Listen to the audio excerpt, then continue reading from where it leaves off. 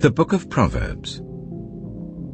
Proverbs, chapter 1. The Proverbs of Solomon, son of David, king of Israel, for gaining wisdom and instruction, for understanding words of insight, for receiving instruction in prudent behavior, doing what is right and just and fair, for giving prudence to those who are simple, knowledge and discretion to the young.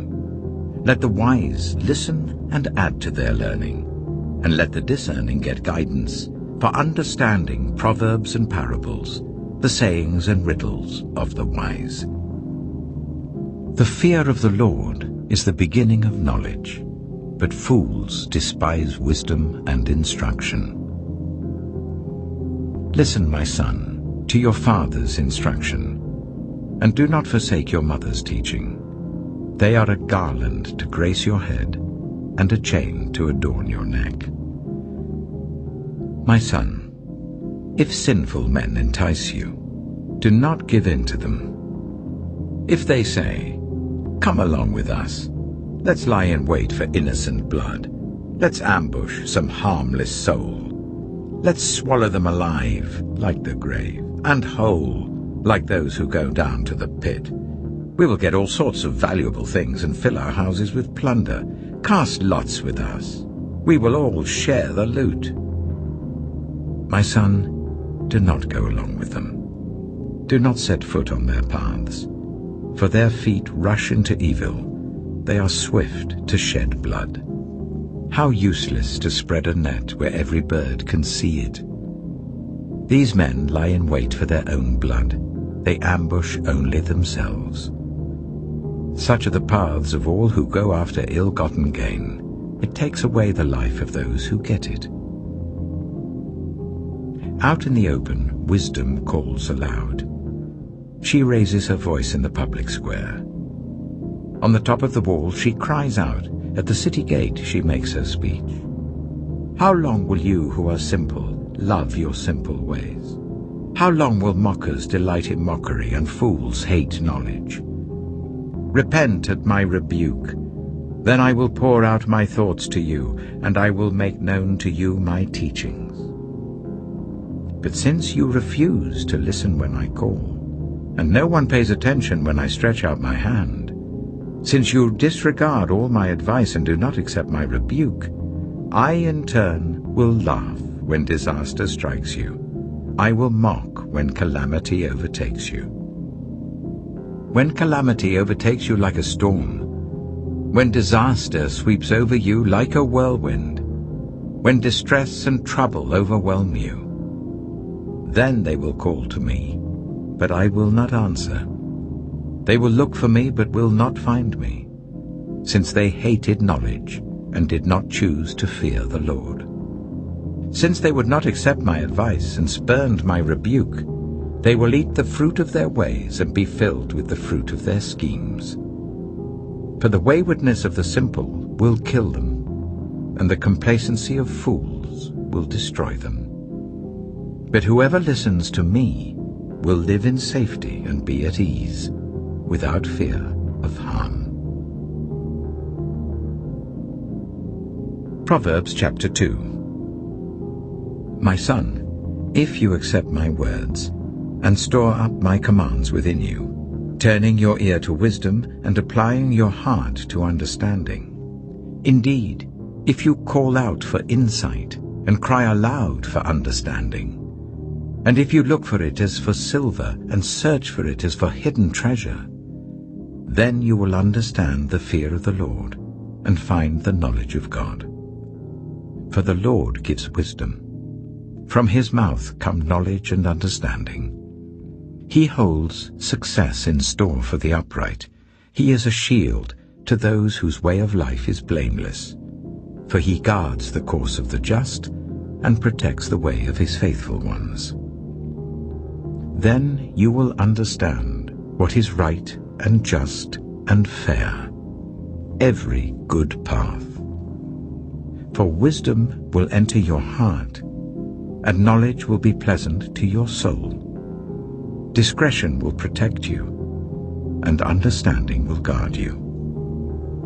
Wisdom will save you from the ways of wicked men, for men whose words are perverse, who have left the straight paths to walk in dark ways, who delight in doing wrong and rejoice in the perverseness of evil, whose paths are crooked and who are devious in their ways. Wisdom will save you also from the adulterous woman, from the wayward woman with her seductive words, who has left the partner of her youth and ignored the covenant she made before God. Surely her house leads down to death, and her paths to the spirits of the dead. None who go to her return, or attain the paths of life. Thus you will walk in the ways of the good, and keep to the paths of the righteous. For the upright will live in the land, and the blameless will remain in it. But the wicked will be cut off from the land, and the unfaithful will be torn from it. Proverbs chapter 3. My son, do not forget my teaching, but keep my commands in your heart. For they will prolong your life many years and bring you peace and prosperity. Let love and faithfulness never leave you. Bind them round your neck. Write them on the tablet of your heart. Then you will win favor and a good name in the sight of God and man. Trust in the Lord with all your heart, and lean not on your own understanding. In all your ways submit to him, and he will make your paths straight. Do not be wise in your own eyes. Fear the Lord, and shun evil. This will bring health to your body and nourishment to your bones. Honor the Lord with your wealth, with the first fruits of all your crops. Then your barns will be filled to overflowing, and your vats will brim over with new wine. My son, do not despise the Lord's discipline, and do not resent his rebuke, because the Lord disciplines those he loves, as a father the son he delights in. Blessed are those who find wisdom, those who gain understanding, for she is more profitable than silver, and yields better returns than gold. She is more precious than rubies. Nothing you desire can compare with her. Long life is in her right hand. In her left hand are riches and honor. Her ways are pleasant ways, and all her paths are peace. She is a tree of life to those who take hold of her. Those who hold her fast will be blessed.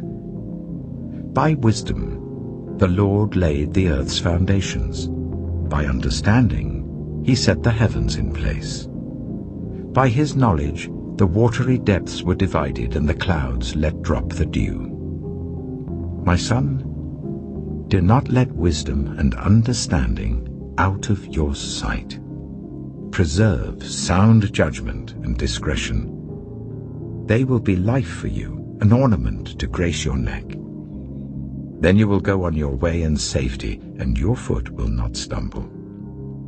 When you lie down, you will not be afraid. When you lie down, your sleep will be sweet.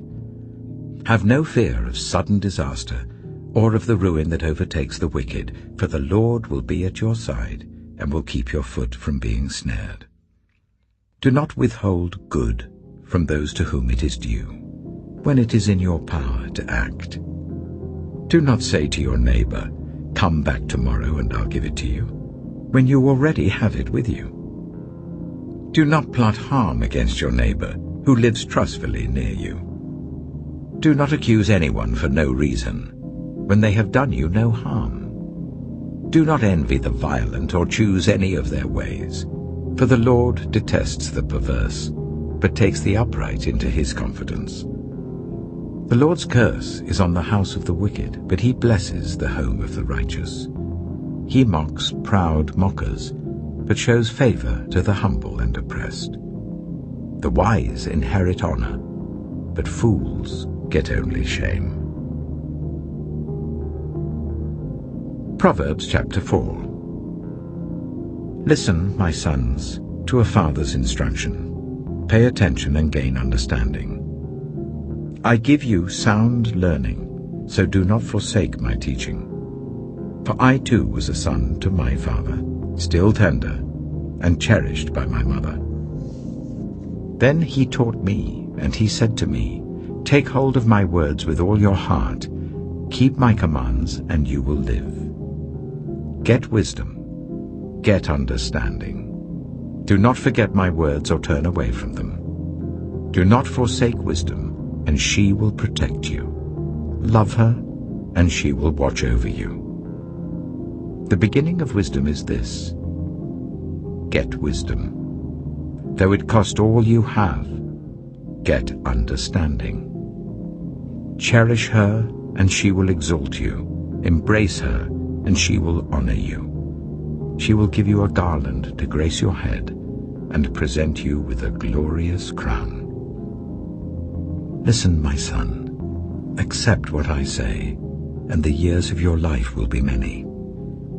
I instruct you in the way of wisdom and lead you along straight paths. When you walk, your steps will not be hampered. When you run, you will not stumble. Hold on to instruction, do not let it go. Guard it well, for it is your life. Do not set foot on the path of the wicked, or walk in the way of evildoers. Avoid it. Do not travel on it. Turn from it, and go on your way. For they cannot rest until they do evil. They are robbed of sleep till they make someone stumble. They eat the bread of wickedness and drink the wine of violence. The path of the righteous is like the morning sun, shining ever brighter till the full light of day. But the way of the wicked is like deep darkness. They do not know what makes them stumble. My son, pay attention to what I say. Turn your ear to my words. Do not let them out of your sight. Keep them within your heart, for they are life to those who find them and health to one's whole body. Above all else, guard your heart, for everything you do flows from it. Keep your mouth free of perversity. Keep corrupt talk far from your lips. Let your eyes look straight ahead. Fix your gaze directly before you. Give careful thought to the paths for your feet, and be steadfast in all your ways. Do not turn to the right or the left. Keep your foot from evil. Proverbs chapter 5. My son, pay attention to my wisdom. Turn your ear to my words of insight, that you may maintain discretion and your lips may preserve knowledge. For the lips of the adulterous woman drip honey, and her speech is smoother than oil. But in the end she is bitter as gall, sharp as a double-edged sword. Her feet go down to death, her steps lead straight to the grave. She gives no thought to the way of life, her paths wander aimlessly, but she does not know it. Now then, my sons, listen to me. Do not turn aside from what I say. Keep to a path far from her. Do not go near the door of her house, lest you lose your honor to others and your dignity to one who is cruel, lest strangers feast on your wealth and your toil enrich the house of another. At the end of your life, you will groan when your flesh and body are spent. You will say, "How I hated discipline, how my heart spurned correction. I would not obey my teachers or turn my ear to my instructors, and I was soon in serious trouble in the assembly of God's people." Drink water from your own cistern, running water from your own well. Should your springs overflow in the streets, your streams of water in the public squares, let them be yours alone, never to be shared with strangers. May your fountain be blessed, and may you rejoice in the wife of your youth. A loving doe, a graceful deer, may her breasts satisfy you always. May you ever be intoxicated with her love. Why, my son, be intoxicated with another man's wife? Why embrace the bosom of a wayward woman? For your ways are in full view of the Lord, and he examines all your paths. The evil deeds of the wicked ensnare them. The cords of their sins hold them fast. For lack of discipline they will die, led astray by their own great folly. Proverbs chapter 6. My son, if you have put up security for your neighbor, if you have shaken hands in pledge for a stranger, you have been trapped by what you said, ensnared by the words of your mouth. So do this, my son, to free yourself, since you have fallen into your neighbor's hands. Go to the point of exhaustion and give your neighbor no rest. Allow no sleep to your eyes, no slumber to your eyelids. Free yourself, like a gazelle from the hand of the hunter, like a bird from the snare of the fowler. Go to the ant, you sluggard. Consider its ways and be wise.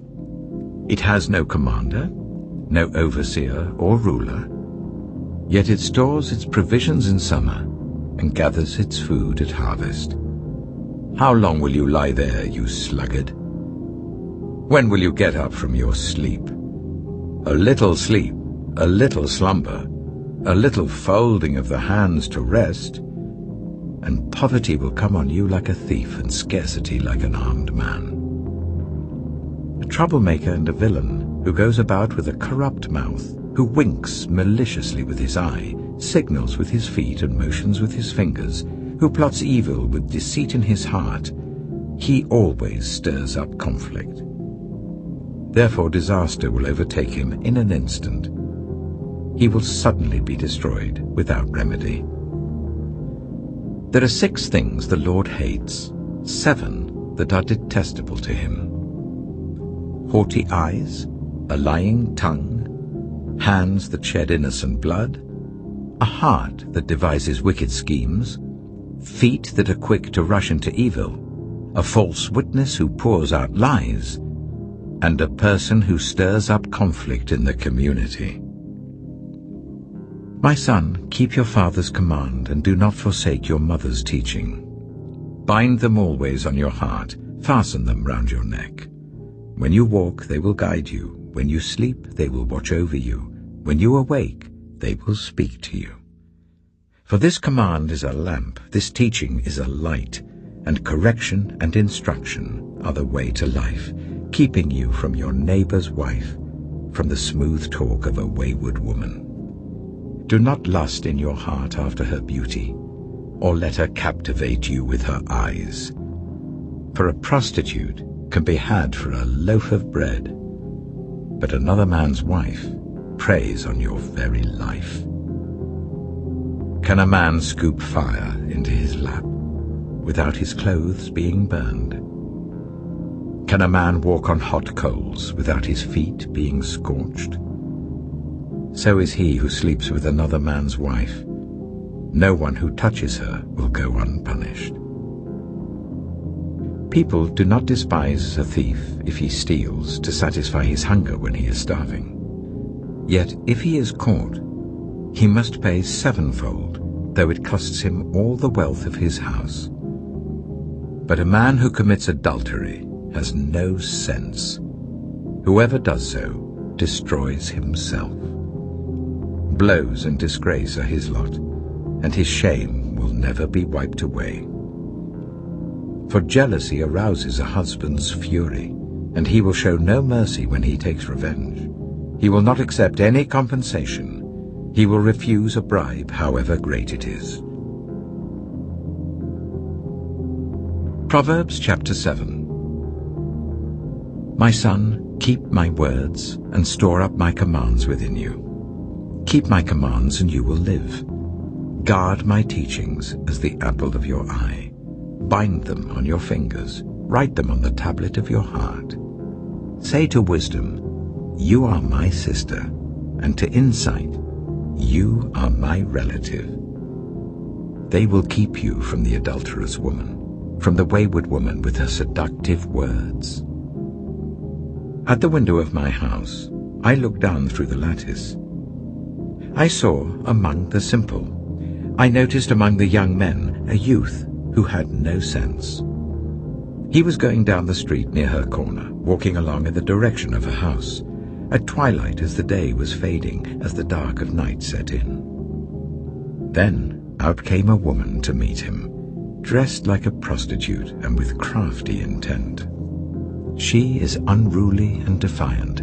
Her feet never stay at home. Now in the street, now in the squares, at every corner she lurks.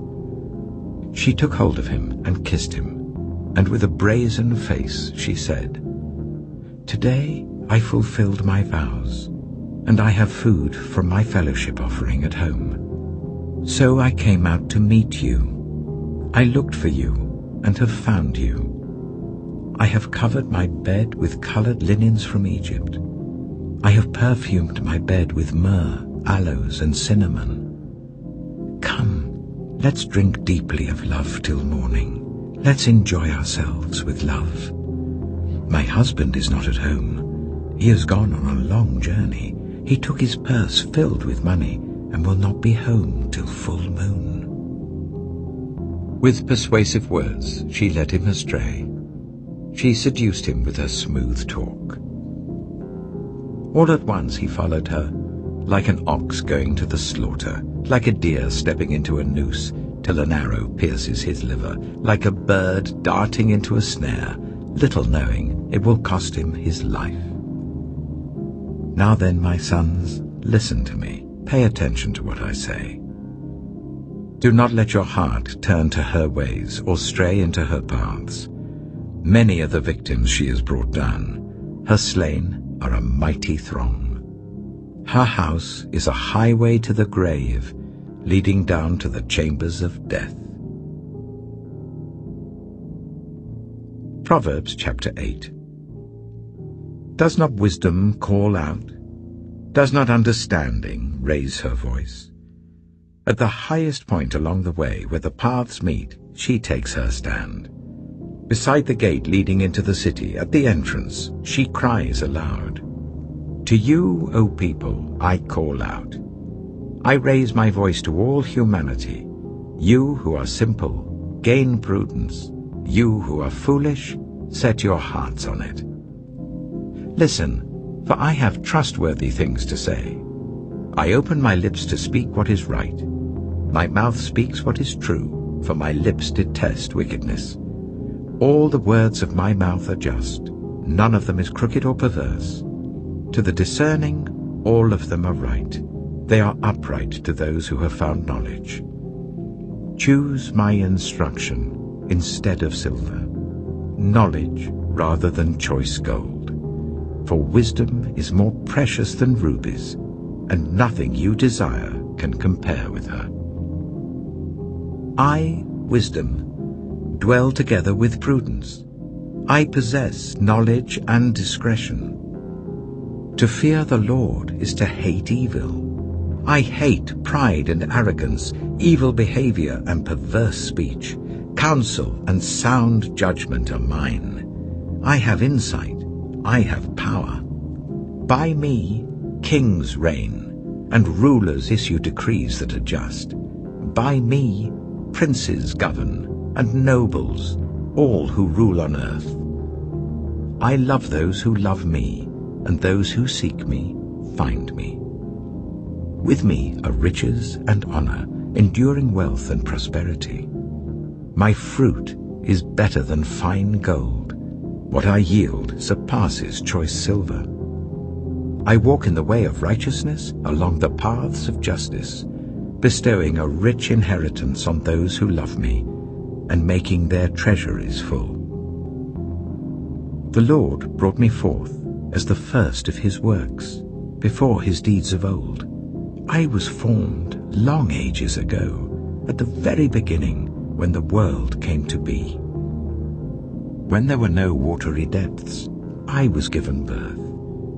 When there were no springs overflowing with water, before the mountains were settled in place, before the hills, I was given birth. Before he made the world or its fields, or any of the dust of the earth, I was there when he set the heavens in place, when he marked out the horizon on the face of the deep, when he established the clouds above and fixed securely the fountains of the deep, when he gave the sea its boundary, so that the waters would not overstep his command, and when he marked out the foundations of the earth. Then I was constantly at his side. I was filled with delight day after day, rejoicing always in his presence, rejoicing in his whole world, and delighting in the human race. Now then, my children, listen to me. Blessed are those who keep my ways. Listen to my instruction and be wise. Do not disregard it. Blessed are those who listen to me, watching daily at my doors, waiting at my doorway. For those who find me find life and receive favor from the Lord.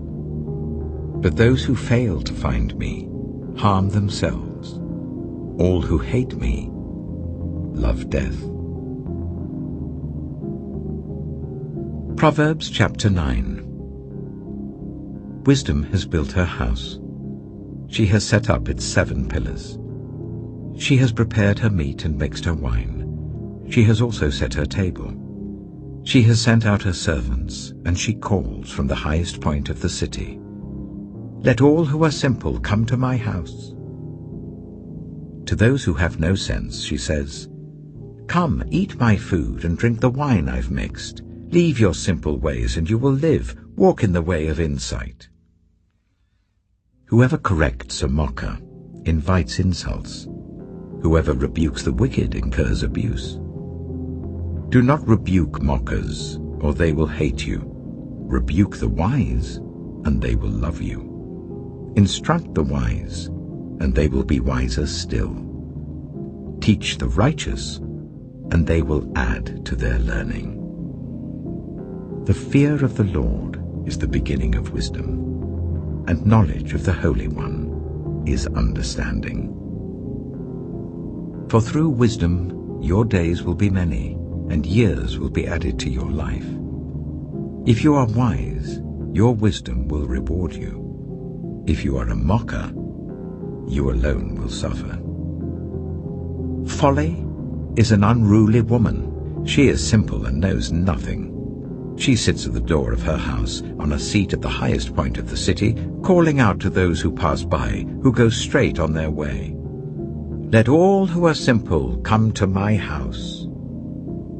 To those who have no sense, she says, Stolen water is sweet. Food eaten in secret is delicious. But little do they know that the dead are there, that her guests are deep in the realm of the dead. Proverbs chapter 10. The Proverbs of Solomon. A wise son brings joy to his father, but a foolish son brings grief to his mother. Ill-gotten treasures have no lasting value, but righteousness delivers from death. The Lord does not let the righteous go hungry, but he thwarts the craving of the wicked. Lazy hands make for poverty, but diligent hands bring wealth. He who gathers crops in summer is a prudent son, but he who sleeps during harvest is a disgraceful son. Blessings crown the head of the righteous, but violence overwhelms the mouth of the wicked. The name of the righteous is used in blessings, but the name of the wicked will rot. The wise in heart accept commands, but a chattering fool comes to ruin. Whoever walks in integrity walks securely, but whoever takes crooked paths will be found out. Whoever winks maliciously causes grief, and a chattering fool comes to ruin. The mouth of the righteous is a fountain of life, but the mouth of the wicked conceals violence. Hatred stirs up conflict, but love covers over all wrongs. Wisdom is found on the lips of the discerning, but a rod is for the back of one who has no sense. The wise store up knowledge, but the mouth of a fool invites ruin. The wealth of the rich is their fortified city, but poverty is the ruin of the poor. The wages of the righteous is life, but the earnings of the wicked are sin and death. Whoever heeds discipline shows the way to life, but whoever ignores correction leads others astray. Whoever conceals hatred with lying lips and spreads slander is a fool. Sin is not ended by multiplying words, but the prudent hold their tongues. The tongue of the righteous is choice silver, but the heart of the wicked is of little value. The lips of the righteous nourish many, but fools die for lack of sense. The blessing of the Lord brings wealth, without painful toil for it. A fool finds pleasure in wicked schemes, but a person of understanding delights in wisdom. What the wicked dread will overtake them. What the righteous desire will be granted. When the storm has swept by, the wicked are gone, but the righteous stand firm forever. As vinegar to the teeth and smoke to the eyes, so are sluggards to those who send them. The fear of the Lord adds length to life, but the years of the wicked are cut short. The prospect of the righteous is joy, but the hopes of the wicked come to nothing. The way of the Lord is a refuge for the blameless, but it is the ruin of those who do evil. The righteous will never be uprooted, but the wicked will not remain in the land. From the mouth of the righteous comes the fruit of wisdom, but a perverse tongue will be silenced. The lips of the righteous know what finds favor, but the mouth of the wicked only what is perverse. Proverbs chapter 11. The Lord detests dishonest scales, but accurate weights find favor with him. When pride comes, then comes disgrace, but with humility comes wisdom. The integrity of the upright guides them, but the unfaithful are destroyed by their duplicity. Wealth is worthless in the day of wrath, but righteousness delivers from death. The righteousness of the blameless makes their paths straight, but the wicked are brought down by their own wickedness. The righteousness of the upright delivers them, but the unfaithful are trapped by evil desires. Hopes placed in mortals die with them. All the promise of their power comes to nothing. The righteous person is rescued from trouble, and it falls on the wicked instead. With their mouths the godless destroy their neighbors, but through knowledge the righteous escape. When the righteous prosper, the city rejoices. When the wicked perish, there are shouts of joy. Through the blessing of the upright, a city is exalted, but by the mouth of the wicked it is destroyed. Whoever derides their neighbor has no sense, but the one who has understanding holds their tongue. A gossip betrays a confidence, but a trustworthy person keeps a secret. For lack of guidance, a nation falls, but victory is won through many advisers. Whoever puts up security for a stranger will surely suffer, but whoever refuses to shake hands in pledge is safe. A kind-hearted woman gains honor, but ruthless men gain only wealth. Those who are kind benefit themselves, but the cruel bring ruin on themselves. A wicked person earns deceptive wages, but the one who sows righteousness reaps a sure reward. Truly the righteous attain life, but whoever pursues evil finds death. The Lord detests those whose hearts are perverse, but he delights in those whose ways are blameless. Be sure of this, the wicked will not go unpunished, but those who are righteous will go free. Like a gold ring in a pig's snout, is a beautiful woman who shows no discretion. The desire of the righteous ends only in good, but the hope of the wicked only in wrath. One person gives freely, yet gains even more. Another withholds unduly, but comes to poverty. A generous person will prosper. Whoever refreshes others will be refreshed. People curse the one who hoards grain, but they pray God's blessing on the one who is willing to sell. Whoever seeks good finds favor, but evil comes to one who searches for it. Those who trust in their riches will fall, but the righteous will thrive like a green leaf. Whoever brings ruin on their family will inherit only wind, and the fool will be servant to the wise. The fruit of the righteous is a tree of life, and the one who is wise saves lives. If the righteous receive their due on earth, how much more the ungodly and the sinner? Proverbs chapter 12. Whoever loves discipline loves knowledge, but whoever hates correction is stupid. Good people obtain favor from the Lord, but he condemns those who devise wicked schemes. No one can be established through wickedness, but the righteous cannot be uprooted. A wife of noble character is her husband's crown, but a disgraceful wife is like decay in his bones. The plans of the righteous are just, but the advice of the wicked is deceitful. The words of the wicked lie in wait for blood, but the speech of the upright rescues them. The wicked are overthrown and are no more, but the house of the righteous stands firm. A person is praised according to their prudence, and one with a warped mind is despised. Better to be a nobody and yet have a servant than pretend to be somebody and have no food. The righteous care for the needs of their animals, but the kindest acts of the wicked are cruel.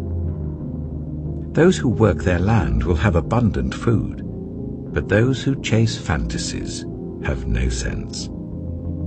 The wicked desire the stronghold of evildoers, but the root of the righteous endures. Evildoers are trapped by their sinful talk, and so the innocent escape trouble.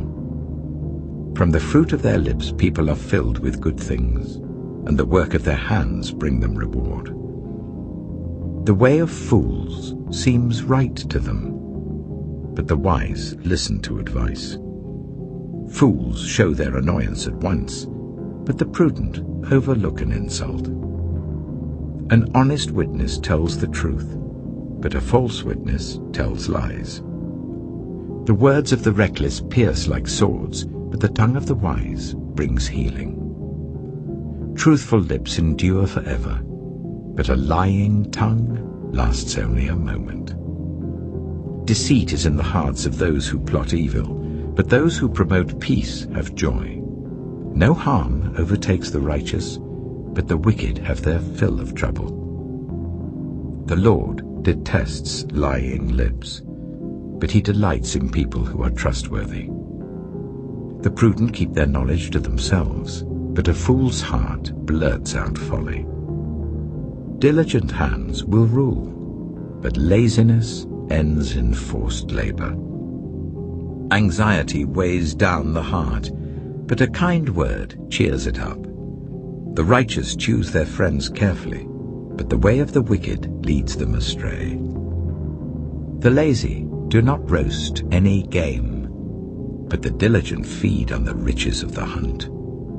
In the way of righteousness there is life. Along that path is immortality. Proverbs chapter 13. A wise son heeds his father's instruction, but a mocker does not respond to rebukes. From the fruit of their lips people enjoy good things, but the unfaithful have an appetite for violence. Those who guard their lips preserve their lives, but those who speak rashly will come to ruin. A sluggard's appetite is never filled, but the desires of the diligent are fully satisfied. The righteous hate what is false, but the wicked make themselves obnoxious and bring shame on themselves. Righteousness guards the person of integrity, but wickedness overthrows the sinner. One person pretends to be rich, yet has nothing. Another pretends to be poor, yet has great wealth. A person's riches may ransom their life, but the poor cannot respond to threatening rebukes.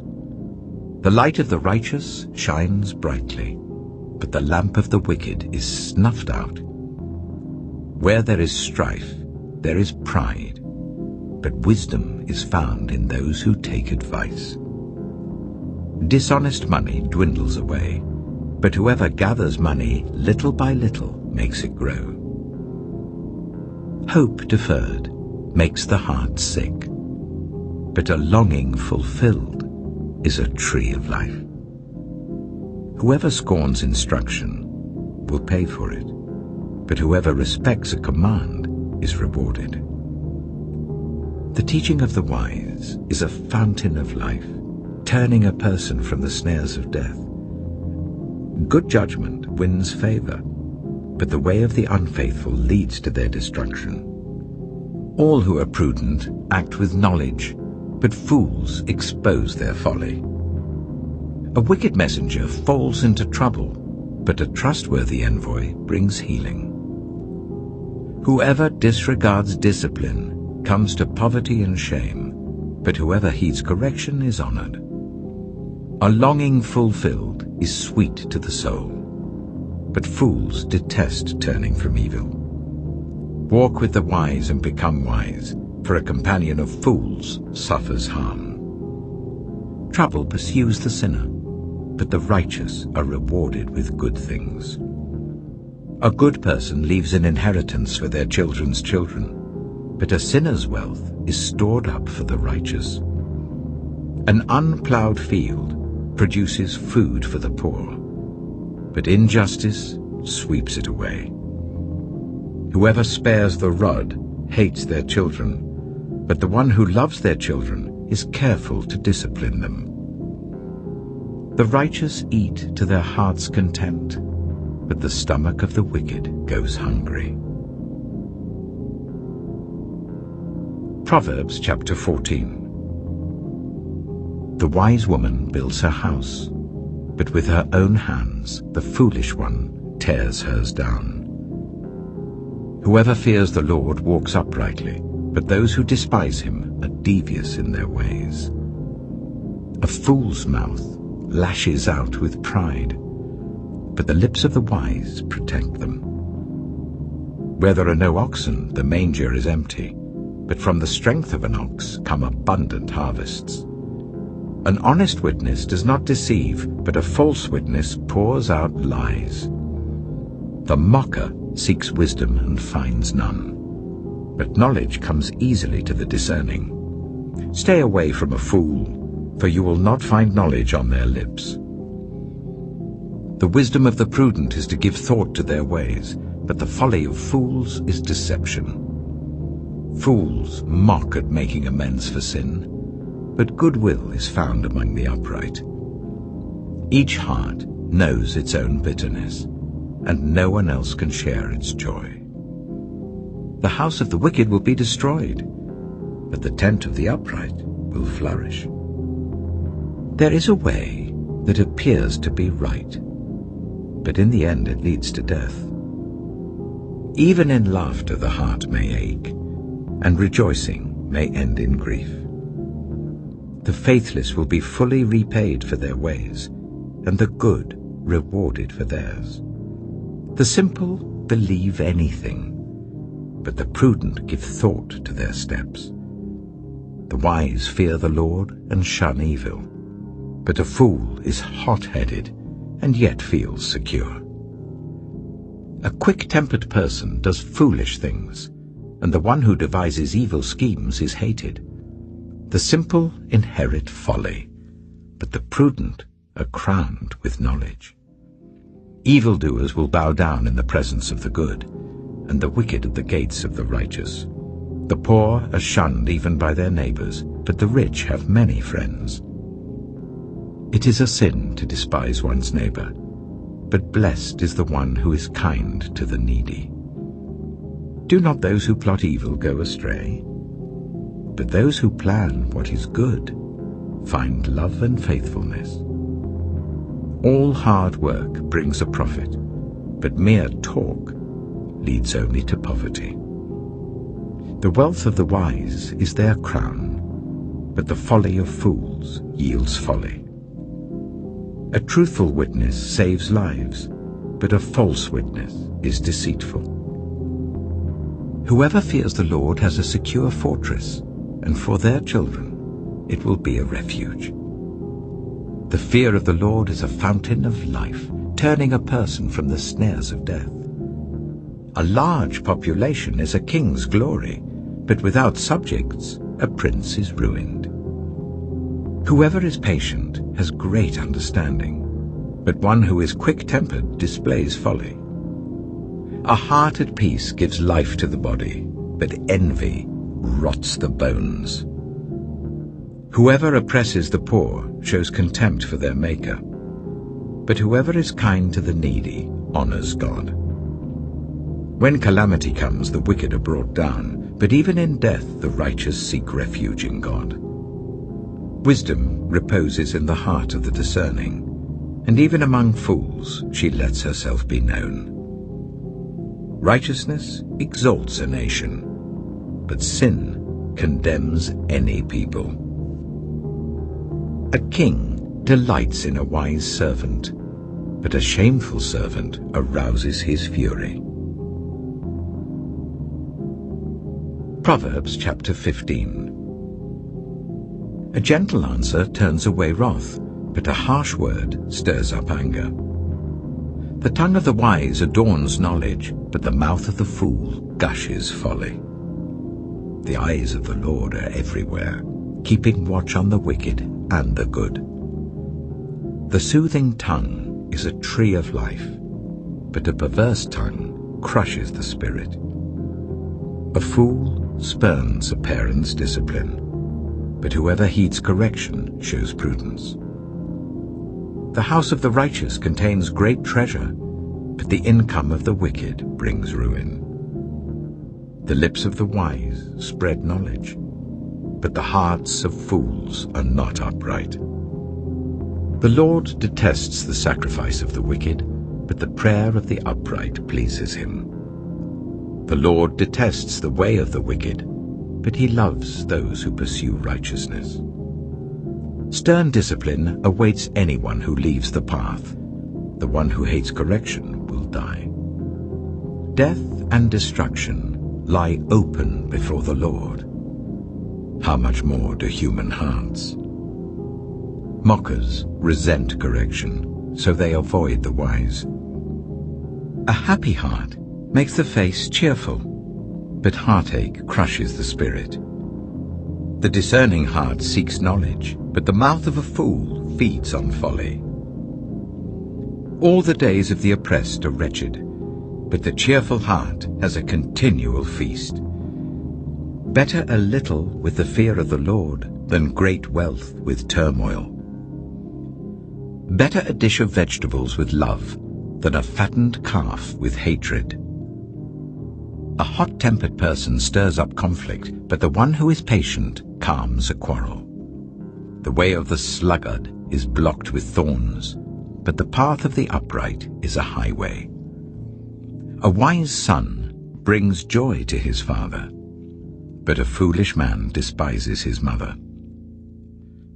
Folly brings joy to one who has no sense, but whoever has understanding keeps a straight course. Plans fail for lack of counsel, but with many advisers they succeed. A person finds joy in giving an apt reply, and how good is a timely word. The path of life leads upward for the prudent, to keep them from going down to the realm of the dead. The Lord tears down the house of the proud, but he sets the widow's boundary stones in place. The Lord detests the thoughts of the wicked, but gracious words are pure in his sight. The greedy bring ruin to their households, but the one who hates bribes will live. The heart of the righteous weighs its answers, but the mouth of the wicked gushes evil. The Lord is far from the wicked, but he hears the prayer of the righteous. Light in a messenger's eyes brings joy to the heart, and good news gives health to the bones. Whoever heeds life-giving correction will be at home among the wise. Those who disregard discipline despise themselves, but the one who heeds correction gains understanding. Wisdom's instruction is to fear the Lord, and humility comes before honor. Proverbs chapter 16. To humans belong the plans of the heart, but from the Lord comes the proper answer of the tongue. All a person's ways seem pure to them, but motives are weighed by the Lord. Commit to the Lord whatever you do, and he will establish your plans. The Lord works out everything to its proper end, even the wicked for a day of disaster. The Lord detests all the proud of heart. Be sure of this, they will not go unpunished. Through love and faithfulness, sin is atoned for.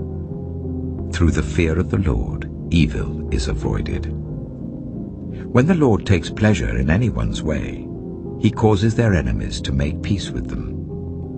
Better a little with righteousness than much gain with injustice. In their hearts, humans plan their course, but the Lord establishes their steps. The lips of a king speaks as an oracle, and his mouth does not betray justice. Honest scales and balances belong to the Lord. All the weights in the bag are of his making. Kings detest wrongdoing, for a throne is established through righteousness. Kings take pleasure in honest lips. They value the one who speaks what is right. A king's wrath is a messenger of death, but the wise will appease it. When a king's face brightens, it means life. His favor is like a rain cloud in spring. How much better to get wisdom than gold, to get insight rather than silver. The highway of the upright avoids evil. Those who guard their ways preserve their lives. Pride goes before destruction, a haughty spirit before a fall. Better to be lowly in spirit along with the oppressed than to share plunder with the proud. Whoever gives heed to instruction prospers, and blessed is the one who trusts in the Lord. The wise in heart are called discerning, and gracious words promote instruction. Prudence is a fountain of life to the prudent, but folly brings punishment to fools.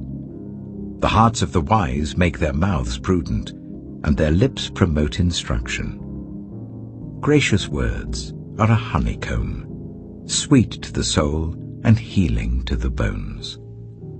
There is a way that appears to be right, but in the end it leads to death. The appetite of laborers works for them. Their hunger drives them on. A scoundrel plots evil, and on their lips it is like a scorching fire. A perverse person stirs up conflict, and a gossip separates close friends.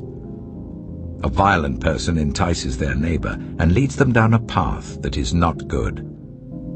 Whoever winks with their eye is plotting perversity. Whoever purses their lips is bent on evil. Gray hair is a crown of splendor. It is attained in the way of righteousness.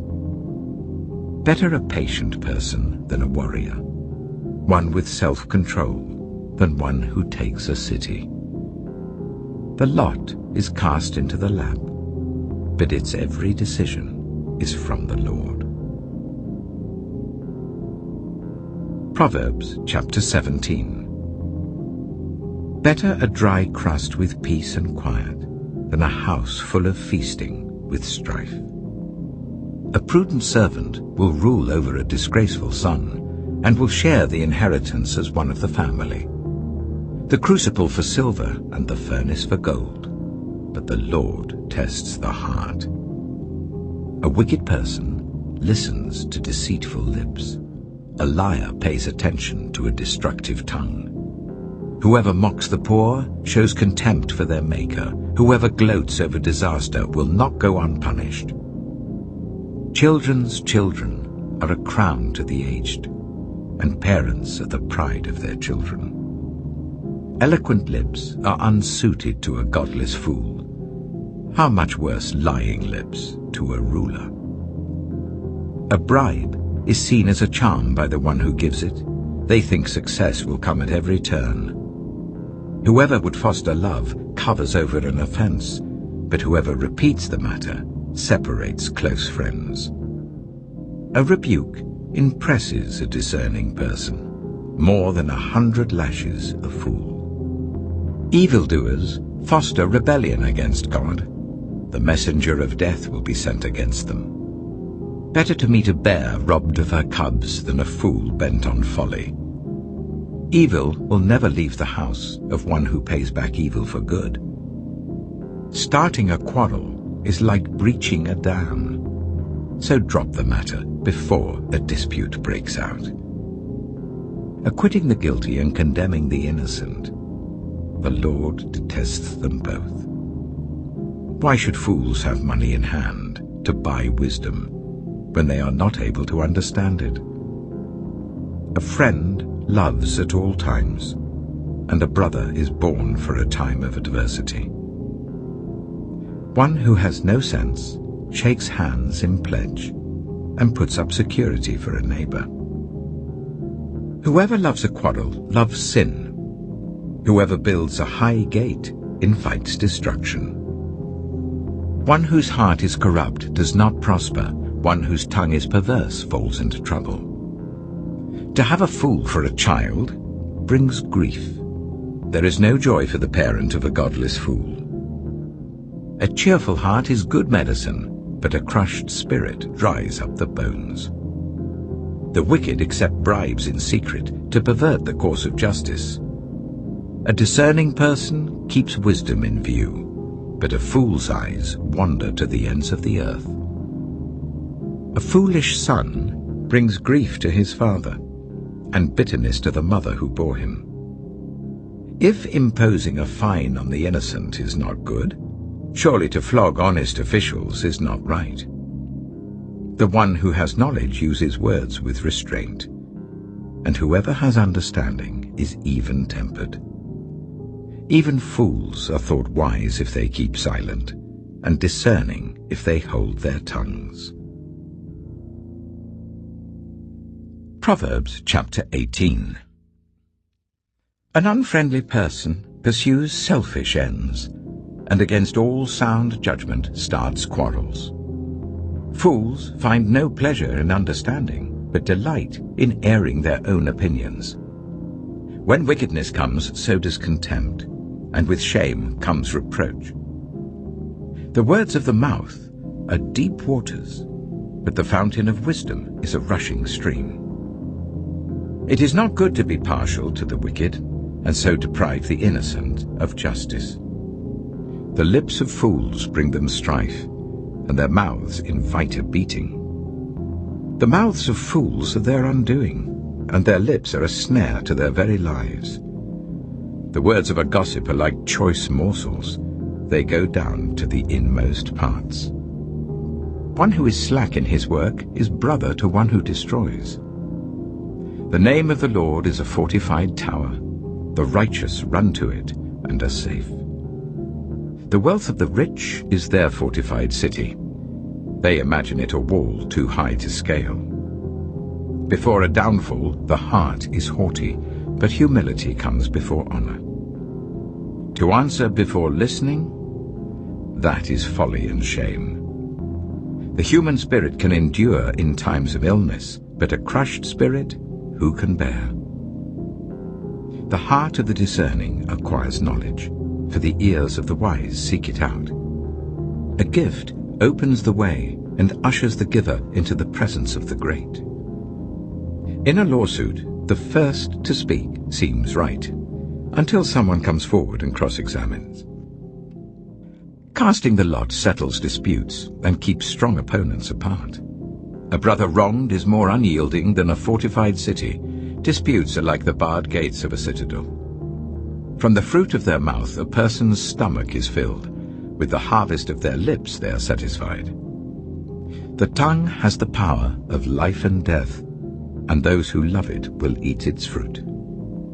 He who finds a wife finds what is good and receives favor from the Lord. The poor plead for mercy, but the rich answer harshly. One who has unreliable friends soon comes to ruin, but there is a friend who sticks closer than a brother. Proverbs chapter 19.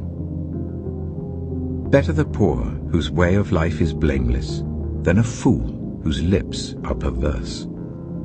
Desire without knowledge is not good. How much more will hasty feet miss the way? A person's own folly leads to their ruin, yet their heart rages against the Lord. Wealth attracts many friends, but even the closest friend of the poor person deserts them. A false witness will not go unpunished, and whoever pours out lies will not go free. Many curry favor with a ruler, and everyone is the friend of one who gives gifts. The poor are shunned by all their relatives. How much more do their friends avoid them? Though the poor pursue them with pleading, they are nowhere to be found. The one who gets wisdom loves life. The one who cherishes understanding will soon prosper. A false witness will not go unpunished, and whoever pours out lies will perish. It is not fitting for a fool to live in luxury. How much worse for a slave to rule over princes. A person's wisdom yields patience. It is to one's glory to overlook an offense. A king's rage is like the roar of a lion, but his favor is like dew on the grass. A foolish child is a father's ruin, and a quarrelsome wife is like the constant dripping of a leaky roof. Houses and wealth are inherited from parents, but a prudent wife is from the Lord. Laziness brings on deep sleep, and the shiftless go hungry. Whoever keeps commandments keeps their life, but whoever shows contempt for their ways will die. Whoever is kind to the poor lends to the Lord, and he will reward them for what they have done. Discipline your children, for in that there is hope. Do not be a willing party to their death. A hot-tempered person must pay the penalty. Rescue them, and you will have to do it again. Listen to advice and accept discipline, and at the end you will be counted among the wise. Many are the plans in a person's heart, but it is the Lord's purpose that prevails. What a person desires is unfailing love. Better to be poor than a liar. The fear of the Lord leads to life. Then one rests content, untouched by trouble. A sluggard buries his hand in the dish.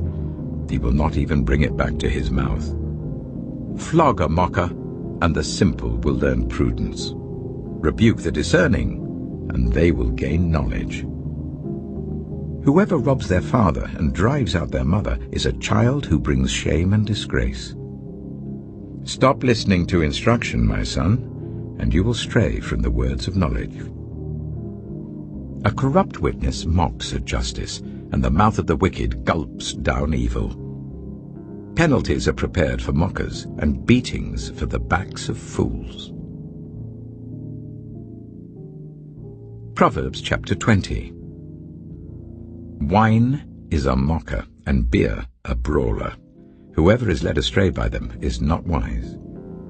A king's wrath strikes terror like the roar of a lion. Those who anger him forfeit their lives.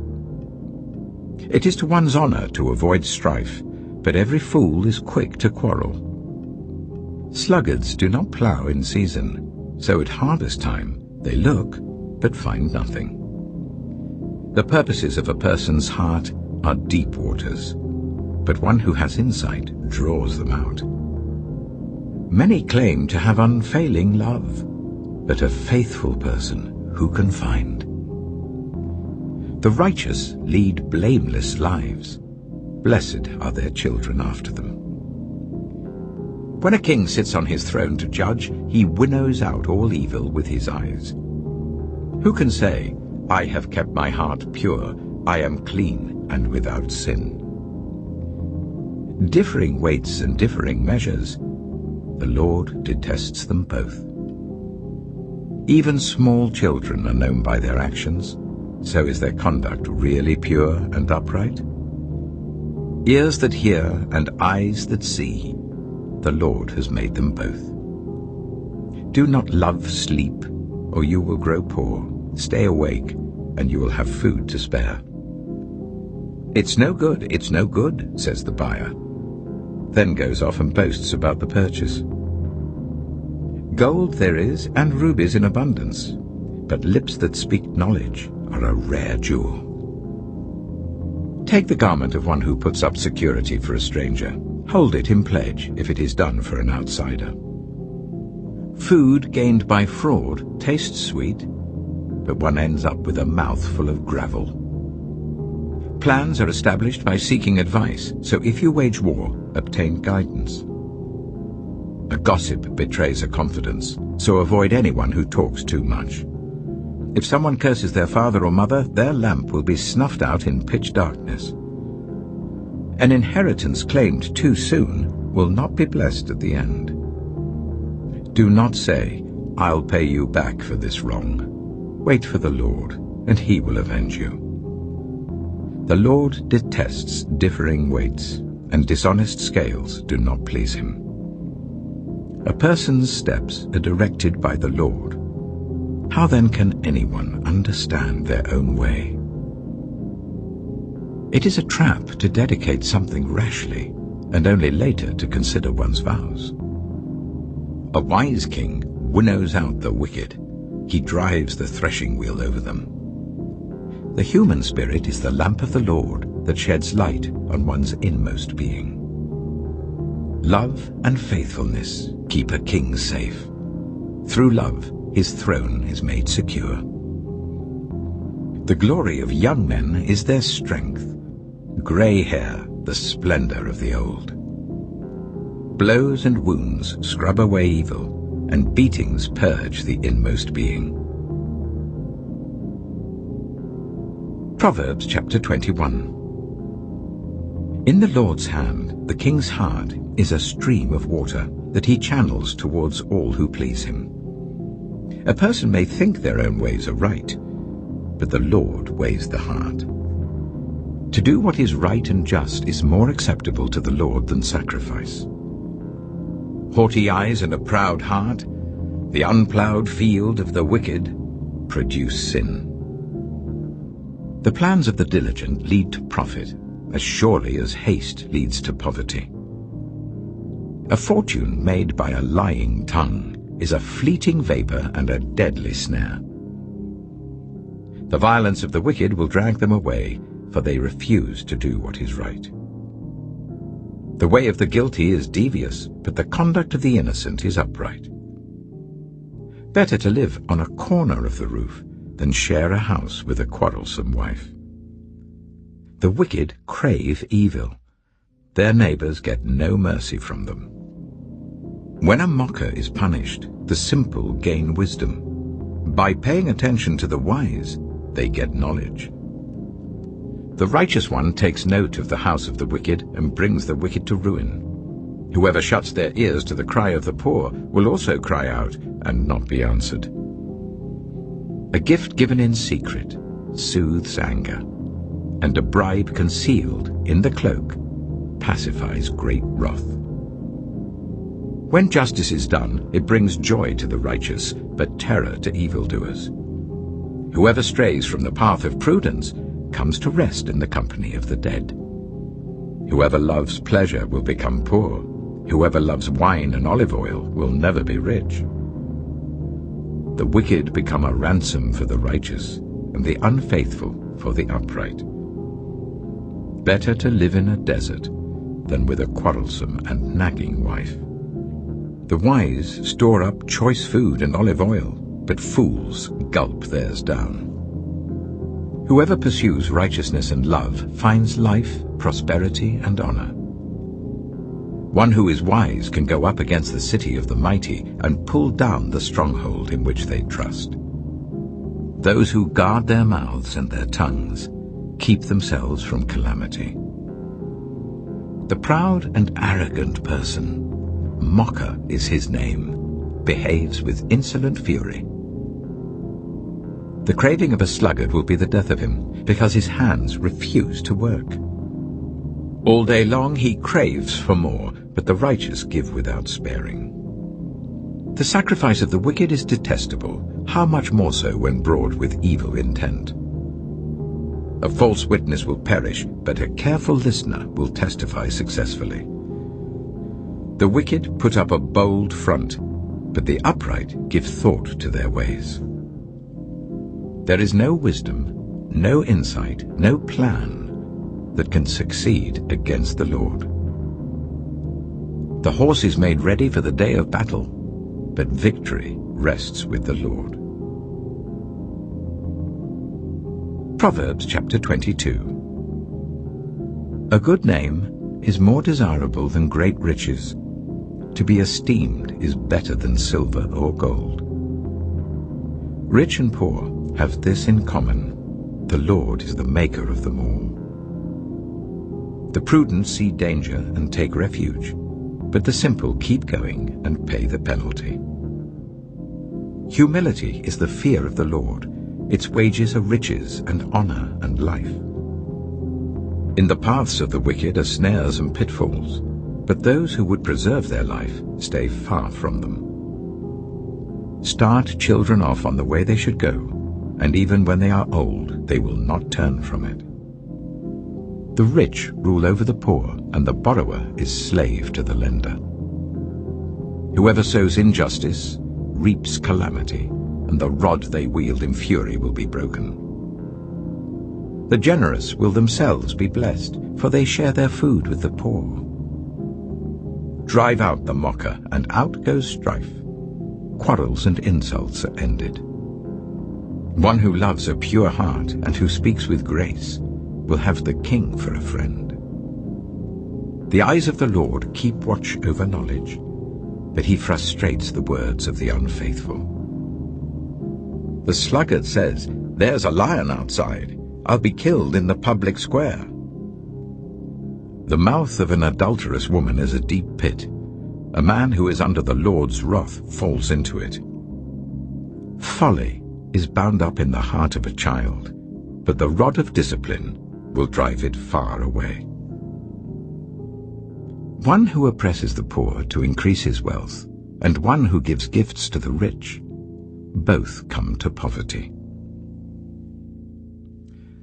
30 Sayings of the Wise. Saying 1.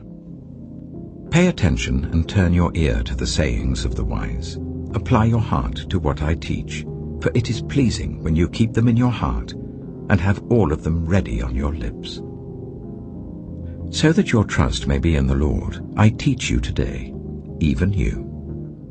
Have I not written 30 sayings for you, sayings of counsel and knowledge, teaching you to be honest and to speak the truth, so that you bring back truthful reports to those you serve? Saying 2. Do not exploit the poor because they are poor, and do not crush the needy in court, for the Lord will take up their case and will exact life for life. Saying 3. Do not make friends with a hot-tempered person. Do not associate with one easily angered, or you may learn their ways and get yourself ensnared. Saying 4.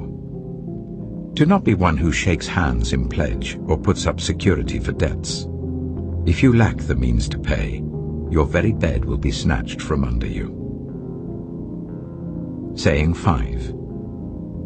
Do not move an ancient boundary stone set up by your ancestors. Saying 6. Do you see someone skilled in their work? they will serve before kings. They will not serve before officials of low rank. Proverbs chapter 23. Saying 7. When you sit to dine with a ruler, note well what is before you, and put a knife to your throat if you're given to gluttony. Do not crave his delicacies, for that food is deceptive. Saying 8. Do not wear yourself out to get rich. Do not trust your own cleverness. Cast but a glance at riches and they're gone, for they will surely sprout wings and fly off to the sky like an eagle. Saying 9. Do not eat the food of a stingy host. Do not crave his delicacies. For he is the kind of person who is always thinking about the cost. Eat and drink, he says to you, but his heart is not with you. You will vomit up the little you have eaten and will have wasted your compliments. Saying 10. Do not speak to fools, for they will scorn your prudent words. Saying 11. Do not move an ancient boundary stone, or encroach on the fields of the fatherless, for their defender is strong. He will take up their case against you. Saying 12. Apply your heart to instruction, and your ears to words of knowledge. Saying 13. Do not withhold discipline from a child. If you punish them with the rod, they will not die. Punish them with the rod, and save them from death. Saying 14. My son, if your heart is wise, then my heart will be glad indeed. My inmost being will rejoice when your lips speak what is right. Saying 15. Do not let your heart envy sinners, but always be zealous for the fear of the Lord. There is surely a future hope for you, and your hope will not be cut off. Saying 16. Listen, my son, and be wise, and set your heart on the right path. Do not join those who drink too much wine or gorge themselves on meat, for drunkards and gluttons become poor, and drowsiness clothes them in rags. Saying 17. Listen to your father who gave you life, and do not despise your mother when she is old. Buy the truth and do not sell it, wisdom, instruction, and insight as well. The father of a righteous child has great joy. A man who fathers a wise son rejoices in him. May your father and mother rejoice. May she who gave you birth be joyful. Saying 18. My son, give me your heart, and let your eyes delight in my ways. For an adulterous woman is a deep pit, and a wayward wife is a narrow well. Like a bandit she lies in wait, and multiplies the unfaithful among men. Saying 19. Who has woe? Who has sorrow? Who has strife? Who has complaints? Who has needless bruises? Who has bloodshot eyes? Those who linger over wine, who go to sample bowls of mixed wine. Do not gaze at wine when it is red, when it sparkles in the cup, when it goes down smoothly. In the end, it bites like a snake and poisons like a viper. Your eyes will see strange sights, and your mind will imagine confusing things. You will be like one sleeping on the high seas, lying on top of the rigging. They hit me, you will say, but I'm not hurt. They beat me, but I don't feel it. When will I wake up, so I can find another drink? Proverbs chapter 24. Saying 20. Do not envy the wicked, do not desire their company. For their hearts plot violence, and their lips talk about making trouble.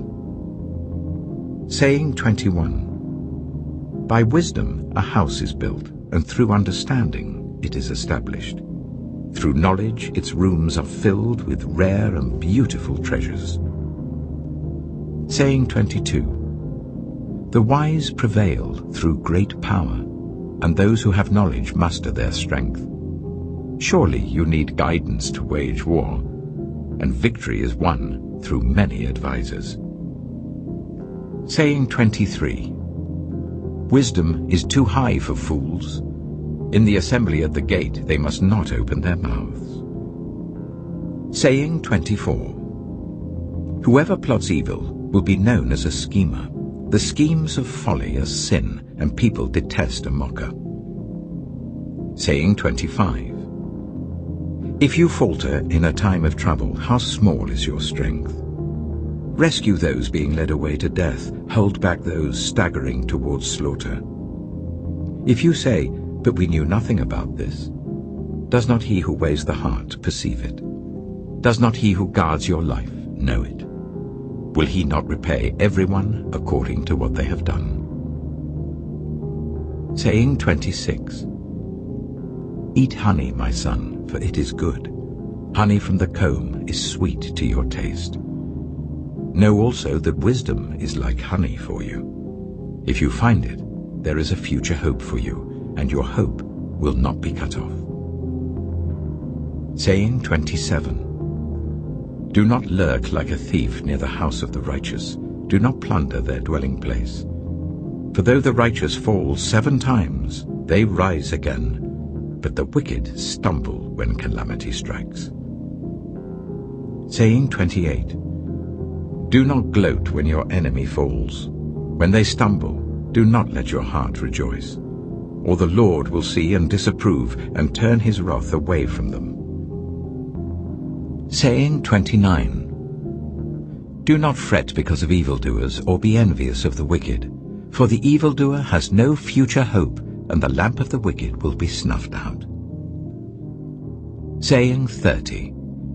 Fear the Lord and the King, my son, and do not join with rebellious officials, for those two will send sudden destruction on them, and who knows what calamities they can bring. These also are sayings of the wise. To show partiality in judging is not good. Whoever says to the guilty, "You are innocent," will be cursed by peoples and denounced by nations. But it will go well with those who convict the guilty, and rich blessing will come on them. An honest answer is like a kiss on the lips. Put your outdoor work in order and get your fields ready. After that, build your house. Do not testify against your neighbor without cause. Would you use your lips to mislead? Do not say, "I'll do to them as they have done to me. I'll pay them back for what they did." I went past the field of a sluggard, past the vineyard of someone who has no sense. Thorns had come up everywhere, the ground was covered with weeds, and the stone wall was in ruins. I applied my heart to what I observed, and learned a lesson from what I saw. A little sleep, a little slumber, a little folding of the hands to rest, and poverty will come on you like a thief, and scarcity like an armed man. Proverbs chapter 25. These are more Proverbs of Solomon, compiled by the men of Hezekiah, king of Judah. It is the glory of God to conceal a matter. To search out a matter is the glory of kings. As the heavens are high and the earth is deep, so the hearts of kings are unsearchable. Remove the dross from the silver, and a silversmith can produce a vessel. Remove wicked officials from the king's presence, and his throne will be established through righteousness. Do not exalt yourself in the king's presence, and do not claim a place among his great men. It is better for him to say to you, "Come up here," than for him to humiliate you before his nobles. What you have seen with your eyes, do not bring hastily to court. For what will you do in the end if your neighbor puts you to shame? If you take your neighbor to court, do not betray another's confidence, or the one who hears it may shame you, and the charge against you will stand. Like apples of gold in settings of silver is a ruling rightly given. Like an earring of gold or an ornament of fine gold is the rebuke of a wise judge to a listening ear. Like a snow-cooled drink at harvest time is a trustworthy messenger to the one who sends him. He refreshes the spirit of his master. Like clouds and wind without rain is one who boasts of gifts never given. Through patience, a ruler can be persuaded, and a gentle tongue can break a bone. If you find honey, eat just enough. Too much of it and you will vomit. Seldom set foot in your neighbor's house. Too much of you, and they will hate you. Like a club or a sword or a sharp arrow is one who gives false testimony against a neighbor.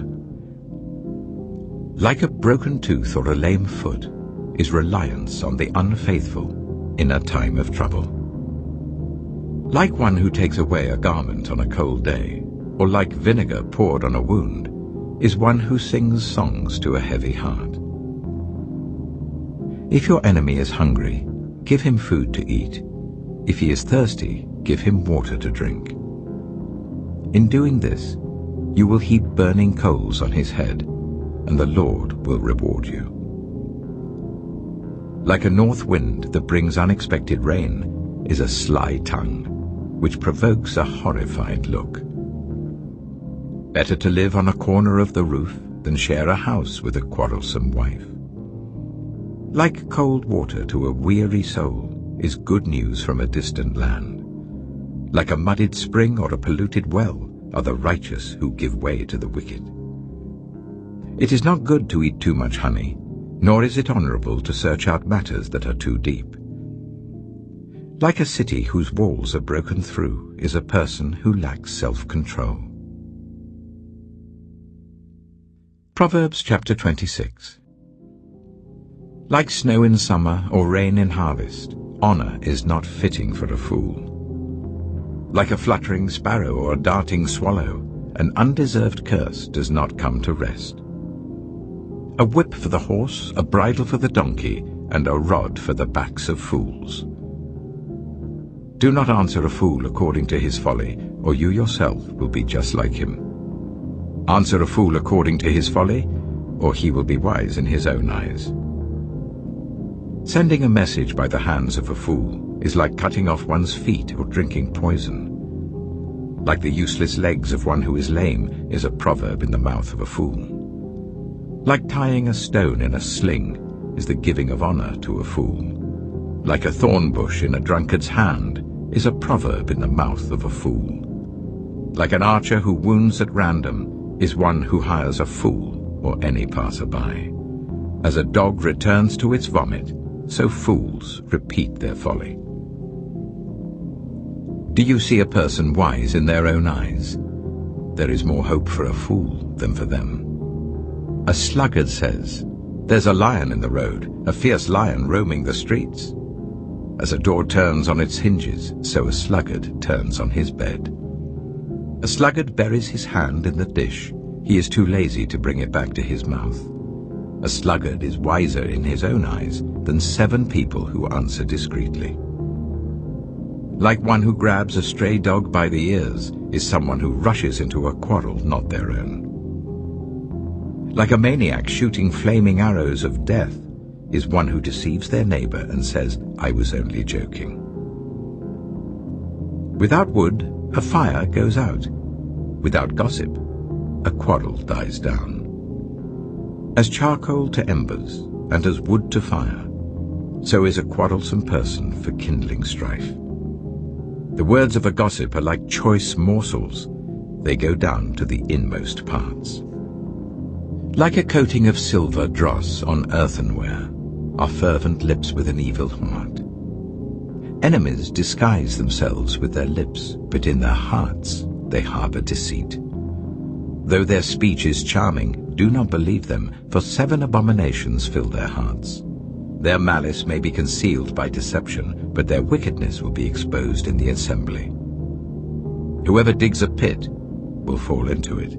If someone rolls a stone, it will roll back on them. A lying tongue hates those it hurts, and a flattering mouth works ruin. Proverbs chapter 27. Do not boast about tomorrow, for you do not know what a day may bring. Let someone else praise you, and not your own mouth, an outsider, and not your own lips. Stone is heavy and sand a burden, but a fool's provocation is heavier than both. Anger is cruel and fury overwhelming, but who can stand before jealousy? Better is open rebuke than hidden love. Wounds from a friend can be trusted, but an enemy multiplies kisses. One who is full loathes honey from the comb, but to the hungry even what is bitter tastes sweet. Like a bird that flees its nest is anyone who flees from home. Perfume and incense bring joy to the heart, and the pleasantness of a friend springs from their heartfelt advice. Do not forsake your friend or a friend of your family, and do not go to your relative's house when disaster strikes you. Better a neighbor nearby than a relative far away. Be wise, my son, and bring joy to my heart. Then I can answer anyone who treats me with contempt. The prudent see danger and take refuge, but the simple keep going and pay the penalty. Take the garment of one who puts up security for a stranger. Hold it in pledge if it is done for an outsider. If anyone loudly blesses their neighbor early in the morning, it will be taken as a curse. A quarrelsome wife is like the dripping of a leaky roof in a rainstorm. Restraining her is like restraining the wind, or grasping oil with the hand. As iron sharpens iron, so one person sharpens another. The one who guards a fig tree will eat its fruit, and whoever protects their master will be honored. As water reflects the face, so one's life reflects the heart. Death and destruction are never satisfied, and neither are human eyes. The crucible for silver and the furnace for gold, but people are tested by their praise. Though you grind a fool in a mortar, grinding them like grain with a pestle, you will not remove their folly from them. Be sure you know the condition of your flocks. Give careful attention to your herds, for riches do not endure forever, and a crown is not secure for all generations. When the hay is removed and new growth appears, and the grass from the hills is gathered in, the lambs will provide you with clothing, and the goats with the price of a field. You will have plenty of goat's milk to feed your family, and to nourish your female servants. Proverbs chapter 28. The wicked flee, though no one pursues, but the righteous are as bold as a lion. When a country is rebellious, it has many rulers, but a ruler with discernment and knowledge maintains order. A ruler who oppresses the poor is like driving rain that leaves no crops. Those who forsake instruction praise the wicked, but those who heed it resist them. Evildoers do not understand what is right, but those who seek the Lord understand it fully. Better the poor whose way of life is blameless than the rich whose ways are perverse. A discerning son heeds instruction, but a companion of gluttons disgraces his father. Whoever increases wealth by taking interest or profit from the poor amasses it for another, who will be kind to the poor.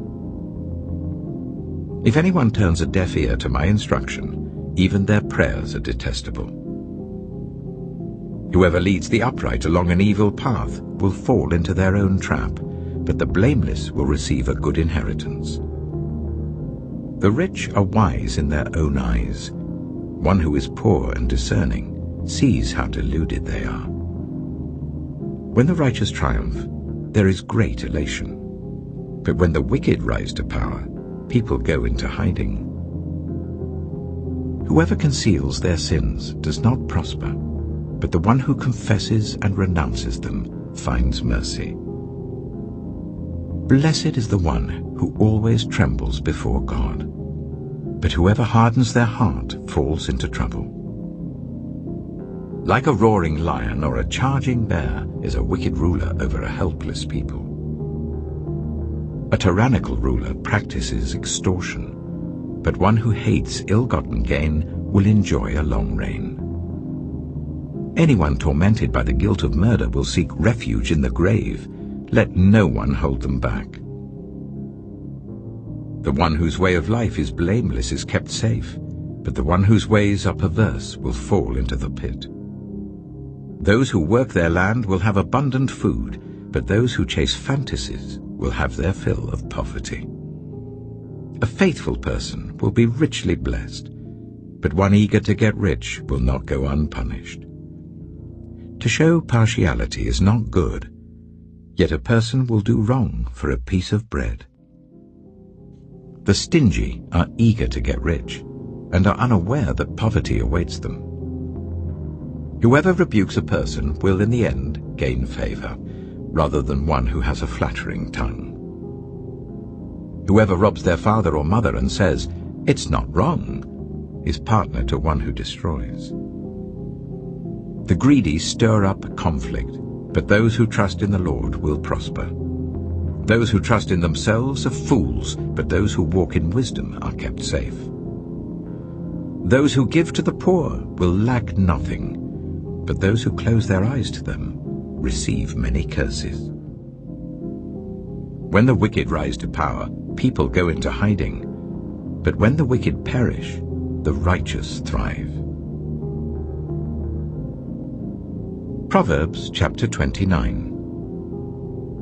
Whoever remains stiff-necked after many rebukes will suddenly be destroyed without remedy. When the righteous thrive, the people rejoice. When the wicked rule, the people groan. A man who loves wisdom brings joy to his father, but a companion of prostitutes squanders his wealth. By justice, a king gives a country stability, but those who are greedy for bribes tear it down. Those who flatter their neighbors are spreading nets for their feet. Evildoers are snared by their own sin, but the righteous shout for joy and are glad. The righteous care about justice for the poor, but the wicked have no such concern. Mockers stir up a city, but the wise turn away anger. If a wise person goes to court with a fool, the fool rages and scoffs, and there is no peace. The bloodthirsty hate a person of integrity and seek to kill the upright. Fools give full vent to their rage, but the wise bring calm in the end. If a ruler listens to lies, all his officials become wicked. The poor and the oppressor have this in common: the Lord gives sight to the eyes of both. If a king judges the poor with fairness, his throne will be established forever.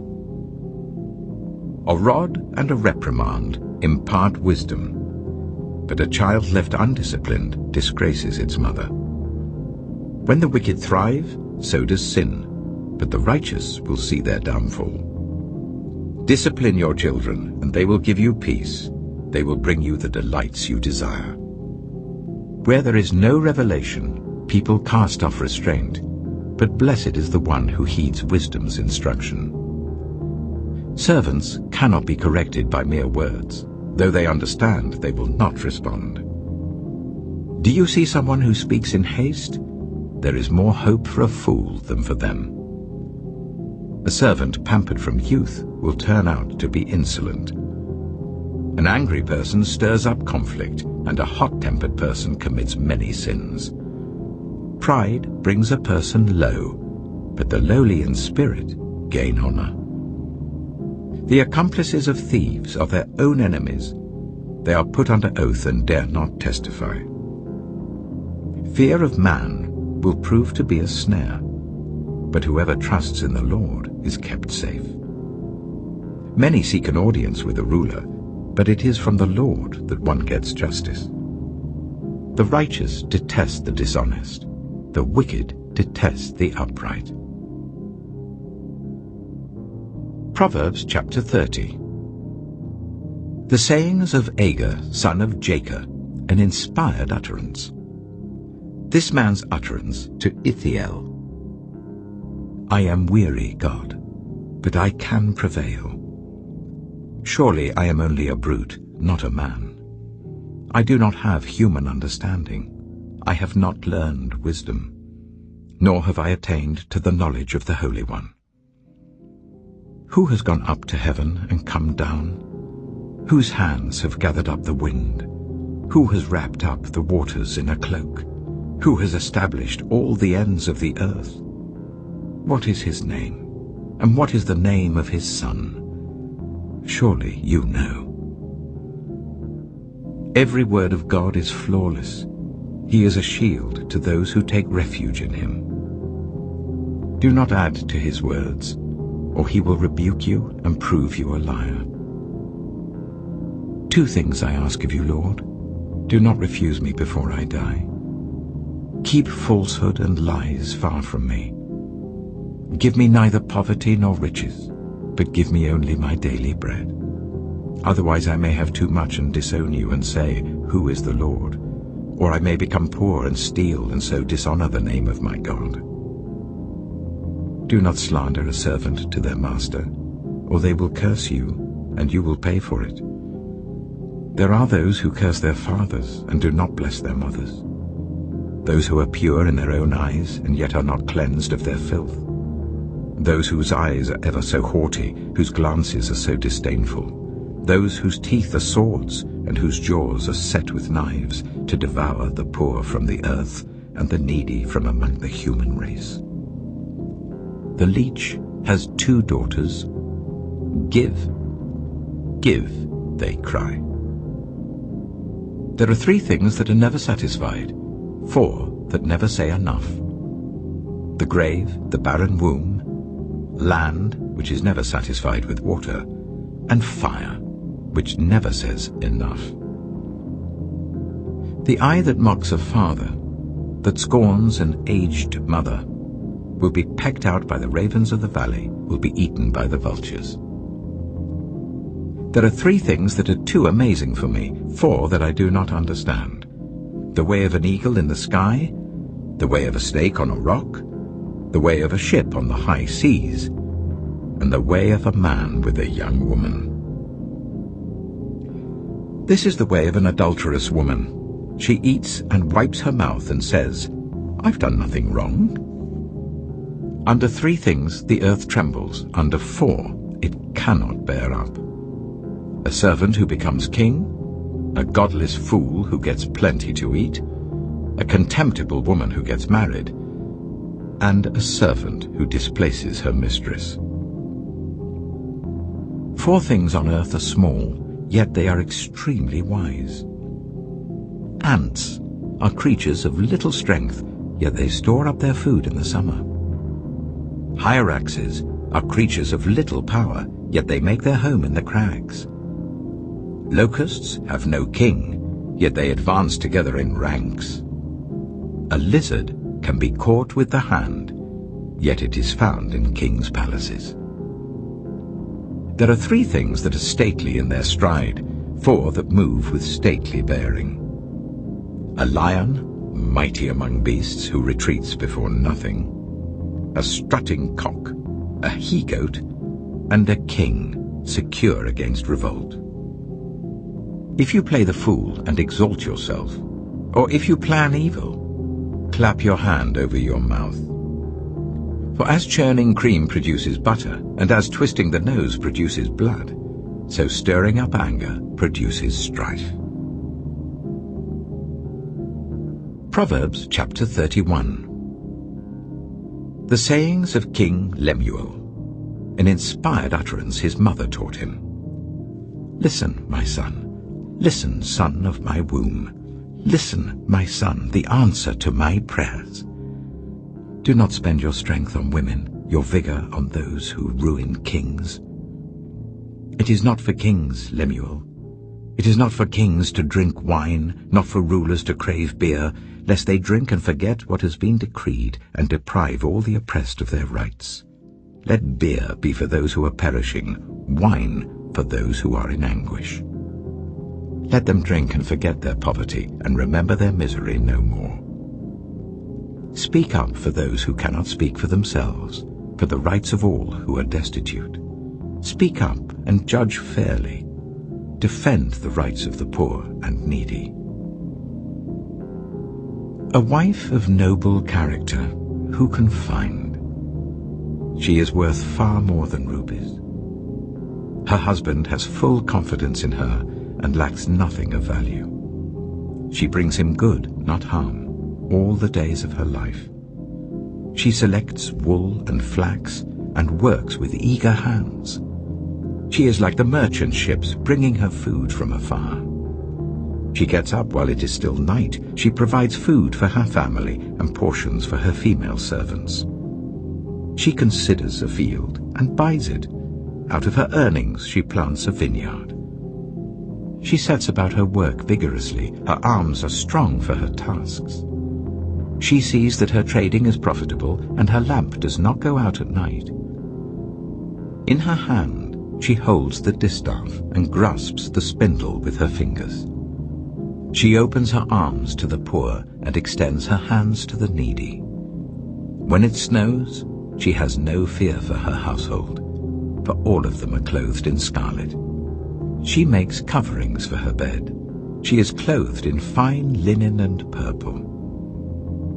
Her husband is respected at the city gate, where he takes his seat among the elders of the land. She makes linen garments and sells them, and supplies the merchants with sashes. She is clothed with strength and dignity. She can laugh at the days to come. She speaks with wisdom, and faithful instruction is on her tongue. She watches over the affairs of her household, and does not eat the bread of idleness. Her children arise and call her blessed. Her husband also, and he praises her. Many women do noble things, but you surpass them all. Charm is deceptive, and beauty is fleeting. But a woman who fears the Lord is to be praised. Honor her for all that her hands have done, and let her works bring her praise at the city gate.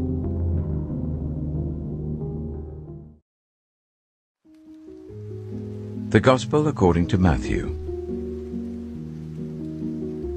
Matthew chapter 1. This is the genealogy of Jesus the Messiah, the son of David, the son of Abraham. Abraham was the father of Isaac, Isaac the father of Jacob, Jacob the father of Judah and his brothers, Judah the father of Perez and Zerah, whose mother was Tamar, Perez the father of Hezron, Hezron the father of Ram, Ram the father of Amminadab, Amminadab the father of Nahshon, Nahshon the father of Salmon, Salmon the father of Boaz, whose mother was Rahab, Boaz the father of Obed, whose mother was Ruth, Obed the father of Jesse, and Jesse the father of King David. David was the father of Solomon, whose mother had been Uriah's wife.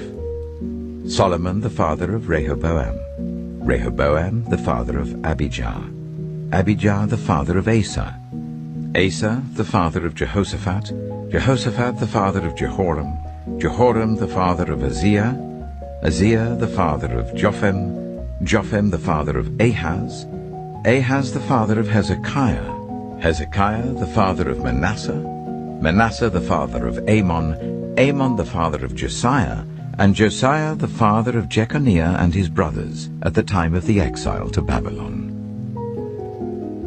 After the exile to Babylon, Jeconiah was the father of Shealtiel, Shealtiel the father of Zerubbabel, Zerubbabel the father of Abihud, Abihud the father of Eliakim, Eliakim the father of Azor, Azor the father of Zadok, Zadok the father of Achim, Achim the father of Elihud, Elihud the father of Eleazar, Eleazar the father of Maphan, Maphan the father of Jacob, and Jacob the father of Joseph, the husband of Mary, and Mary was the mother of Jesus, who is called the Messiah. Thus there were 14 generations in all from Abraham to David, 14 from David to the exile to Babylon, and 14 from the exile to the Messiah. This is how the birth of Jesus the Messiah came about. His mother Mary was pledged to be married to Joseph. But before they came together, she was found to be pregnant through the Holy Spirit. Because Joseph, her husband, was faithful to the law and yet did not want to expose her to public disgrace, he had in mind to divorce her quietly.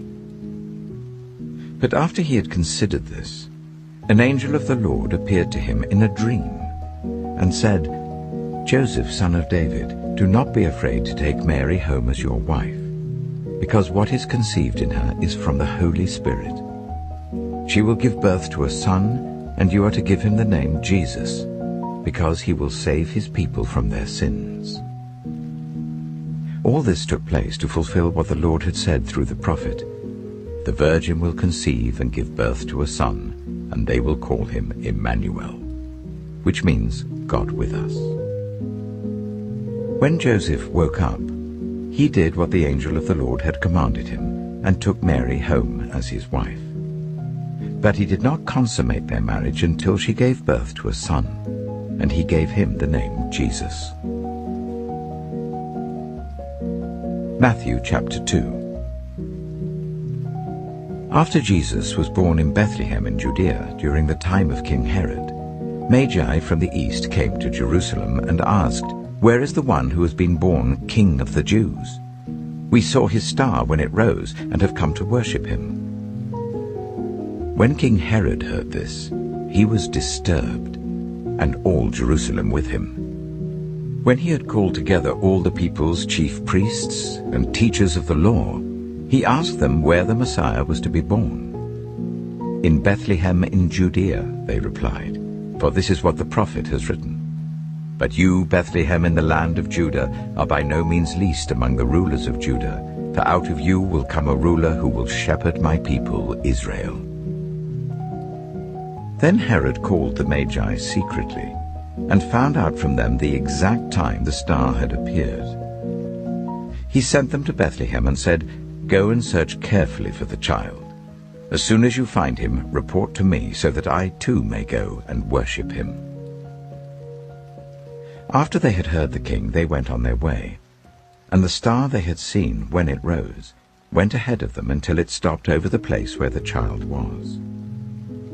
When they saw the star, they were overjoyed. On coming to the house, they saw the child with his mother Mary, and they bowed down and worshipped him. Then they opened their treasures and presented him with gifts of gold, frankincense, and myrrh. And having been warned in a dream not to go back to Herod, they returned to their country by another route. When they had gone, an angel of the Lord appeared to Joseph in a dream. "Get up," he said. "Take the child and his mother and escape to Egypt. Stay there until I tell you, for Herod is going to search for the child to kill him." So he got up, took the child and his mother during the night, and left for Egypt, where he stayed until the death of Herod. And so was fulfilled what the Lord had said through the prophet, "Out of Egypt I called my son." When Herod realized that he had been outwitted by the Magi, he was furious, and he gave orders to kill all the boys in Bethlehem and its vicinity who were 2 years old and under, in accordance with the time he had learned from the Magi. Then what was said through the prophet Jeremiah was fulfilled. "A voice is heard in Ramah, weeping and great mourning, Rachel weeping for her children and refusing to be comforted because they are no more." After Herod died, an angel of the Lord appeared in a dream to Joseph in Egypt and said, "Get up, take the child and his mother, and go to the land of Israel, for those who were trying to take the child's life are dead." So he got up, took the child and his mother, and went to the land of Israel. But when he heard that Archelaus was reigning in Judea in place of his father Herod, he was afraid to go there. Having been warned in a dream, he withdrew to the district of Galilee, and he went and lived in a town called Nazareth. So was fulfilled what was said through the prophets, that he would be called a Nazarene. Matthew chapter 3. In those days John the Baptist came, preaching in the wilderness of Judea, and saying, "Repent, for the kingdom of heaven has come near." This is he who was spoken of through the prophet Isaiah. A voice of one calling in the wilderness, "Prepare the way for the Lord, make straight paths for him." John's clothes were made of camel's hair, and he had a leather belt round his waist. His food was locusts and wild honey. People went out to him from Jerusalem and all Judea and the whole region of the Jordan. Confessing their sins, they were baptized by him in the river Jordan. But when he saw many of the Pharisees and Sadducees coming to where he was baptizing, he said to them, "You brood of vipers! Who warned you to flee from the coming wrath? Produce fruit in keeping with repentance, and do not think you can say to yourselves, 'We have Abraham as our father.' I tell you that out of these stones God can raise up children for Abraham. The axe has been laid to the root of the trees, and every tree that does not produce good fruit will be cut down and thrown into the fire. I baptize you with water for repentance, but after me comes one who is more powerful than I, whose sandals I am not worthy to carry. He will baptize you with the Holy Spirit and fire. His winnowing fork is in his hand, and he will clear his threshing floor, gathering his wheat into the barn and burning up the chaff with unquenchable fire." Then Jesus came from Galilee to the Jordan to be baptized by John. But John tried to deter him, saying, "I need to be baptized by you, and do you come to me?" Jesus replied, "Let it be so now. It is proper for us to do this, to fulfill all righteousness." Then John consented. As soon as Jesus was baptized, he went up out of the water. At that moment, heaven was opened, and he saw the Spirit of God descending like a dove and alighting on him. And a voice from heaven said, "This is my Son whom I love. With him I am well pleased." Matthew chapter 4. Then Jesus was led by the Spirit into the wilderness to be tempted by the devil. After fasting for 40 days and 40 nights, he was hungry. The tempter came to him and said, "If you are the Son of God, tell these stones to become bread." Jesus answered, "It is written, 'Man shall not live on bread alone, but on every word that comes from the mouth of God.'" Then the devil took him to the holy city and set him on the highest point of the temple. "If you are the Son of God," he said, "throw yourself down, for it is written, 'He will command his angels concerning you, and they will lift you up in their hands, so that you will not strike your foot against a stone.'" Jesus answered him, "It is also written, 'Do not put the Lord your God to the test.'" Again the devil took him to a very high mountain, and showed him all the kingdoms of the world and their splendor. "All this I will give you," he said, "if you will bow down and worship me." Jesus said to him, "Away from me, Satan, for it is written, 'Worship the Lord your God, and serve him only.'" Then the devil left him, and angels came and attended him. When Jesus heard that John had been put in prison, he withdrew to Galilee. Leaving Nazareth, he went and lived in Capernaum, which was by the lake in the area of Zebulun and Naphtali, to fulfill what was said through the prophet Isaiah, "Land of Zebulun and land of Naphtali, the way of the sea beyond the Jordan, Galilee of the Gentiles. The people living in darkness have seen a great light. On those living in the land of the shadow of death, a light has dawned." From that time on, Jesus began to preach, "Repent, for the kingdom of heaven has come near." As Jesus was walking beside the Sea of Galilee, he saw two brothers, Simon called Peter and his brother Andrew. They were casting a net into the lake, for they were fishermen. "Come, follow me," Jesus said, "and I will send you out to fish for people."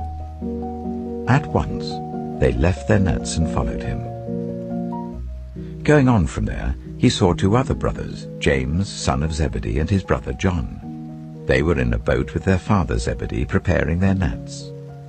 Jesus called them, and immediately they left the boat and their father and followed him.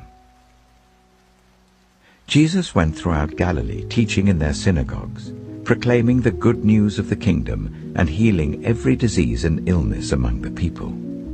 News about him spread all over Syria, and people brought to him all who were ill with various diseases, those suffering severe pain, the demon-possessed, those having seizures, and the paralyzed, and he healed them. Large crowds from Galilee, the Decapolis, Jerusalem, Judea, and the region across the Jordan followed him. Matthew chapter 5. Now when Jesus saw the crowds, he went up on a mountainside and sat down. His disciples came to him, and he began to teach them. He said, "Blessed are the poor in spirit, for theirs is the kingdom of heaven. Blessed are those who mourn, for they will be comforted. Blessed are the meek, for they will inherit the earth. Blessed are those who hunger and thirst for righteousness, for they will be filled. Blessed are the merciful, for they will be shown mercy. Blessed are the pure in heart, for they will see God. Blessed are the peacemakers, for they will be called children of God. Blessed are those who are persecuted because of righteousness, for theirs is the kingdom of heaven. Blessed are you when people insult you, persecute you, and falsely say all kinds of evil against you because of me. Rejoice and be glad, because great is your reward in heaven, for in the same way they persecuted the prophets who were before you. You are the salt of the earth. But if the salt loses its saltiness, how can it be made salty again? It is no longer good for anything except to be thrown out and trampled underfoot. You are the light of the world. A town built on a hill cannot be hidden. Neither do people light a lamp and put it under a bowl. Instead, they put it on its stand, and it gives light to everyone in the house. In the same way, let your light shine before others, that they may see your good deeds and glorify your Father in heaven. Do not think that I have come to abolish the law or the prophets. I've not come to abolish them, but to fulfill them. For truly I tell you, until heaven and earth disappear, not the smallest letter, not the least stroke of a pen will by any means disappear from the law until everything is accomplished. Therefore, anyone who sets aside one of the least of these commands and teaches others accordingly will be called least in the kingdom of heaven. But whoever practices and teaches these commands will be called great in the kingdom of heaven. For I tell you that unless your righteousness surpasses that of the Pharisees and the teachers of the law, you will certainly not enter the kingdom of heaven. You have heard that it was said to the people long ago, "You shall not murder, and anyone who murders will be subject to judgment." But I tell you that anyone who is angry with a brother or sister will be subject to judgment. Again, anyone who says to a brother or sister, "Raka," is answerable to the court, and anyone who says, "You fool," will be in danger of the fire of hell.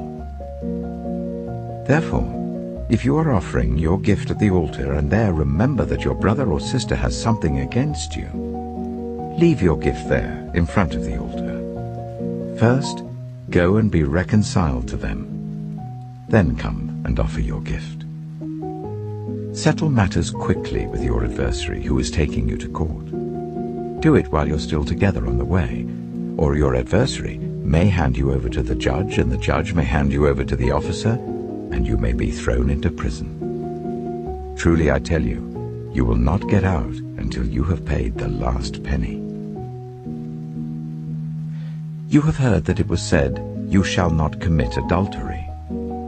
But I tell you that anyone who looks at a woman lustfully has already committed adultery with her in his heart. If your right eye causes you to stumble, gouge it out and throw it away. It is better for you to lose one part of your body than for your whole body to be thrown into hell. And if your right hand causes you to stumble, cut it off and throw it away. It is better for you to lose one part of your body than for your whole body to go into hell. It has been said, anyone who divorces his wife must give her a certificate of divorce. But I tell you that anyone who divorces his wife except for sexual immorality makes her the victim of adultery, and anyone who marries a divorced woman commits adultery. Again, you have heard that it was said to the people long ago, "Do not break your oath, but fulfill to the Lord the oaths you have made." But I tell you, do not swear an oath at all, either by heaven, for it is God's throne, or by the earth, for it is his footstool, or by Jerusalem, for it is the city of the great king.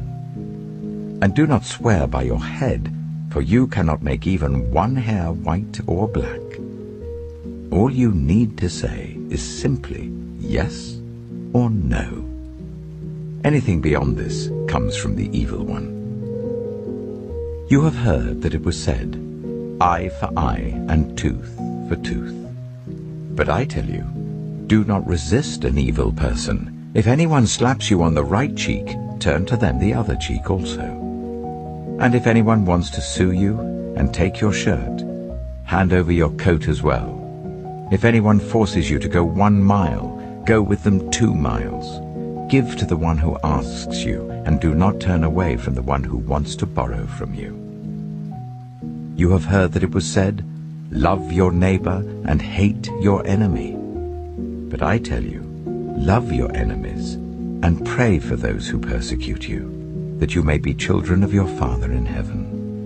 He causes his sun to rise on the evil and the good, and sends rain on the righteous and the unrighteous.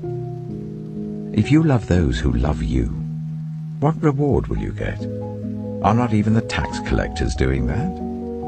And if you greet only your own people, what are you doing more than others? Do not even pagans do that? Be perfect, therefore, as your heavenly Father is perfect. Matthew chapter 6. Be careful not to practice your righteousness in front of others to be seen by them. If you do, you will have no reward from your Father in heaven. So when you give to the needy, do not announce it with trumpets, as the hypocrites do in the synagogues and on the streets, to be honored by others. Truly I tell you, they have received their reward in full. But when you give to the needy, do not let your left hand know what your right hand is doing, so that your giving may be in secret. Then your Father, who sees what is done in secret, will reward you. And when you pray, do not be like the hypocrites, for they love to pray standing in the synagogues and on the street corners to be seen by others. Truly I tell you, they have received their reward in full. But when you pray, go into your room, close the door, and pray to your Father who is unseen. Then your Father who sees what is done in secret will reward you. And when you pray, do not keep on babbling like pagans, for they think they will be heard because of their many words. Do not be like them, for your Father knows what you need before you ask him. This then is how you should pray. Our Father in heaven, hallowed be your name. Your kingdom come. Your will be done on earth as it is in heaven. Give us today our daily bread, and forgive us our debts as we also have forgiven our debtors. And lead us not into temptation, but deliver us from the evil one. For if you forgive other people when they sin against you, your heavenly Father will also forgive you.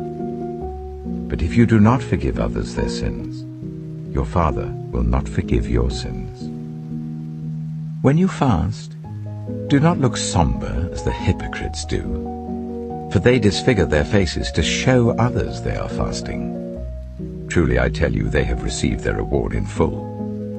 But when you fast, put oil on your head and wash your face, so that it will not be obvious to others that you're fasting, but only to your Father who is unseen.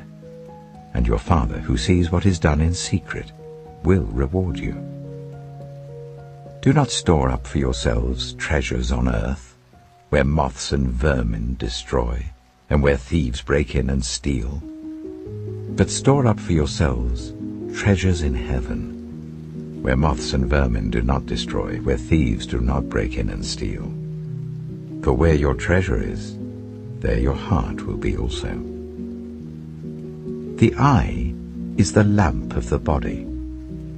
If your eyes are healthy, your whole body will be full of light. But if your eyes are unhealthy, your whole body will be full of darkness. If then the light within you is darkness, how great is that darkness? No one can serve two masters.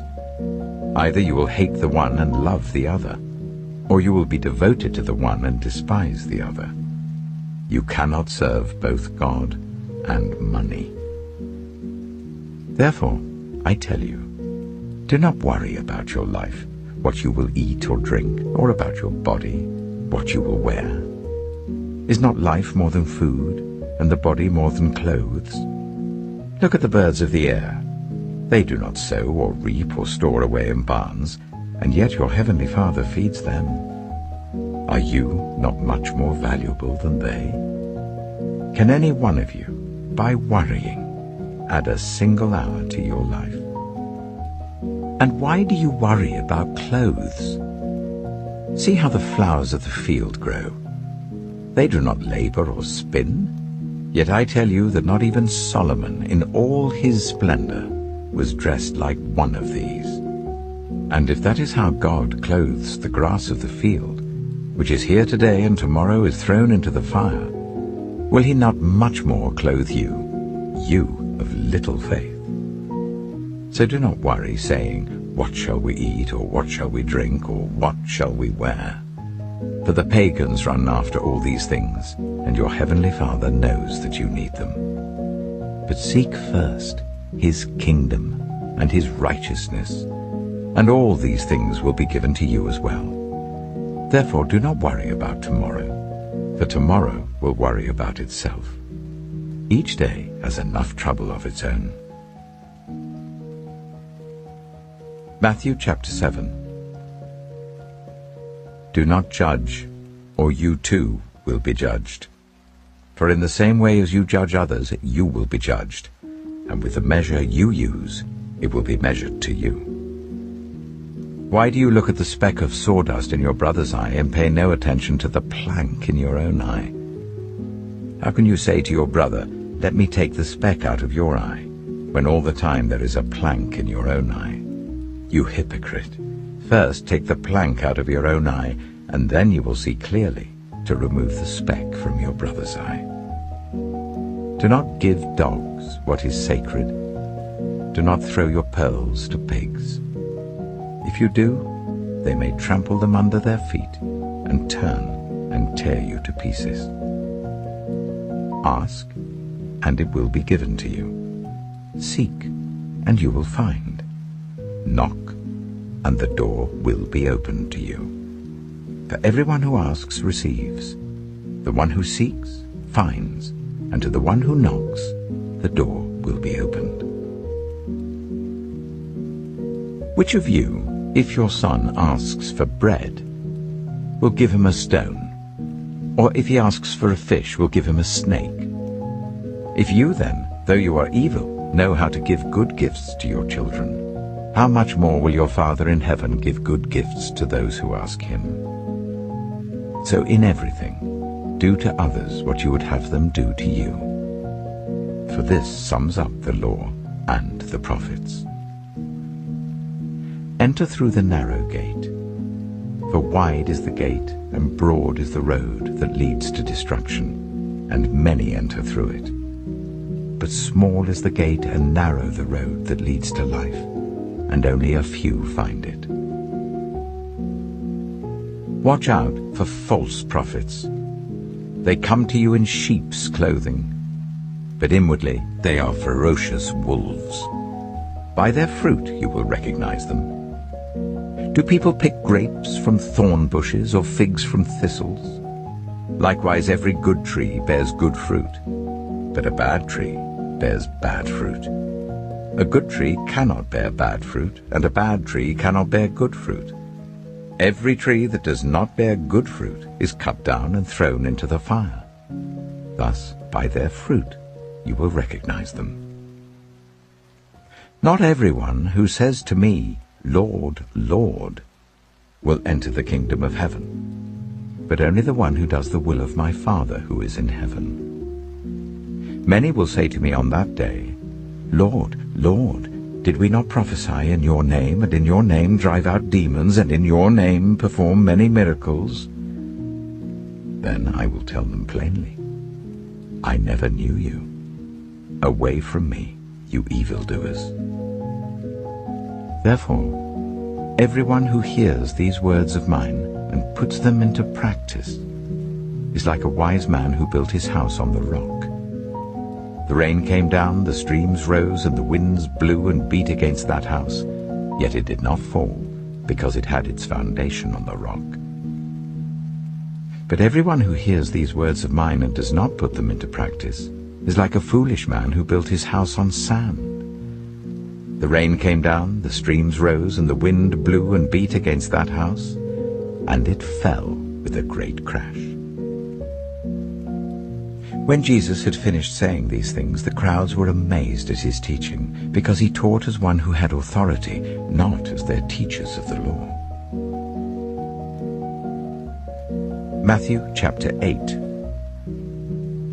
When Jesus came down from the mountainside, large crowds followed him. A man with leprosy came and knelt before him and said, Lord, if you are willing, you could make me clean. Jesus reached out his hand and touched the man. I am willing, he said. Be clean. Immediately he was cleansed of his leprosy. Then Jesus said to him, See that you don't tell anyone, but go, show yourself to the priest and offer the gift Moses commanded as a testimony to them. When Jesus had entered Capernaum, a centurion came to him asking for help. Lord, he said, my servant lies at home paralyzed, suffering terribly. Jesus said to him, Shall I come and heal him? The centurion replied, Lord, I do not deserve to have you come under my roof, but just say the word and my servant will be healed.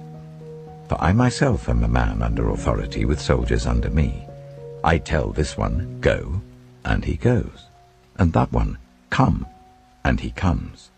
I say to my servant, Do this, and he does it.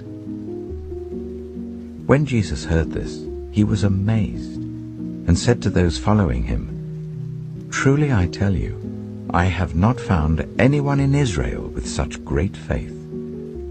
I say to you that many will come from the east and the west, and will take their places at the feast with Abraham, Isaac, and Jacob in the kingdom of heaven. But the subjects of the kingdom will be thrown outside into the darkness, where there will be weeping and gnashing of teeth. Then Jesus said to the centurion, Go, let it be done just as you believed it would. And his servant was healed at that moment. When Jesus came into Peter's house, he saw Peter's mother-in-law lying in bed with a fever. He touched her hand, and the fever left her, and she got up and began to wait on him. When evening came, many who were demon-possessed were brought to him, and he drove out the spirits with the word, and healed all who were ill. This was to fulfill what was spoken through the prophet Isaiah. He took up our infirmities and bore our diseases. When Jesus saw the crowd around him, he gave orders to cross to the other side of the lake. Then a teacher of the law came to him and said, "Teacher, I will follow you wherever you go." Jesus replied, "Foxes have dens and birds have nests, but the Son of Man has nowhere to lay his head." Another disciple said to him, "Lord, first let me go and bury my father." But Jesus told him, "Follow me, and let the dead bury their own dead." Then he got into the boat, and his disciples followed him. Suddenly a furious storm came up on the lake, so that the waves swept over the boat. But Jesus was sleeping. The disciples went and woke him, saying, "Lord, save us, we're going to drown." He replied, "You of little faith, why are you so afraid?" Then he got up and rebuked the winds and the waves, and it was completely calm. The men were amazed and asked, "What kind of man is this? Even the winds and the waves obey him." When he arrived at the other side in the region of the Gadarenes, 2 demon-possessed men coming from the tombs met him. They were so violent that no one could pass that way. "What do you want with us, Son of God?" they shouted. "Have you come here to torture us before the appointed time?" Some distance from them, a large herd of pigs was feeding. The demons begged Jesus, "If you drive us out, send us into the herd of pigs." He said to them, "Go."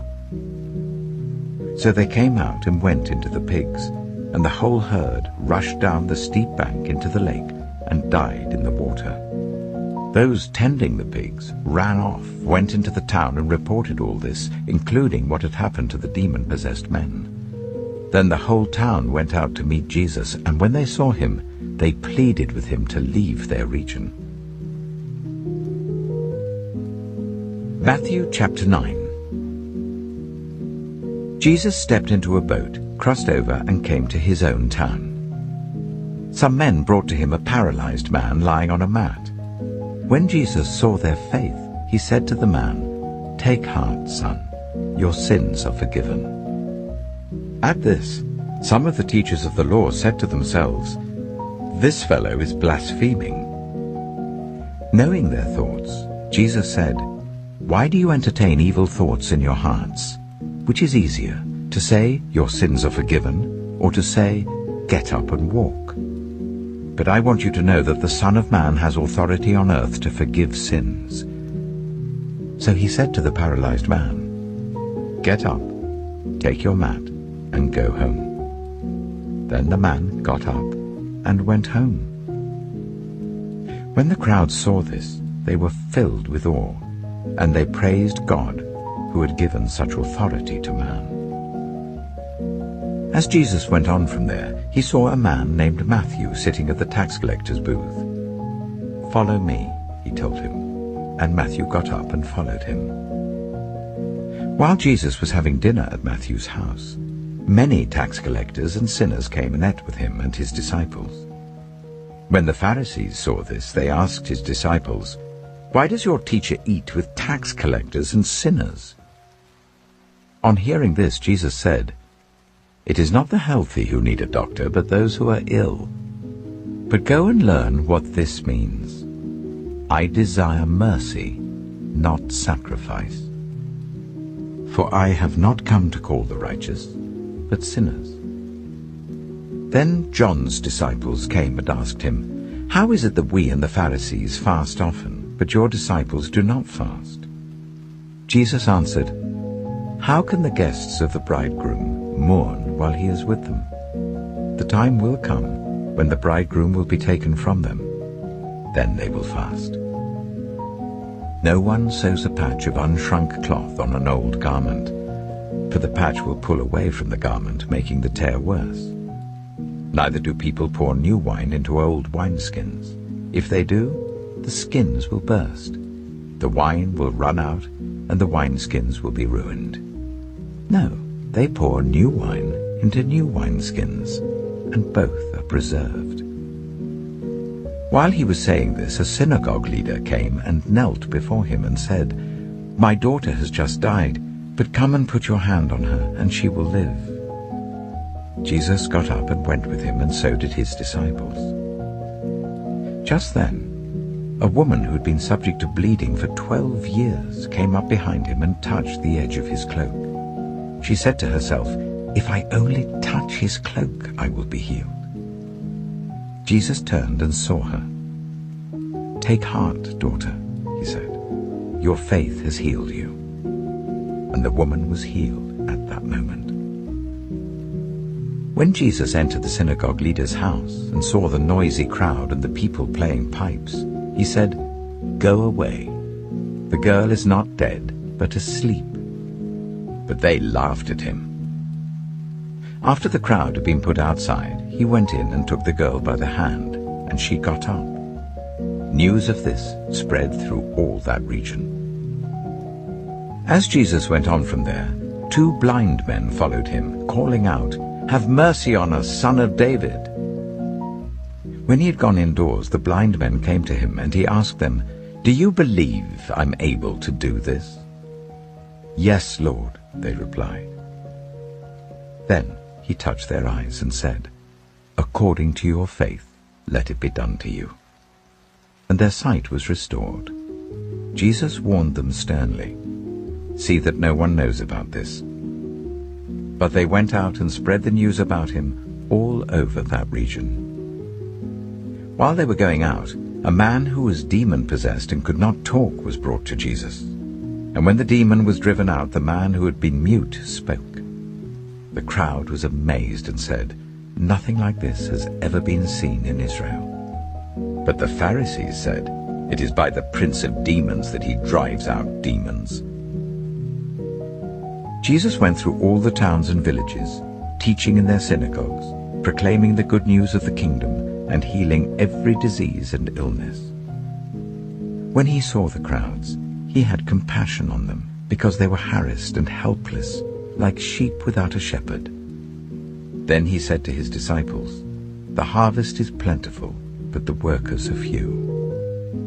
Ask the Lord of the harvest, therefore, to send out workers into his harvest field." Matthew chapter 10. Jesus called his 12 disciples to him and gave them authority to drive out impure spirits and to heal every disease and illness. These are the names of the 12 apostles. First, Simon, who is called Peter, and his brother Andrew. James, son of Zebedee, and his brother John. Philip and Bartholomew. Thomas and Matthew the tax collector. James, son of Alphaeus and Thaddeus. Simon the Zealot, and Judas Iscariot, who betrayed him. These 12 Jesus sent out with the following instructions. Do not go among the Gentiles or enter any town of the Samaritans. Go rather to the lost sheep of Israel. As you go, proclaim this message. The kingdom of heaven has come near. Heal those who are ill, raise the dead, cleanse those who have leprosy, drive out demons. Freely you have received, freely give. Do not get any gold or silver or copper to take with you in your belts. No bag for the journey, or extra shirt or sandals, or a staff, for the worker is worth his keep. Whatever town or village you enter, search there for some worthy person, and stay at their house until you leave. As you enter the home, give it your greeting. If the home is deserving, let your peace rest on it. If it is not, let your peace return to you. If anyone will not welcome you or listen to your words, leave that home or town, and shake the dust off your feet. Truly I tell you, it will be more bearable for Sodom and Gomorrah on the day of judgment than for that town. I am sending you out like sheep among wolves. Therefore be as shrewd as snakes and as innocent as doves. Be on your guard. You will be handed over to the local councils and flogged in the synagogues. On my account, you will be brought before governors and kings as witnesses to them and to the Gentiles. But when they arrest you, do not worry about what to say or how to say it. At that time you will be given what to say, for it will not be you speaking, but the Spirit of your Father speaking through you. Brother will betray brother to death, and a father his child. Children will rebel against their parents and have them put to death. You will be hated by everyone because of me, but the one who stands firm to the end will be saved. When you are persecuted in one place, flee to another. Truly I tell you, you will not finish going through the towns of Israel before the Son of Man comes. The student is not above the teacher, nor a servant above his master. It is enough for students to be like their teachers and servants like their masters. If the head of the house has been called Beelzebul, how much more the members of his household? So do not be afraid of them, for there is nothing concealed that will not be disclosed, or hidden that will not be made known. What I tell you in the dark, speak in the daylight. What is whispered in your ear, proclaim from the roofs. Do not be afraid of those who kill the body but cannot kill the soul. Rather be afraid of the one who can destroy both soul and body in hell. Are not 2 sparrows sold for a penny?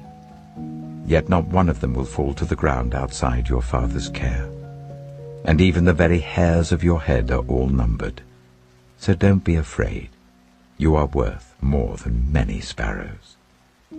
Whoever acknowledges me before others, I will also acknowledge before my Father in heaven. But whoever disowns me before others, I will disown before my Father in heaven. Do not suppose that I have come to bring peace to the earth. I did not come to bring peace, but a sword. For I have come to turn a man against his father, a daughter against her mother, a daughter-in-law against her mother-in-law. A man's enemies will be the members of his own household. Anyone who loves their father or mother more than me is not worthy of me. Anyone who loves their son or daughter more than me is not worthy of me. Whoever does not take up their cross and follow me is not worthy of me. Whoever finds their life will lose it, and whoever loses their life for my sake will find it. Anyone who welcomes you welcomes me, and anyone who welcomes me welcomes the one who sent me. Whoever welcomes a prophet as a prophet will receive a prophet's reward, and whoever welcomes a righteous person as a righteous person will receive a righteous person's reward. And if anyone gives even a cup of cold water to one of these little ones who is my disciple, truly I tell you, that person will certainly not lose their reward. Matthew chapter 11. After Jesus had finished instructing his 12 disciples, he went on from there to teach and preach in the towns of Galilee. When John, who was in prison, heard about the deeds of the Messiah, he sent his disciples to ask him, "Are you the one who is to come, or should we expect someone else?" Jesus replied, "Go back and report to John what you hear and see. The blind receive sight, the lame walk, those who have leprosy are cleansed, the deaf hear, the dead are raised, and the good news is proclaimed to the poor. Blessed is anyone who does not stumble on account of me." As John's disciples were leaving, Jesus began to speak to the crowd about John. "What did you go out into the wilderness to see? A reed swayed by the wind? If not, what did you go out to see? A man dressed in fine clothes? No, those who wear fine clothes are in kings' palaces. Then what did you go out to see? A prophet? Yes, I tell you, and more than a prophet. This is the one about whom it is written, 'I will send my messenger ahead of you, who will prepare your way before you.' Truly I tell you, among those born of women, there has not risen anyone greater than John the Baptist. Yet whoever is least in the kingdom of heaven is greater than he. From the days of John the Baptist until now, the kingdom of heaven has been subjected to violence, and violent people have been raiding it. For all the prophets and the law prophesied until John. And if you are willing to accept it, he is the Elijah who was to come. Whoever has ears, let them hear. To what can I compare this generation? They are like children sitting in the marketplaces and calling out to others, "We played the pipe for you and you did not dance. We sang a dirge and you did not mourn." For John came neither eating nor drinking, and they say, "He has a demon." The Son of Man came eating and drinking, and they say, "Here is a glutton and a drunkard, a friend of tax collectors and sinners." But wisdom is proved right by her deeds. Then Jesus began to denounce the towns in which most of his miracles had been performed, because they did not repent. "Woe to you, Chorazin! Woe to you, Bethsaida! For if the miracles that were performed in you had been performed in Tyre and Sidon, they would have repented long ago in sackcloth and ashes. But I tell you, it will be more bearable for Tyre and Sidon on the day of judgment than for you. And you, Capernaum, will you be lifted to the heavens? No, you will go down to Hades. For if the miracles that were performed in you had been performed in Sodom, it would have remained to this day. But I tell you that it will be more bearable for Sodom on the day of judgment than for you." At that time Jesus said, "I praise you, Father, Lord of heaven and earth, because you have hidden these things from the wise and learned, and revealed them to little children. Yes, Father, for this is what you were pleased to do. All things have been committed to me by my Father. No one knows the Son except the Father, and no one knows the Father except the Son, and those to whom the Son chooses to reveal him. Come to me, all you who are weary and burdened, and I will give you rest. Take my yoke upon you and learn from me, for I am gentle and humble in heart, and you will find rest for your souls. For my yoke is easy, and my burden is light." Matthew chapter 12. At that time Jesus went through the cornfields on the Sabbath. His disciples were hungry and began to pick some ears of corn and eat them. When the Pharisees saw this, they said to him, "Look, your disciples are doing what is unlawful on the Sabbath." He answered, "Haven't you read what David did when he and his companions were hungry? He entered the house of God, and he and his companions ate the consecrated bread, which was not lawful for them to do, but only for the priests. Or haven't you read in the law that the priests on Sabbath duty in the temple desecrate the Sabbath, and yet are innocent? I tell you that something greater than the temple is here. If you had known what these words mean, 'I desire mercy, not sacrifice,' you would not have condemned the innocent. For the Son of Man is Lord of the Sabbath." Going on from that place, he went into their synagogue, and a man with a shriveled hand was there. Looking for a reason to bring charges against Jesus, they asked him, "Is it lawful to heal on the Sabbath?" He said to them, "If any of you has a sheep and it falls into a pit on the Sabbath, will you not take hold of it and lift it out? How much more valuable is a person than a sheep? Therefore it is lawful to do good on the Sabbath." Then he said to the man, "Stretch out your hand." So he stretched it out, and it was completely restored, just as sound as the other. But the Pharisees went out and plotted how they might kill Jesus. Aware of this, Jesus withdrew from that place. A large crowd followed him, and he healed all who were ill. He warned them not to tell others about him. This was to fulfill what was spoken through the prophet Isaiah.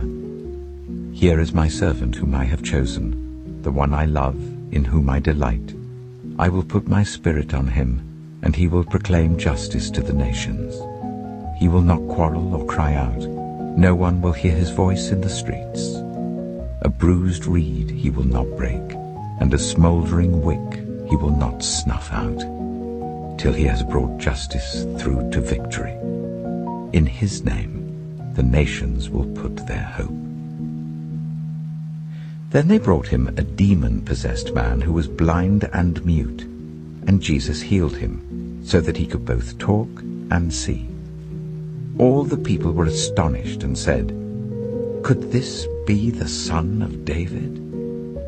But when the Pharisees heard this, they said, "It is only by Beelzebul, the prince of demons, that this fellow drives out demons."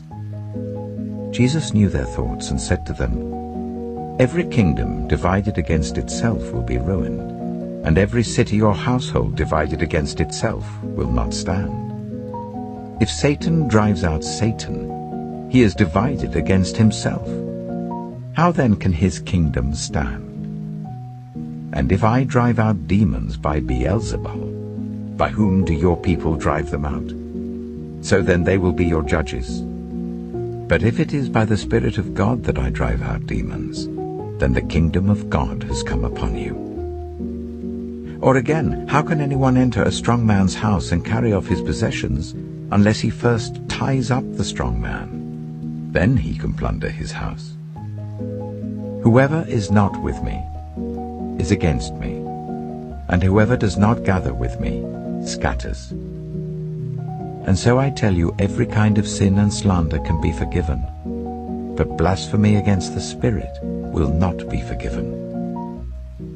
Anyone who speaks a word against the Son of Man will be forgiven, but anyone who speaks against the Holy Spirit will not be forgiven, either in this age or in the age to come. Make a tree good, and its fruit will be good, or make a tree bad, and its fruit will be bad. For a tree is recognized by its fruit. You brood of vipers! How can you who are evil say anything good?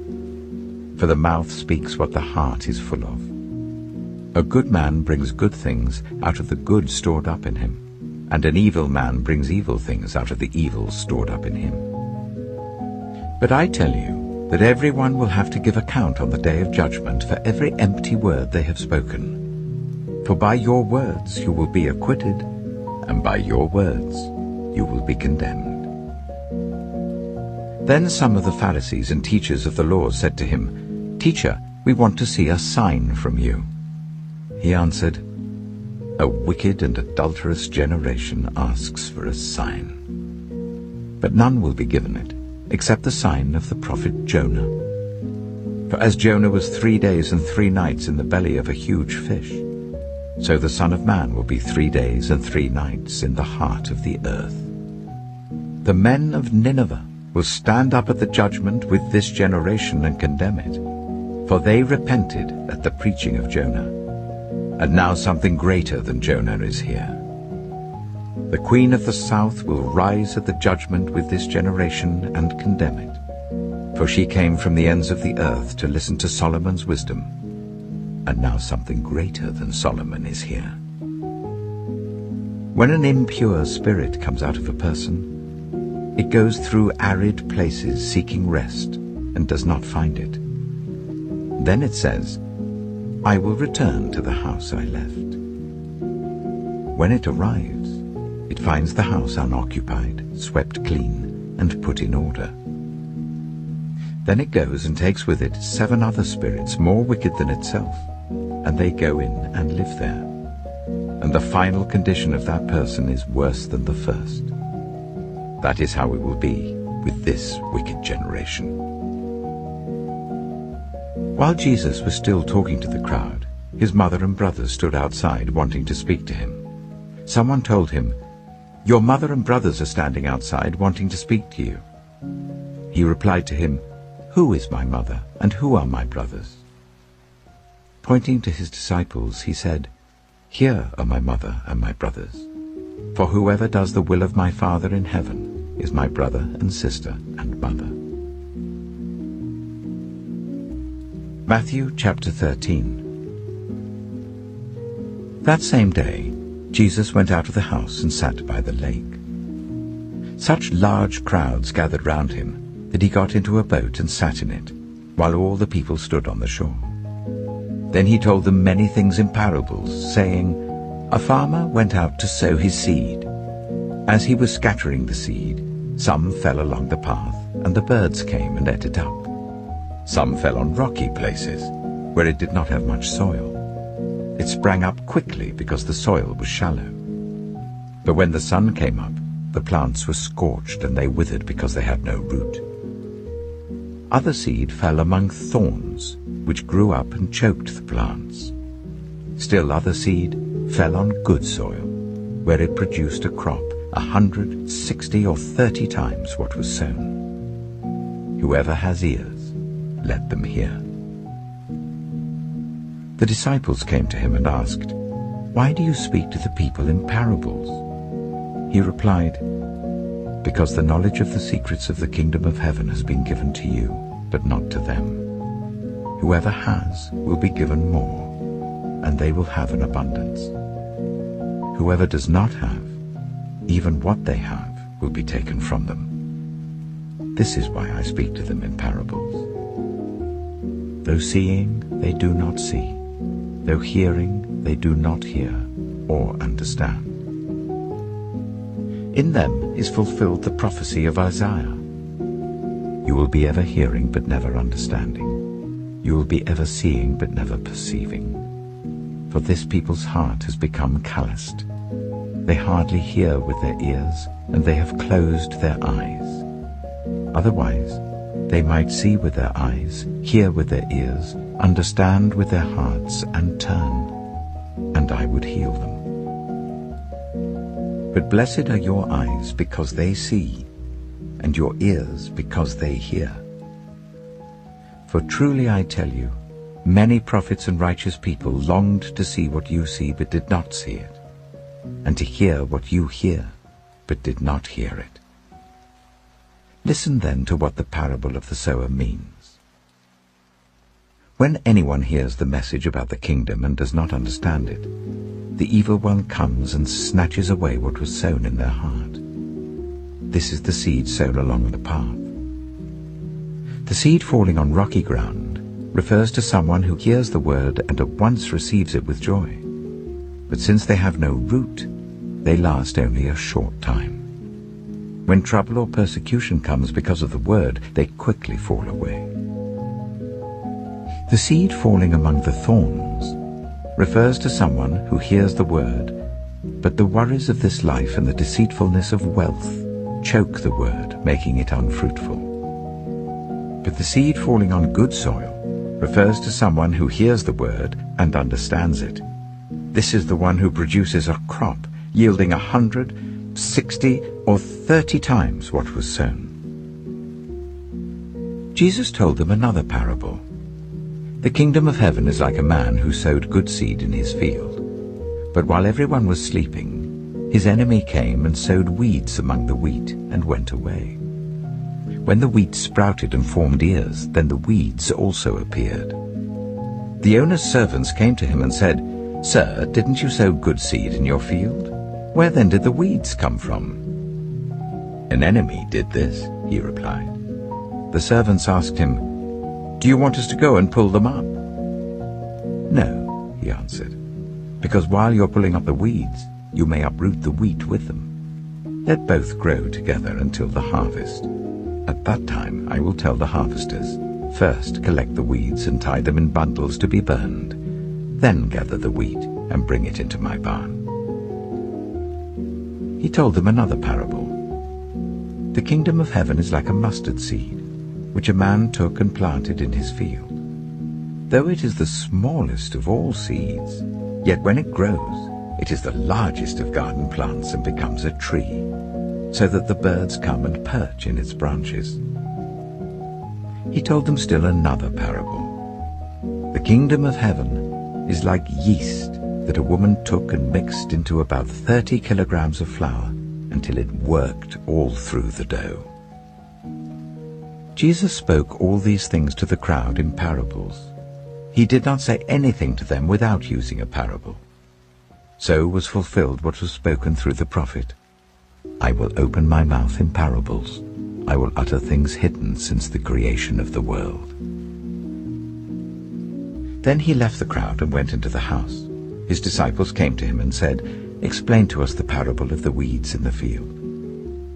He answered, "The one who sowed the good seed is the Son of Man. The field is the world, and the good seed stands for the people of the kingdom. The weeds are the people of the evil one, and the enemy who sows them is the devil. The harvest is the end of the age, and the harvesters are angels. As the weeds are pulled up and burned in the fire, so it will be at the end of the age. The Son of Man will send out his angels, and they will weed out of his kingdom everything that causes sin and all who do evil. They will throw them into the blazing furnace, where there will be weeping and gnashing of teeth. Then the righteous will shine like the sun in the kingdom of their Father. Whoever has ears, let them hear. The kingdom of heaven is like treasure hidden in a field. When a man found it, he hid it again, and then in his joy went and sold all he had and bought that field. Again, the kingdom of heaven is like a merchant looking for fine pearls. When he found one of great value, he went away and sold everything he had and bought it. Once again, the kingdom of heaven is like a net that was let down into the lake and caught all kinds of fish. When it was full, the fishermen pulled it up on the shore. Then they sat down and collected the good fish in baskets, but threw the bad away. This is how it will be at the end of the age. The angels will come and separate the wicked from the righteous, and throw them into the blazing furnace, where there will be weeping and gnashing of teeth. Have you understood all these things? Jesus asked. Yes, they replied. He said to them, Therefore, every teacher of the law who has become a disciple in the kingdom of heaven is like the owner of a house who brings out of his storeroom new treasures as well as old. When Jesus had finished these parables, he moved on from there.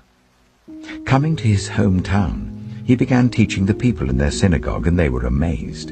Where did this man get this wisdom and these miraculous powers? They asked. Isn't this the carpenter's son? Isn't his mother's name Mary? And aren't his brothers James, Joseph, Simon, and Judas? Aren't all his sisters with us? Where then did this man get all these things? And they took offense at him. But Jesus said to them, A prophet is not without honor, except in his own town and in his own home. And he did not do many miracles there because of their lack of faith.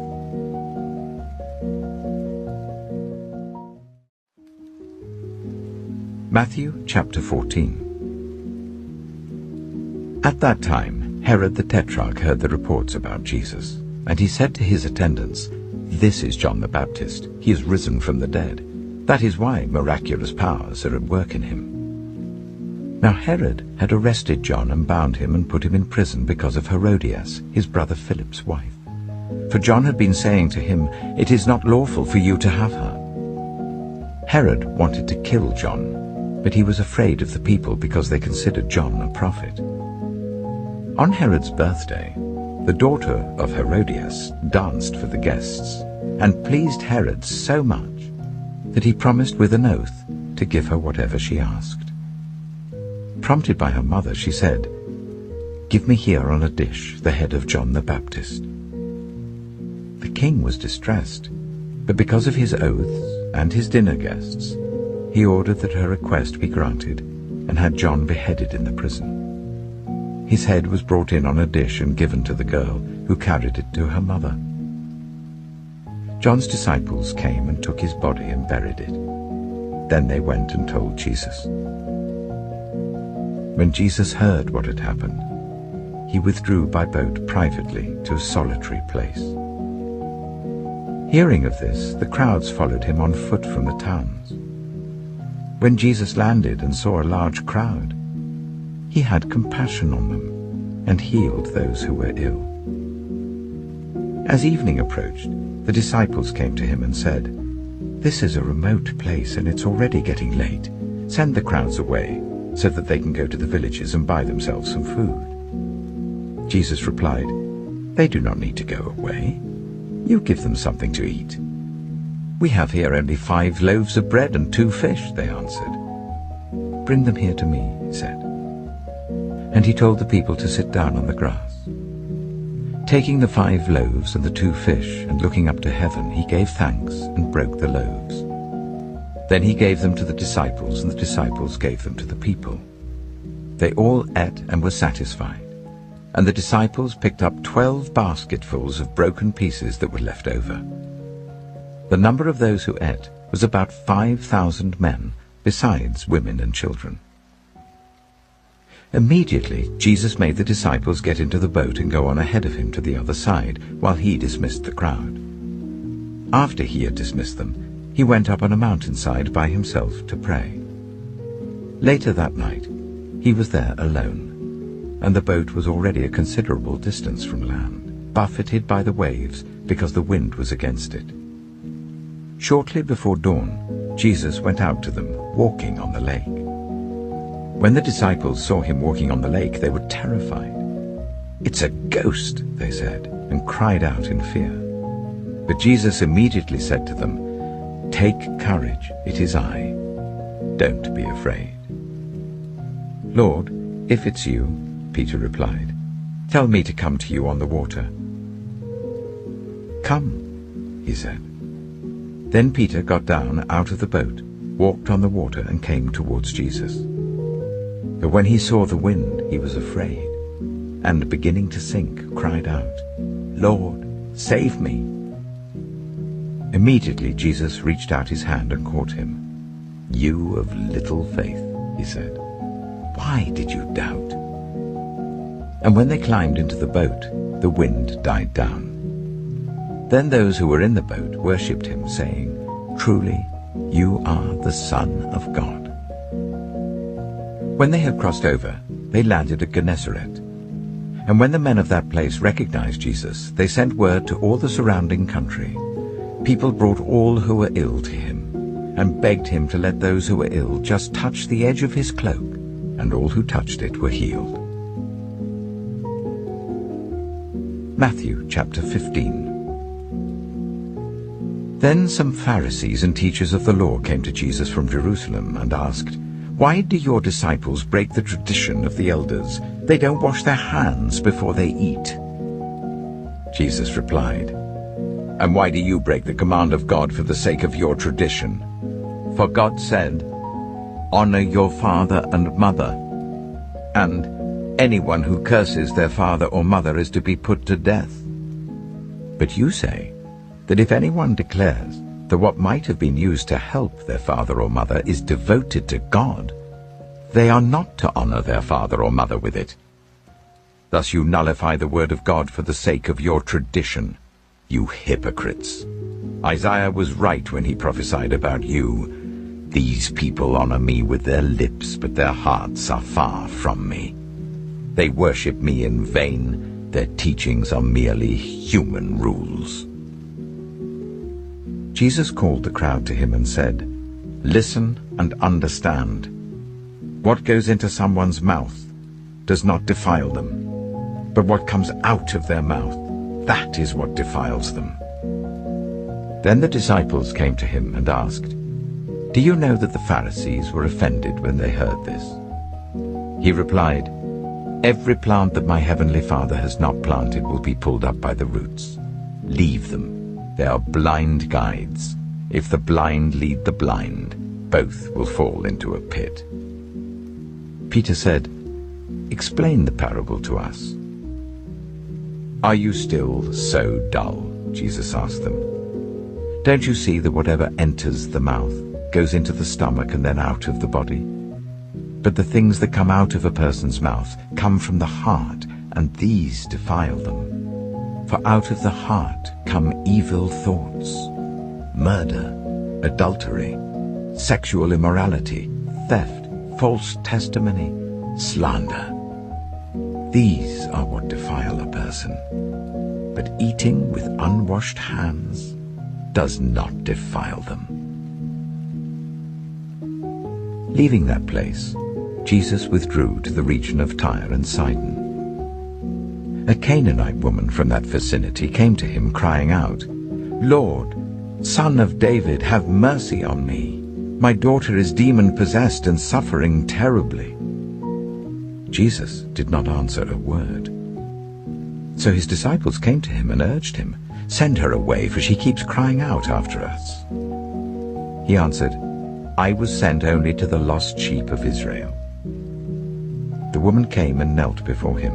"Lord, help me," she said. He replied, "It is not right to take the children's bread and toss it to the dogs." "Yes, it is, Lord," she said. "Even the dogs eat the crumbs that fall from their master's table." Then Jesus said to her, "Woman, you have great faith. Your request is granted." And her daughter was healed at that moment. Jesus left there and went along the Sea of Galilee. Then he went up on a mountainside and sat down. Great crowds came to him, bringing the lame, the blind, the crippled, the mute, and many others, and laid them at his feet, and he healed them. The people were amazed when they saw the mute speaking, the cripple made well, the lame walking, and the blind seeing. And they praised the God of Israel. Jesus called his disciples to him and said, "I have compassion for these people. They have already been with me 3 days and have nothing to eat.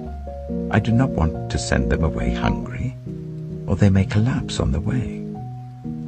His disciples answered, "Where could we get enough bread in this remote place to feed such a crowd?" "How many loaves do you have?" Jesus asked. "7," they replied, "and a few small fish." He told the crowd to sit down on the ground. Then he took the 7 loaves and the fish, and when he had given thanks, he broke them and gave them to the disciples, and they in turn to the people. They all ate and were satisfied. Afterwards, the disciples picked up 7 basketfuls of broken pieces that were left over. The number of those who ate was 4,000 men, besides women and children. After Jesus had sent the crowd away, he got into the boat and went to the vicinity of Magadan. Matthew chapter 16. The Pharisees and Sadducees came to Jesus and tested him by asking him to show them a sign from heaven. He replied, "When evening comes, you say, 'It will be fair weather, for the sky is red.' And in the morning, 'Today will be stormy, for the sky is red and overcast.' You know how to interpret the appearance of the sky, but you cannot interpret the signs of the times. A wicked and adulterous generation looks for a sign, but none will be given it except the sign of Jonah." Jesus then left them and went away. When they went across the lake, the disciples forgot to take bread. "Be careful," Jesus said to them. "Be on your guard against the yeast of the Pharisees and Sadducees." They discussed this among themselves and said, "It is because we didn't bring any bread." Aware of their discussion, Jesus asked, "You of little faith, why are you talking among yourselves about having no bread? Do you still not understand? Don't you remember the 5 loaves for the 5,000, and how many basketfuls you gathered? Or the 7 loaves for the 4,000, and how many basketfuls you gathered? How is it you don't understand that I was not talking to you about bread? But be on your guard against the yeast of the Pharisees and Sadducees." Then they understood that he was not telling them to guard against the yeast used in bread, but against the teaching of the Pharisees and Sadducees. When Jesus came to the region of Caesarea Philippi, he asked his disciples, "Who do people say the Son of Man is?" They replied, "Some say John the Baptist, others say Elijah, and still others Jeremiah or one of the prophets." "But what about you?" he asked. "Who do you say I am?" Simon Peter answered, "You are the Messiah, the Son of the living God." Jesus replied, "Blessed are you, Simon, son of Jonah, for this was not revealed to you by flesh and blood, but by my Father in heaven. And I tell you that you are Peter, and on this rock I will build my church, and the gates of Hades will not overcome it. I will give you the keys of the kingdom of heaven. Whatever you bind on earth will be bound in heaven, and whatever you loose on earth will be loosed in heaven." Then he ordered his disciples not to tell anyone that he was the Messiah. From that time on, Jesus began to explain to his disciples that he must go to Jerusalem and suffer many things at the hands of the elders, the chief priests, and the teachers of the law, and that he must be killed, and on the third day be raised to life. Peter took him aside and began to rebuke him. "Never, Lord," he said. "This shall never happen to you." Jesus turned and said to Peter, "Get behind me, Satan. You are a stumbling block to me. You do not have in mind the concerns of God, but merely human concerns." Then Jesus said to his disciples, "Whoever wants to be my disciple must deny themselves and take up their cross and follow me. For whoever wants to save their life will lose it, but whoever loses their life for me will find it. What good will it be for someone to gain the whole world, yet forfeit their soul? Or what can anyone give in exchange for their soul? For the Son of Man is going to come in his Father's glory with his angels, and then he will reward each person according to what they have done. Truly I tell you, some who are standing here will not taste death before they see the Son of Man coming in his kingdom." Matthew chapter 17. After 6 days, Jesus took with him Peter, James, and John, the brother of James, and led them up a high mountain by themselves. There he was transfigured before them. His face shone like the sun, and his clothes became as white as the light. Just then there appeared before them Moses and Elijah talking with Jesus. Peter said to Jesus, "Lord, it is good for us to be here. If you wish, I will put up 3 shelters, one for you, one for Moses, and one for Elijah."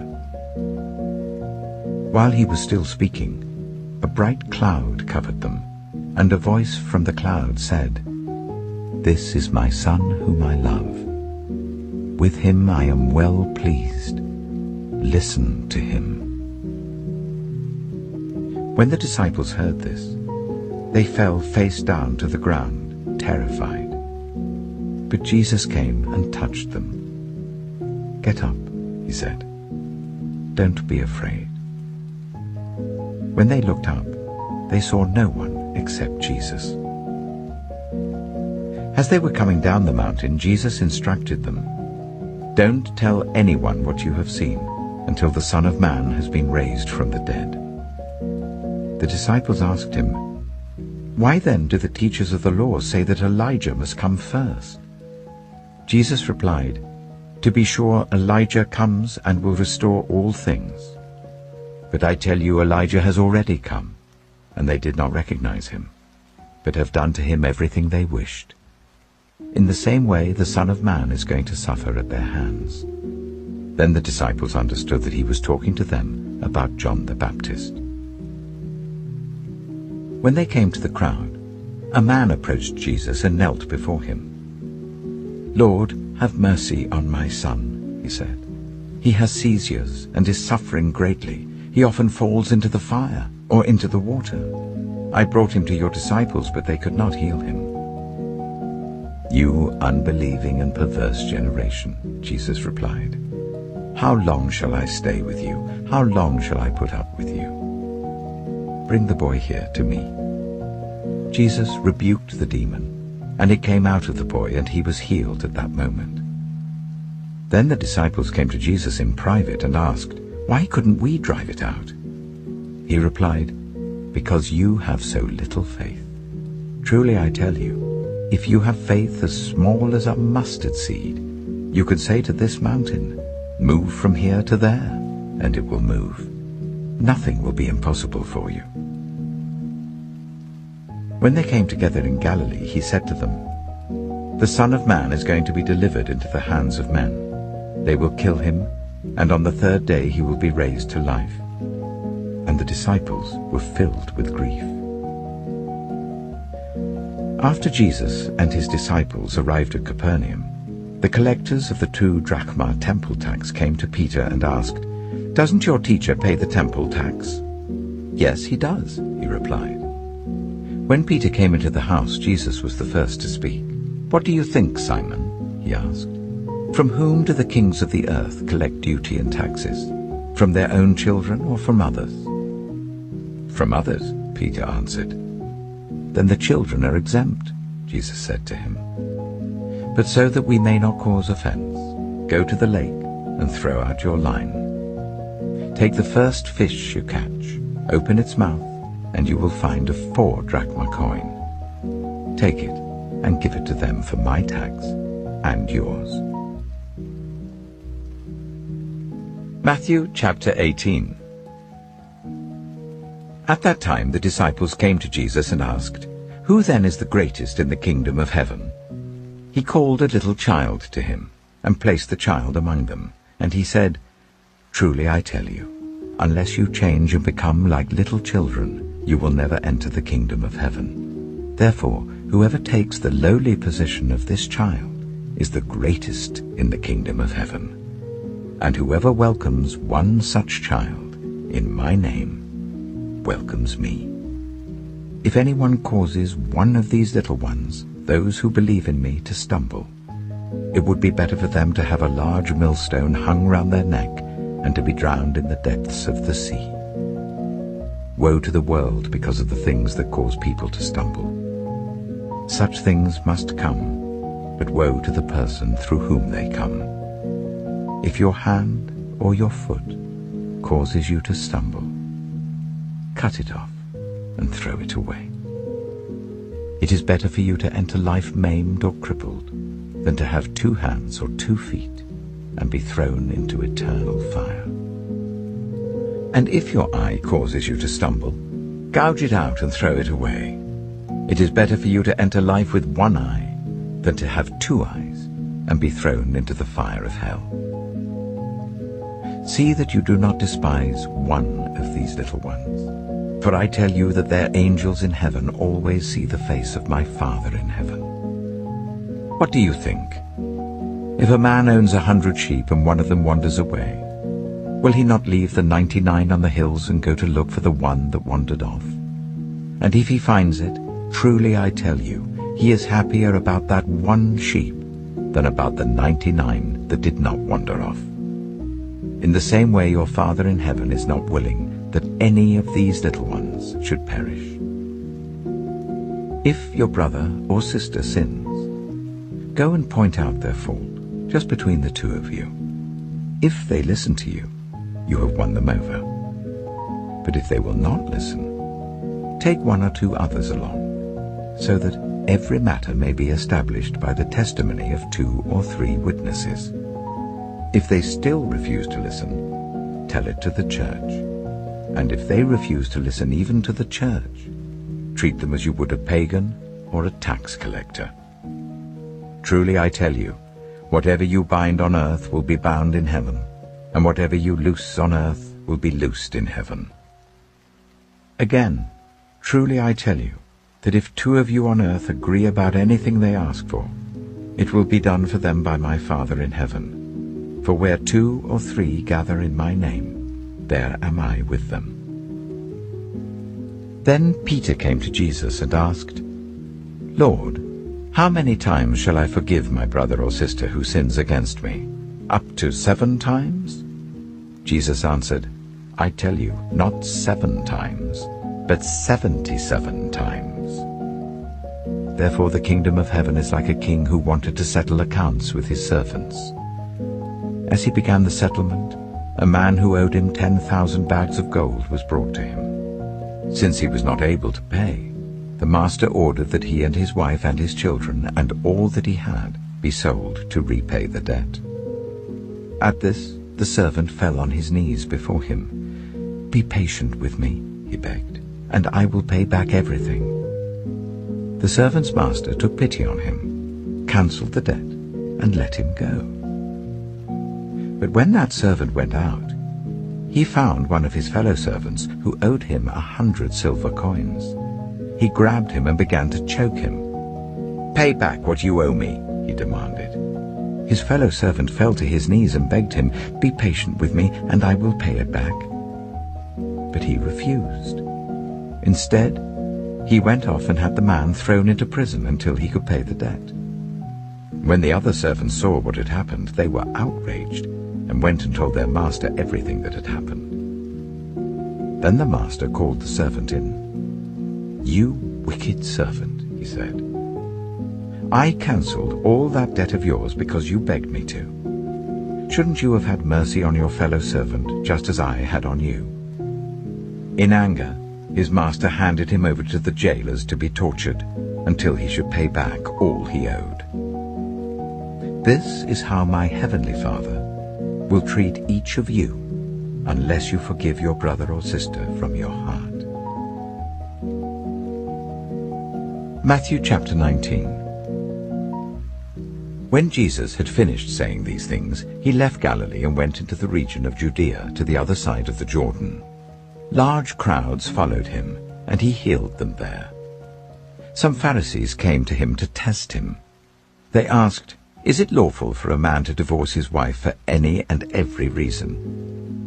"Haven't you read," he replied, "that at the beginning the Creator made them male and female, and said, 'For this reason a man will leave his father and mother and be united to his wife, and the two will become one flesh. So they are no longer two, but one flesh.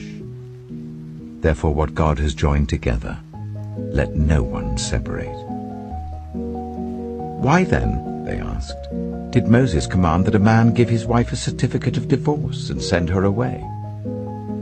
Jesus replied, "Moses permitted you to divorce your wives because your hearts were hard. But it was not this way from the beginning. I tell you that anyone who divorces his wife except for sexual immorality and marries another woman commits adultery." The disciples said to him, "If this is the situation between a husband and wife, it is better not to marry." Jesus replied, "Not everyone can accept this word, but only those to whom it has been given. For there are eunuchs who were born that way, and there are eunuchs who have been made eunuchs by others, and there are those who choose to live like eunuchs for the sake of the kingdom of heaven. The one who can accept this should accept it." Then people brought little children to Jesus for him to place his hands on them and pray for them. But the disciples rebuked them. Jesus said, "Let the little children come to me. Do not hinder them, for the kingdom of heaven belongs to such as these." When he had placed his hands on them, he went on from there. Just then a man came up to Jesus and asked, "Teacher, what good thing must I do to get eternal life?" "Why do you ask me about what is good?" Jesus replied. "There is only one who is good. If you want to enter life, keep the commandments." "Which ones?" he inquired. Jesus replied, "You shall not murder, you shall not commit adultery, you shall not steal, you shall not give false testimony, honor your father and mother, and love your neighbor as yourself." "All these I have kept," the young man said. "What do I still lack?" Jesus answered, "If you want to be perfect, go, sell your possessions and give to the poor, and you will have treasure in heaven. Then come, follow me." When the young man heard this, he went away sad because he had great wealth. Then Jesus said to his disciples, "Truly I tell you, it is hard for someone who is rich to enter the kingdom of heaven. Again I tell you, it is easier for a camel to go through the eye of a needle than for someone who is rich to enter the kingdom of God." When the disciples heard this, they were greatly astonished and asked, "Who then can be saved?" Jesus looked at them and said, "With man this is impossible, but with God all things are possible." Peter answered him, "We have left everything to follow you. What then will there be for us?" Jesus said to them, "Truly I tell you, at the renewal of all things, when the Son of Man sits on his glorious throne, you who have followed me will also sit on 12 thrones, judging the 12 tribes of Israel. And everyone who has left houses, or brothers or sisters, or father or mother or wife or children or fields for my sake, will receive 100 times as much and will inherit eternal life. But many who are first will be last, and many who are last will be first." Matthew chapter 20. For the kingdom of heaven is like a landowner who went out early in the morning to hire workers for his vineyard. He agreed to pay them a denarius for the day and sent them into his vineyard. About 9 in the morning he went out and saw others standing in the marketplace doing nothing. He told them, "You also go and work in my vineyard, and I will pay you whatever is right." So they went. He went out again about noon, and about 3 in the afternoon, and did the same thing. About 5 in the afternoon he went out and found still others standing around. He asked them, "Why have you been standing here all day long doing nothing?" "Because no one has hired us," they answered.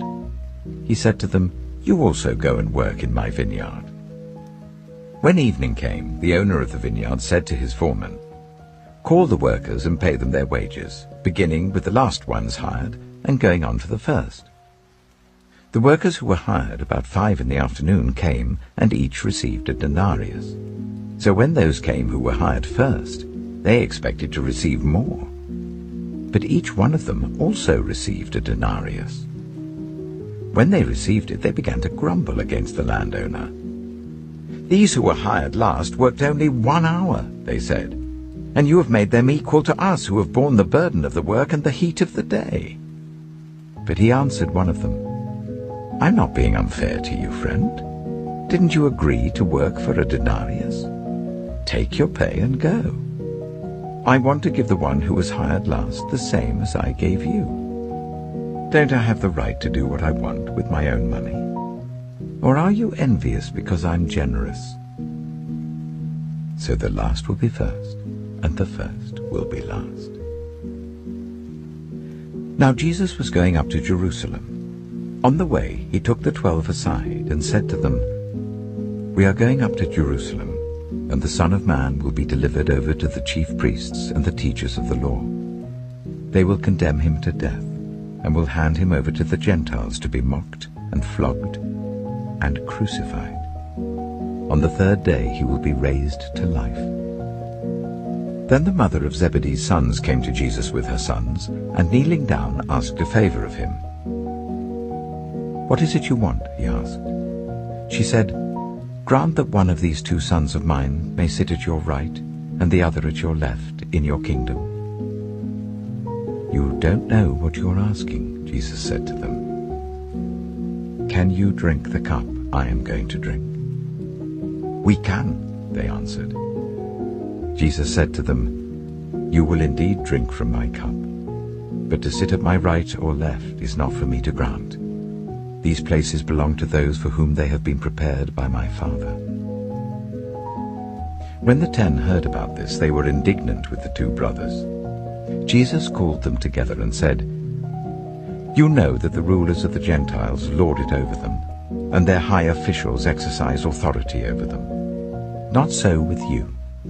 Instead, whoever wants to become great among you must be your servant, and whoever wants to be first must be your slave, just as the Son of Man did not come to be served, but to serve, and to give his life as a ransom for many." As Jesus and his disciples were leaving Jericho, a large crowd followed him. 2 blind men were sitting by the roadside, and when they heard that Jesus was passing by, they shouted, "Lord, Son of David, have mercy on us." The crowd rebuked them and told them to be quiet. But they shouted all the louder, "Lord, Son of David, have mercy on us." Jesus stopped and called them. "What do you want me to do for you?" he asked. "Lord," they answered, "we want our sight." Jesus had compassion on them and touched their eyes. Immediately they received their sight and followed him. Matthew chapter 21. As they approached Jerusalem and came to Bethphage on the Mount of Olives, Jesus sent 2 disciples, saying to them, "Go to the village ahead of you, and at once you will find a donkey tied there with her colt by her. Untie them and bring them to me. If anyone says anything to you, say that the Lord needs them, and he will send them right away." This took place to fulfill what was spoken through the prophet. "Say to daughter Zion, see, your king comes to you, gentle and riding on a donkey, and on a colt, the foal of a donkey." The disciples went and did as Jesus had instructed them. They brought the donkey and the colt and placed their cloaks on them for Jesus to sit on. A very large crowd spread their cloaks on the road, while others cut branches from the trees and spread them on the road. The crowds that went ahead of him and those that followed shouted, "Hosanna to the Son of David! Blessed is he who comes in the name of the Lord! Hosanna in the highest heaven!" When Jesus entered Jerusalem, the whole city was stirred and asked, "Who is this?" The crowds answered, "This is Jesus, the prophet from Nazareth in Galilee." Jesus entered the temple courts and drove out all who were buying and selling there. He overturned the tables of the money changers and the benches of those selling doves. "It is written," he said to them, "My house will be called a house of prayer, but you are making it a den of robbers." The blind and the lame came to him at the temple, and he healed them. But when the chief priests and the teachers of the law saw the wonderful things he did, and the children shouting in the temple courts, "Hosanna to the Son of David," they were indignant. "Do you hear what these children are saying?" they asked him. "Yes," replied Jesus. "Have you never read, 'From the lips of children and infants you, Lord, have called forth your praise'?" And he left them and went out of the city to Bethany, where he spent the night. Early in the morning, as Jesus was on his way back to the city, he was hungry. Seeing a fig tree by the road, he went up to it, but found nothing on it except leaves. Then he said to it, "May you never bear fruit again." Immediately the tree withered. When the disciples saw this, they were amazed. "How did the fig tree wither so quickly?" they asked. Jesus replied, "Truly I tell you, if you have faith and do not doubt, not only can you do what was done to the fig tree, but also you can say to this mountain, 'Go, throw yourself into the sea,' and it will be done. If you believe, you will receive whatever you ask for in prayer." Jesus entered the temple courts, and while he was teaching, the chief priests and the elders of the people came to him. "By what authority are you doing these things?" they asked. "And who gave you this authority?" Jesus replied, "I will also ask you one question. If you answer me, I will tell you by what authority I am doing these things. John's baptism, where did it come from? Was it from heaven or of human origin?"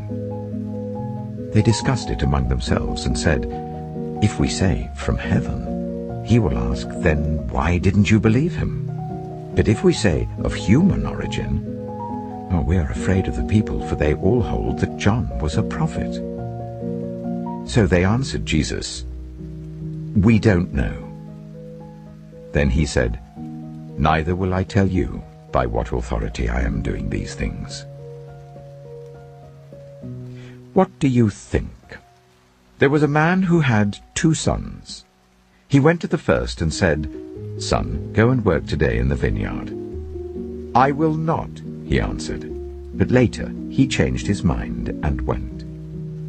Then the father went to the other son and said the same thing. He answered, "I will, sir." But he did not go. Which of the two did what his father wanted? "The first," they answered. Jesus said to them, "Truly I tell you, the tax collectors and the prostitutes are entering the kingdom of God ahead of you. For John came to show you the way of righteousness, and you did not believe him. But the tax collectors and the prostitutes did. And even after you saw this, you did not repent and believe him." Listen to another parable. There was a landowner who planted a vineyard. He put a wall round it, dug a winepress in it, and built a watchtower. Then he rented the vineyard to some farmers and moved to another place. When the harvest time approached, he sent his servants to the tenants to collect his fruit. The tenants seized his servants. They beat one, killed another, and stoned a third.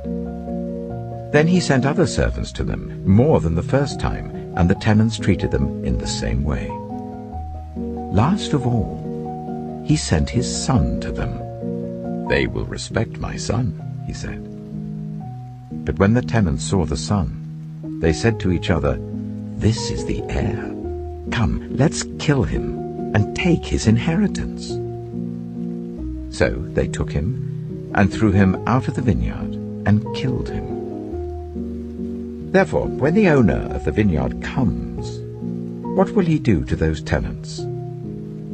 "Oh, he'll bring those wretches to a wretched end," they replied. "And he will rent the vineyard to other tenants who will give him his share of the crop at harvest time."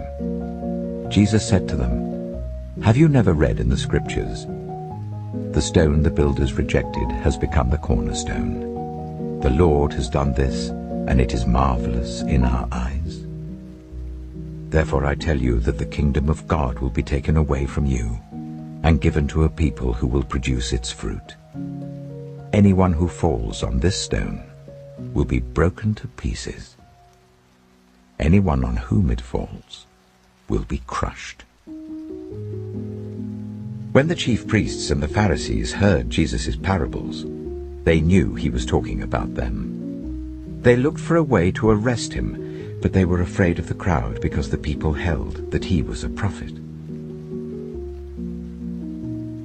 Matthew chapter 22. Jesus spoke to them again in parables, saying, "The kingdom of heaven is like a king who prepared a wedding banquet for his son.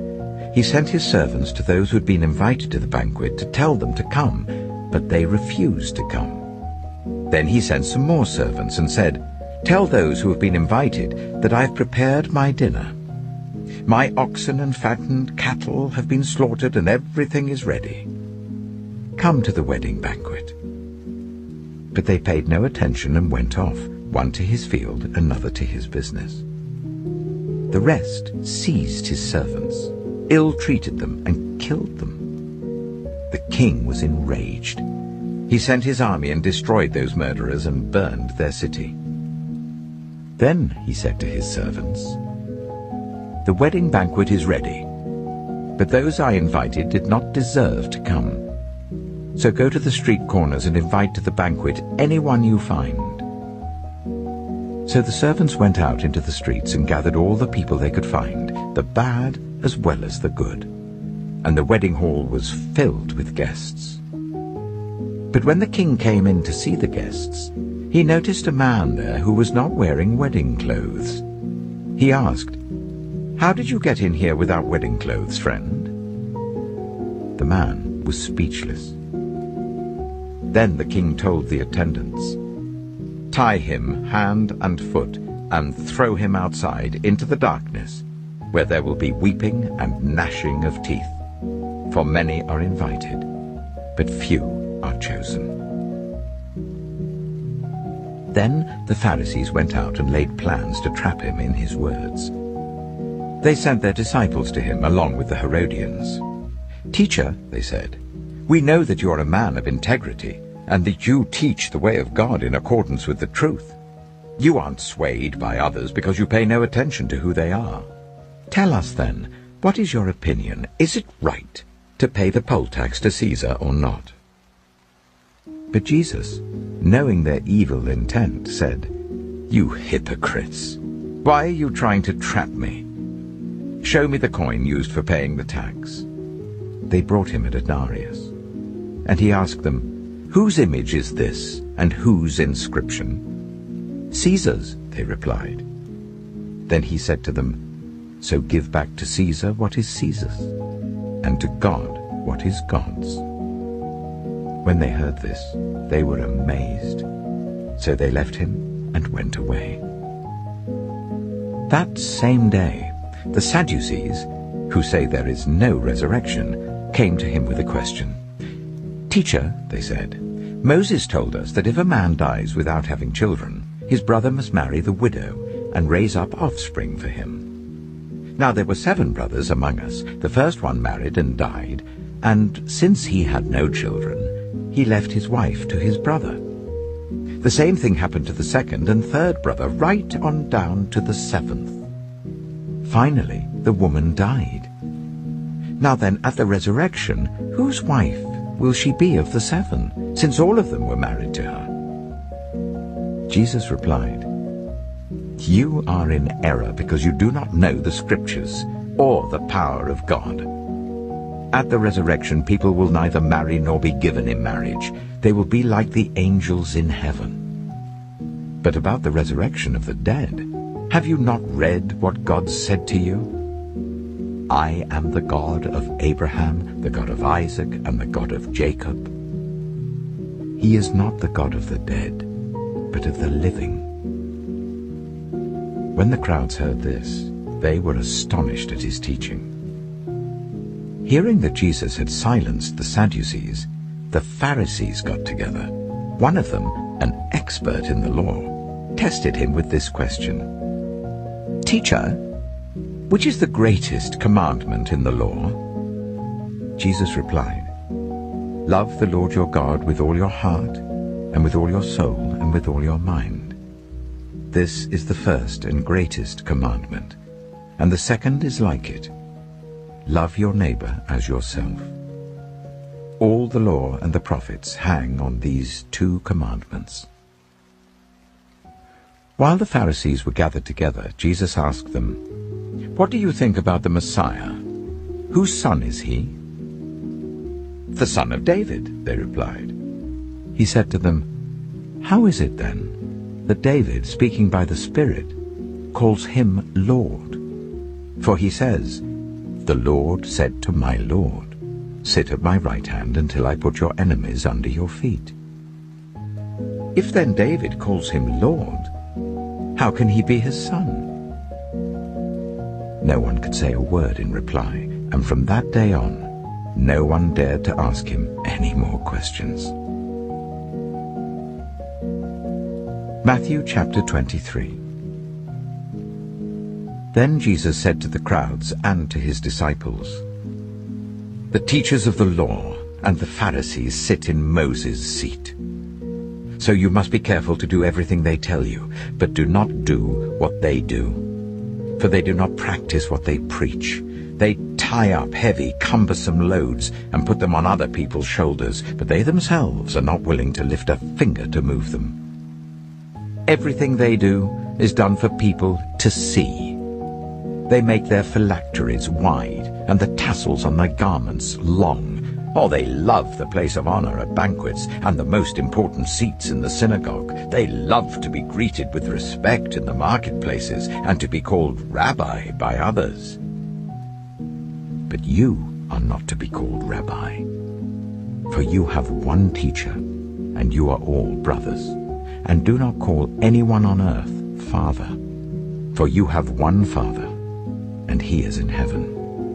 Nor are you to be called instructors, for you have one instructor, the Messiah.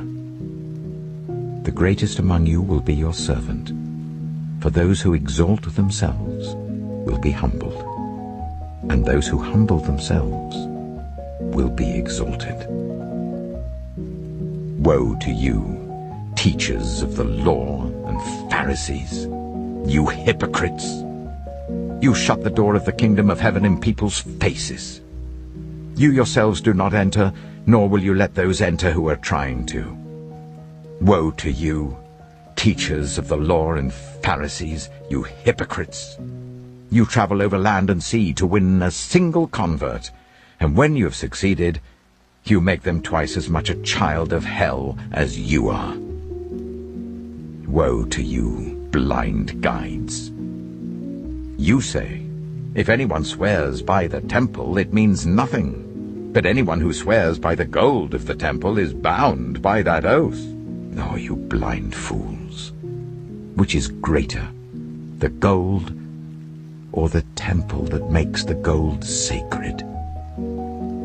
You also say, if anyone swears by the altar, it means nothing. But anyone who swears by the gift on the altar is bound by that oath. Oh, you blind men! Which is greater, the gift or the altar that makes the gift sacred?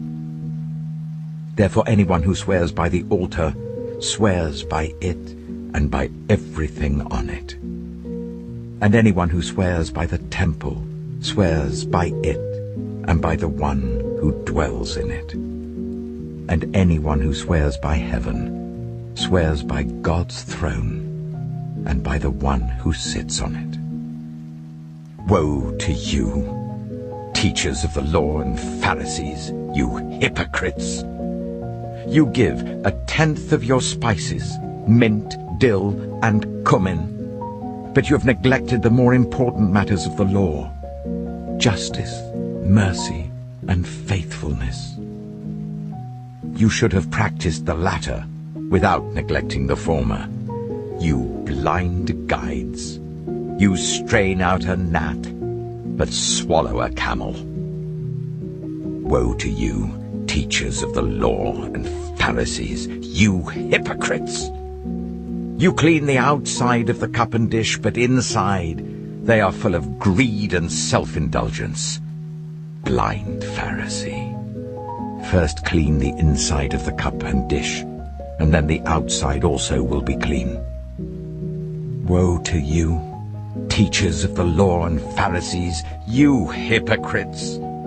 You are like whitewashed tombs, which look beautiful on the outside, but on the inside are full of the bones of the dead and everything unclean.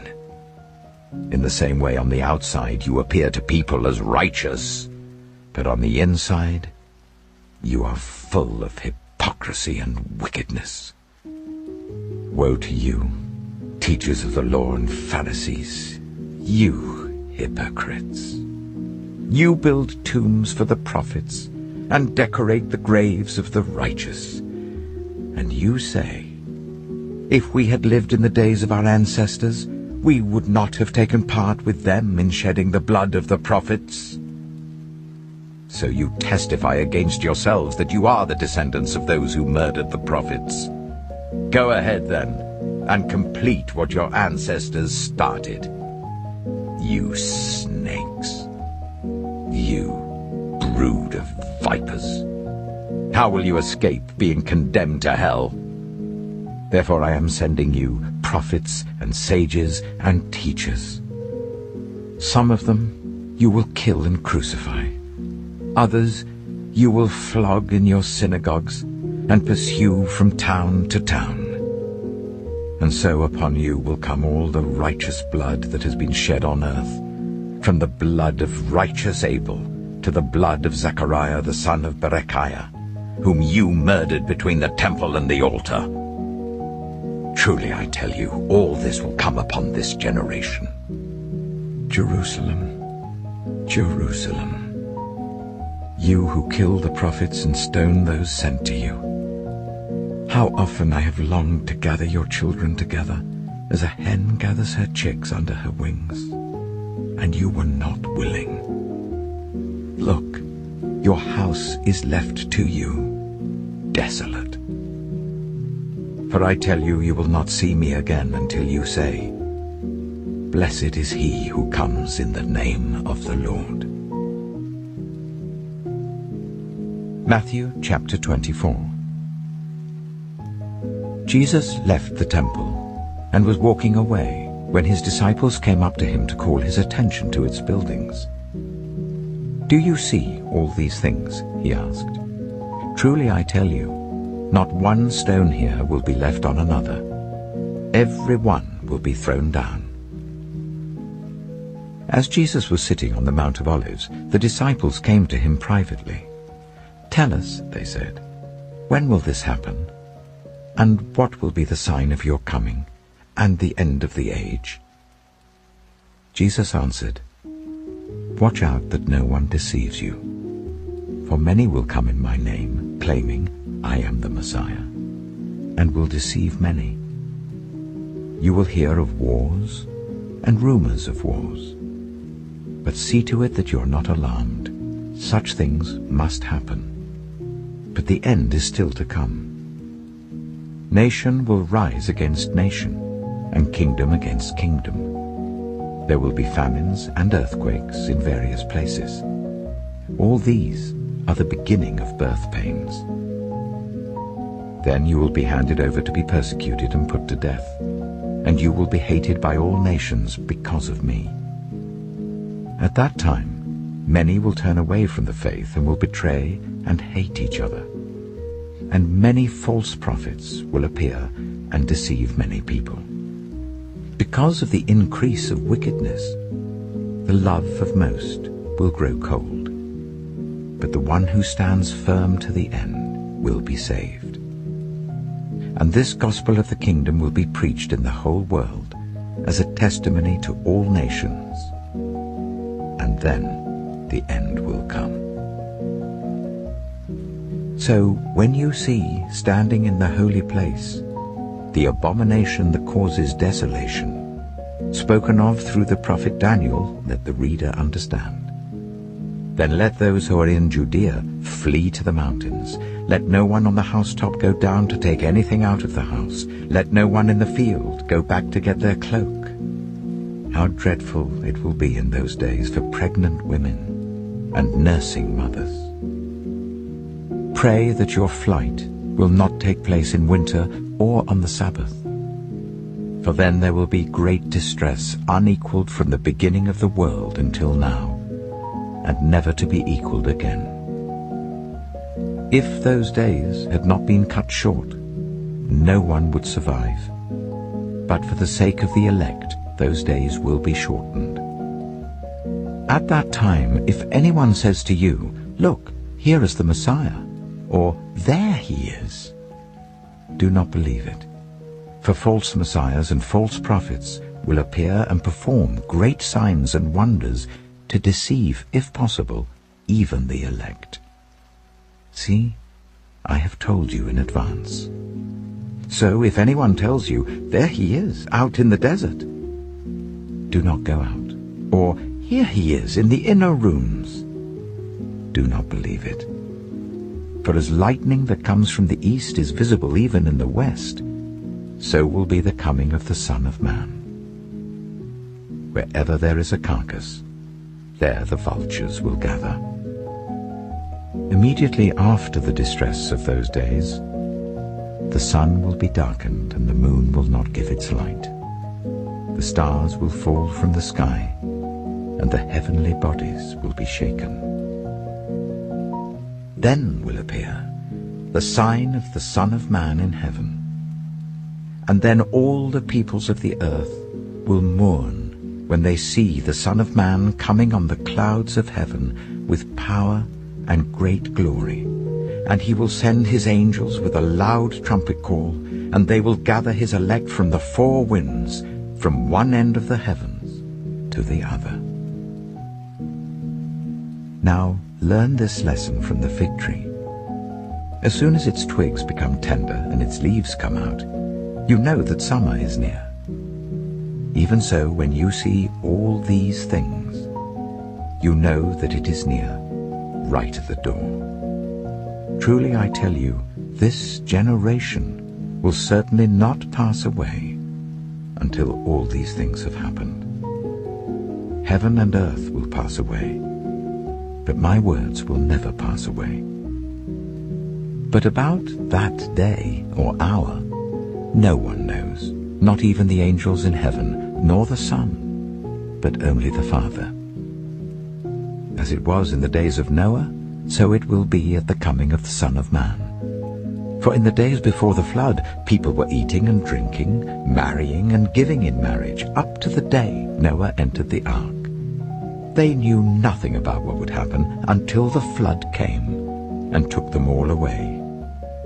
That is how it will be at the coming of the Son of Man. 2 men will be in the field. One will be taken and the other left. 2 women will be grinding with a hand mill. One will be taken and the other left. Therefore, keep watch, because you do not know on what day your Lord will come. But understand this: if the owner of the house had known at what time of night the thief was coming, he would have kept watch and would not have let his house be broken into. So you also must be ready, because the Son of Man will come at an hour when you do not expect him. Who then is the faithful and wise servant, whom the master has put in charge of the servants in his household to give them their food at the proper time? It will be good for that servant, whose master finds him doing so when he returns. Truly I tell you, he will put him in charge of all his possessions. But suppose that servant is wicked, and says to himself, "My master is staying away a long time." And he then begins to beat his fellow servants and to eat and drink with drunkards. The master of that servant will come on a day when he does not expect him, and at an hour he is not aware of. He will cut him to pieces and assign him a place with the hypocrites, where there will be weeping and gnashing of teeth. Matthew chapter 25.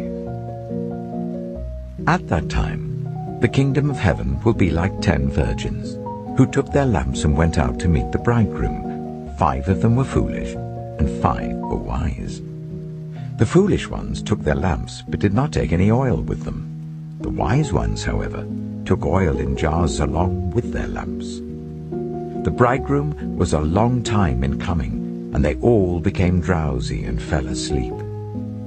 At midnight, the cry rang out, "Here's the bridegroom! Come out to meet him!" Then all the virgins woke up and trimmed their lamps. The foolish ones said to the wise, "Give us some of your oil, our lamps are going out." "No," they replied, "there may not be enough for both us and you. Instead, go to those who sell oil and buy some for yourselves." But while they were on their way to buy the oil, the bridegroom arrived. The virgins who were ready went in with him to the wedding banquet, and the door was shut. Later the others also came. "Lord, Lord," they said, "open the door for us." But he replied, "Truly I tell you, I don't know you. Therefore keep watch, because you do not know the day or the hour." Again, it will be like a man going on a journey, who called his servants and entrusted his wealth to them. To one he gave 5 bags of gold, to another 2 bags, and to another 1 bag, each according to his ability. Then he went on his journey. The man who received 5 bags of gold went at once and put his money to work, and gained 5 bags more. So also the one with 2 bags of gold gained 2 more. But the man who had received 1 bag went off, dug a hole in the ground, and hid his master's money. After a long time, the master of those servants returned and settled accounts with them. The man who had received 5 bags of gold brought the other 5. "Master," he said, "you entrusted me with 5 bags of gold. See, I have gained 5 more." His master replied, "Well done, good and faithful servant. You have been faithful with a few things. I will put you in charge of many things. Come and share your master's happiness." The man with 2 bags of gold also came. "Master," he said, "you entrusted me with 2 bags of gold. See, I have gained 2 more." His master replied, "Well done, good and faithful servant. You have been faithful with a few things, I will put you in charge of many things. Come and share your master's happiness." Then the man who had received 1 bag of gold came. "Master," he said, "I knew that you are a hard man, harvesting where you have not sown and gathering where you have not scattered seed. So I was afraid and went out and hid your gold in the ground. See, here is what belongs to you." His master replied, "You wicked, lazy servant. So you knew that I harvest where I have not sown and gather where I have not scattered seed? Well then, you should have put my money on deposit with the bankers, so that when I returned, I would have received it back with interest. So take the bag of gold from him and give it to the one who has 10 bags. For whoever has will be given more, and they will have an abundance. Whoever does not have, even what they have, will be taken from them. And throw that worthless servant outside into the darkness, where there will be weeping and gnashing of teeth. When the Son of Man comes in his glory, and all the angels with him, he will sit on his glorious throne. All the nations will be gathered before him, and he will separate the people one from another, as a shepherd separates the sheep from the goats. He will put the sheep on his right and the goats on his left. Then the king will say to those on his right, "Come, you who are blessed by my Father, take your inheritance, the kingdom prepared for you since the creation of the world. For I was hungry, and you gave me something to eat. I was thirsty, and you gave me something to drink. I was a stranger, and you invited me in. I needed clothes, and you clothed me. I was ill, and you looked after me. I was in prison, and you came to visit me." Then the righteous will answer him, "Lord, when did we see you hungry and feed you, or thirsty and give you something to drink? When did we see you a stranger and invite you in, or needing clothes and clothe you? When did we see you ill or in prison and go to visit you?" The king will reply, "Truly I tell you, whatever you did for one of the least of these brothers and sisters of mine, you did for me."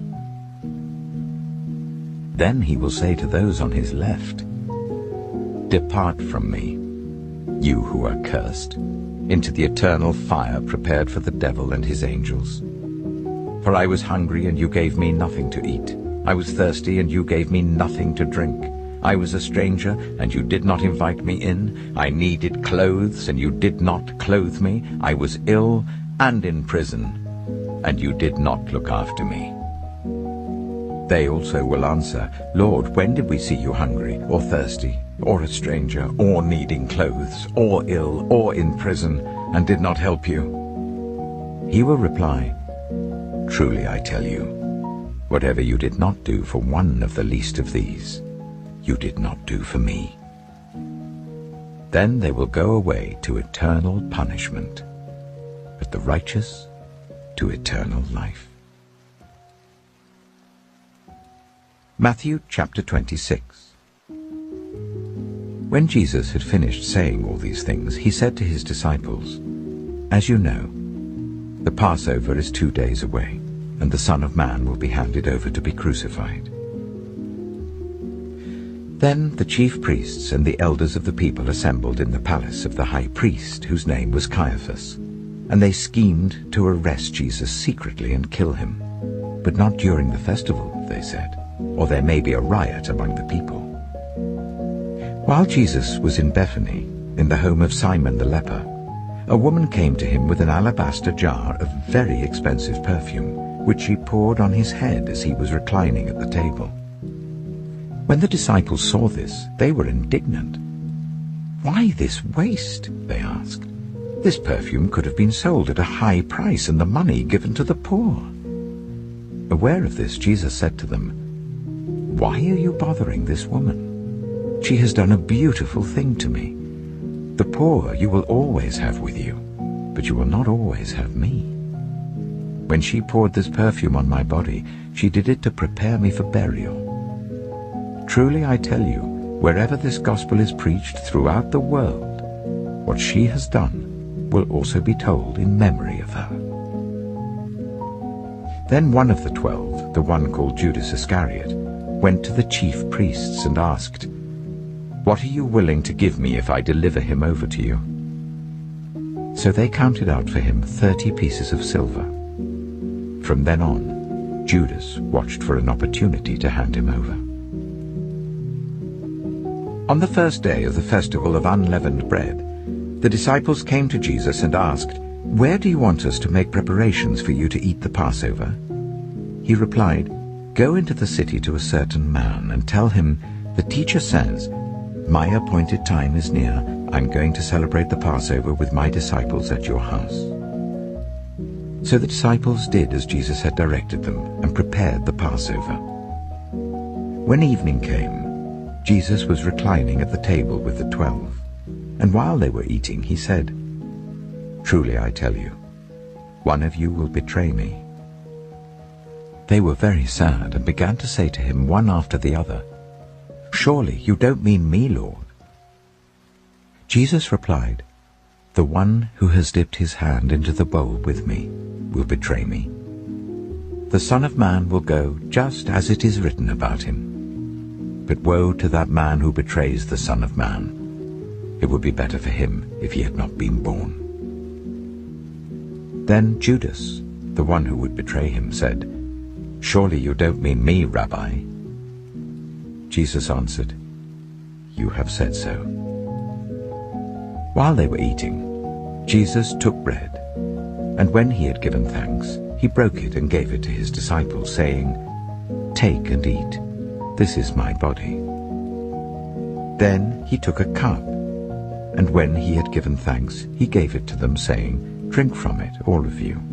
This is my blood of the covenant, which is poured out for many for the forgiveness of sins. I tell you, I will not drink from this fruit of the vine from now on until that day when I drink it new with you in my Father's kingdom." When they had sung a hymn, they went out to the Mount of Olives. Then Jesus told them, "This very night you will all fall away on account of me. For it is written, I will strike the shepherd and the sheep of the flock will be scattered. But after I have risen, I will go ahead of you into Galilee." Peter replied, "Even if all fall away on account of you, I never will." "Truly I tell you," Jesus answered, "this very night before the cock crows, you will disown me 3 times. But Peter declared, "Even if I have to die with you, I will never disown you."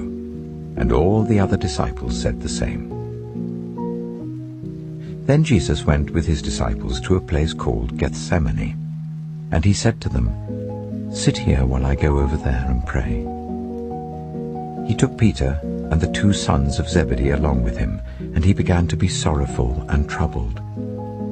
Then he said to them, "My soul is overwhelmed with sorrow to the point of death. Stay here and keep watch with me."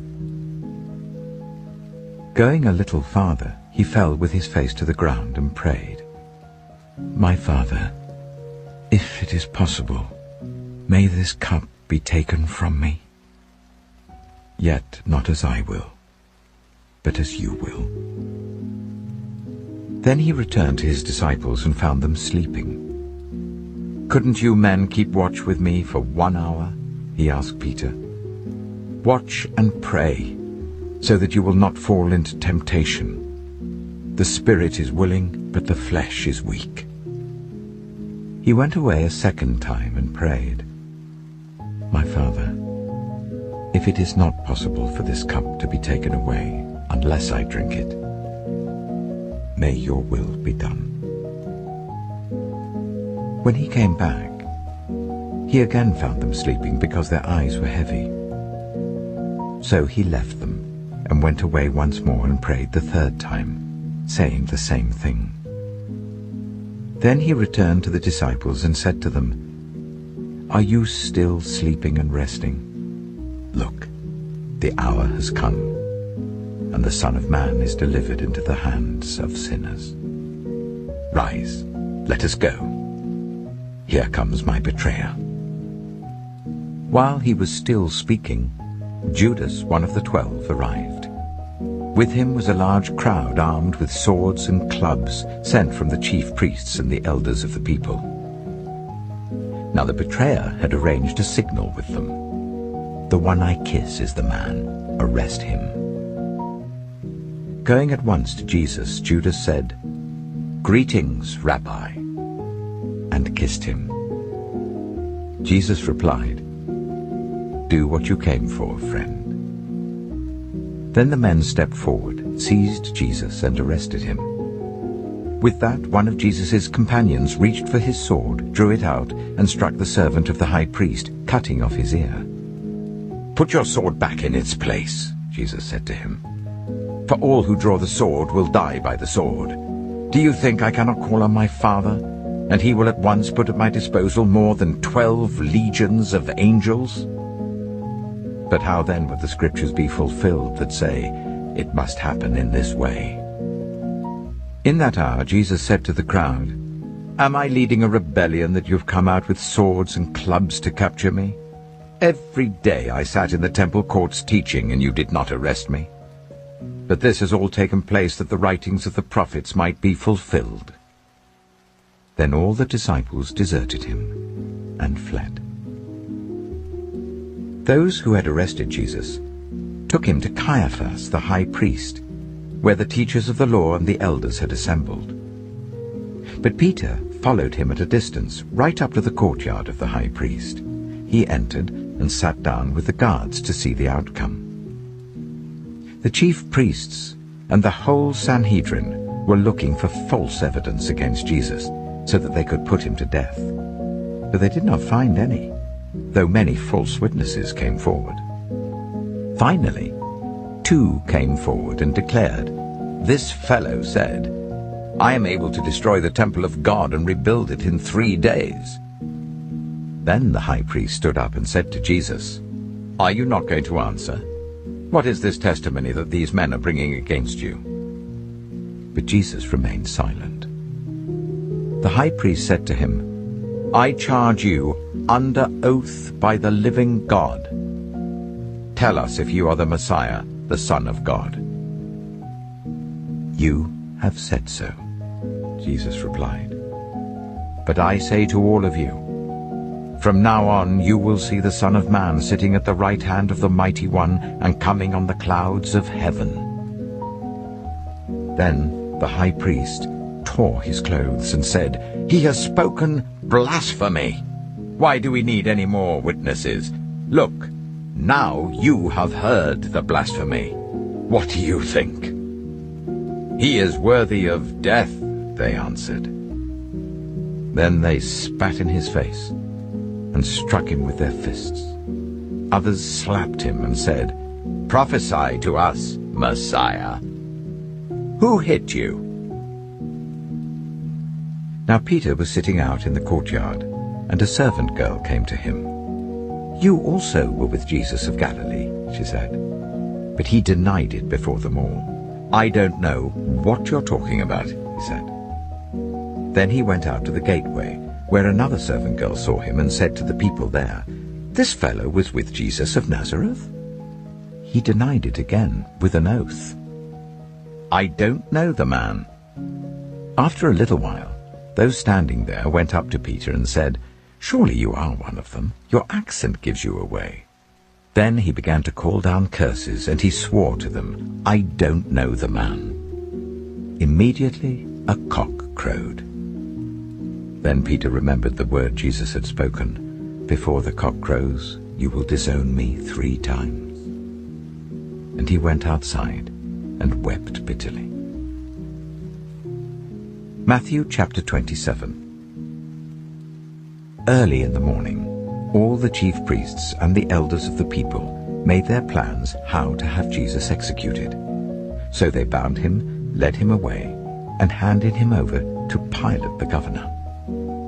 When Judas, who had betrayed him, saw that Jesus was condemned, he was seized with remorse and returned the 30 pieces of silver to the chief priests and the elders. "I have sinned," he said, for I have betrayed innocent blood." "What is that to us?" they replied. "That's your responsibility." So Judas threw the money into the temple and left. Then he went away and hanged himself. The chief priests picked up the coins and said, "It is against the law to put this into the treasury, since it is blood money." So they decided to use the money to buy the potter's field as a burial place for foreigners. That is why it's been called the Field of Blood to this day. Then what was spoken by Jeremiah the prophet was fulfilled. They took the 30 pieces of silver, the price set on him by the people of Israel, and they used them to buy the potter's field as the Lord commanded me. Meanwhile, Jesus stood before the governor, and the governor asked him, "Are you the king of the Jews?" "You have said so," Jesus replied. When he was accused by the chief priests and the elders, he gave no answer. Then Pilate asked him, "Don't you hear the testimony they're bringing against you?" But Jesus made no reply, not even to a single charge, to the great amazement of the governor. Now it was the governor's custom at the festival to release a prisoner chosen by the crowd.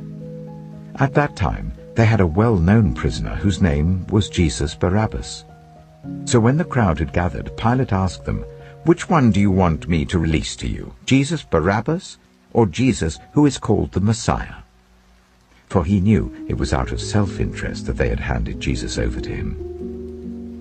While Pilate was sitting on the judge's seat, his wife sent him this message, "Don't have anything to do with that innocent man, for I have suffered a great deal today in a dream because of him." But the chief priests and the elders persuaded the crowd to ask for Barabbas and to have Jesus executed. "Which of the two do you want me to release to you?" asked the governor. "Barabbas," they answered. "What shall I do then with Jesus who is called the Messiah?" Pilate asked. They all answered, "Crucify him." "Why? What crime has he committed?" asked Pilate. But they shouted all the louder, "Crucify him!" When Pilate saw that he was getting nowhere, but that instead an uproar was starting, he took water and washed his hands in front of the crowd. "I am innocent of this man's blood," he said. "It is your responsibility." All the people answered, "His blood is on us and on our children." Then he released Barabbas to them, but he had Jesus flogged and handed him over to be crucified.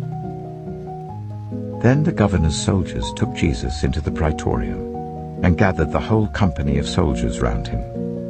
They stripped him and put a scarlet robe on him, and then twisted together a crown of thorns and set it on his head.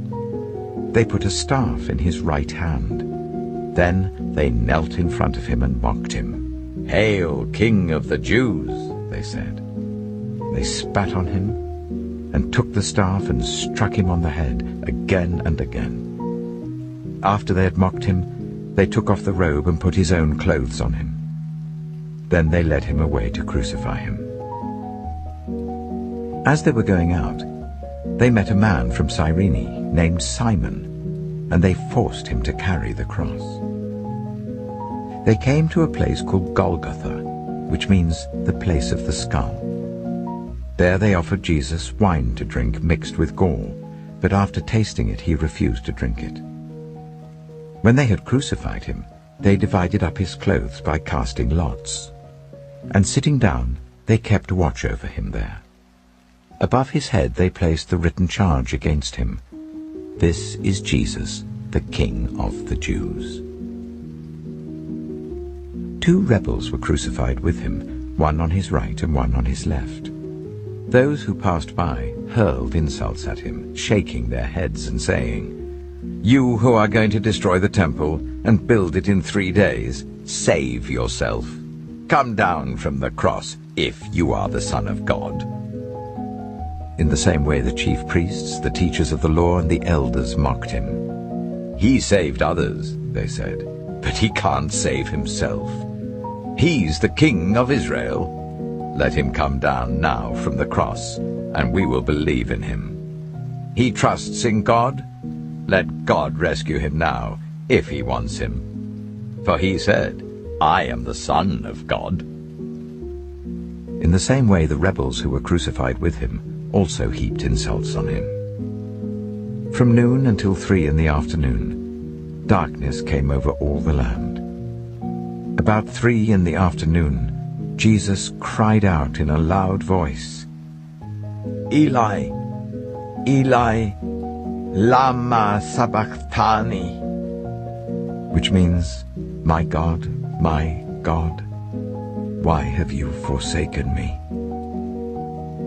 When some of those standing there heard this, they said, He's calling Elijah. Immediately one of them ran and got a sponge. He filled it with wine vinegar, put it on a staff, and offered it to Jesus to drink. The rest said, Now leave him alone. Let's see if Elijah comes to save him. And when Jesus had cried out again in a loud voice, he gave up his spirit. At that moment, the curtain of the temple was torn in two from top to bottom. The earth shook, the rocks split, and the tombs broke open. The bodies of many holy people who had died were raised to life. They came out of the tombs after Jesus' resurrection and went into the holy city and appeared to many people. When the centurion and those with him who were guarding Jesus saw the earthquake and all that had happened, they were terrified and exclaimed, Surely he was the Son of God. Many women were there, watching from a distance. They had followed Jesus from Galilee to care for his needs. Among them were Mary Magdalene, Mary the mother of James and Joseph, and the mother of Zebedee's sons. As evening approached, there came a rich man from Arimathea named Joseph, who had himself become a disciple of Jesus. Going to Pilate, he asked for Jesus' body, and Pilate ordered that it be given to him. Joseph took the body, wrapped it in a clean linen cloth, and placed it in his own new tomb that he had cut out of the rock. He rolled a big stone in front of the entrance to the tomb and went away. Mary Magdalene and the other Mary were sitting there opposite the tomb. The next day, the one after Preparation Day, the chief priests and the Pharisees went to Pilate. Sir, they said, we remember that while he was still alive, that deceiver said, After 3 days I will rise again. So give the order for the tomb to be made secure until the 3rd day. Otherwise his disciples may come and steal the body and tell the people that he has been raised from the dead. This last deception will be worse than the first. Take a guard, Pilate answered. Go, make the tomb as secure as you know how. So they went and made the tomb secure by putting a seal on the stone and posting the guard. Matthew chapter 28. After the Sabbath, at dawn on the first day of the week, Mary Magdalene and the other Mary went to look at the tomb. There was a violent earthquake, for an angel of the Lord came down from heaven, and going to the tomb, rolled back the stone and sat on it. His appearance was like lightning, and his clothes were white as snow. The guards were so afraid of him that they shook and became like dead men. The angel said to the women, Do not be afraid, for I know that you are looking for Jesus who was crucified. He is not here. He is risen just as he said. Come and see the place where he lay. Then go quickly and tell his disciples, He has risen from the dead and is going ahead of you into Galilee. There you will see him. Now I have told you. So the women hurried away from the tomb, afraid yet filled with joy, and ran to tell his disciples. Suddenly Jesus met them. Greetings, he said. They came to him, clasped his feet, and worshipped him. Then Jesus said to them, Do not be afraid. Go and tell my brothers to go to Galilee. There they will see me. While the women were on their way, Some of the guards went into the city and reported to the chief priests everything that had happened. When the chief priests had met with the elders and devised a plan, they gave the soldiers a large sum of money, telling them, "You are to say, 'His disciples came during the night and stole him away while we were asleep.' If this report gets to the governor, we will satisfy him and keep you out of trouble." So the soldiers took the money and did as they were instructed. And this story has been widely circulated among the Jews to this very day. Then the 11 disciples went to Galilee, to the mountain where Jesus had told them to go. When they saw him, they worshipped him, but some doubted. Then Jesus came to them and said, "All authority in heaven and on earth has been given to me. Therefore go and make disciples of all nations, baptizing them in the name of the Father, and of the Son, and of the Holy Spirit, and teaching them to obey everything I have commanded you. And surely I am with you always, to the very end of the age." The Book of Daniel. Daniel, chapter 1. In the 3rd year of the reign of Jehoiakim, king of Judah, Nebuchadnezzar, king of Babylon, came to Jerusalem and besieged it. And the Lord delivered Jehoiakim, king of Judah, into his hand, along with some of the articles from the temple of God. These he carried off to the temple of his God in Babylonia, and put in the treasure house of his God. Then the king ordered Ashpenaz, chief of his court officials, to bring into the king's service some of the Israelites from the royal family and the nobility, young men without any physical defect, handsome, showing aptitude for every kind of learning, well-informed, quick to understand, and qualified to serve in the king's palace. He was to teach them the language and literature of the Babylonians. The king assigned them a daily amount of food and wine from the king's table. They were to be trained for 3 years, and after that they were to enter the king's service. Among those who were chosen were some from Judah: Daniel, Hananiah, Mishael, and Azariah.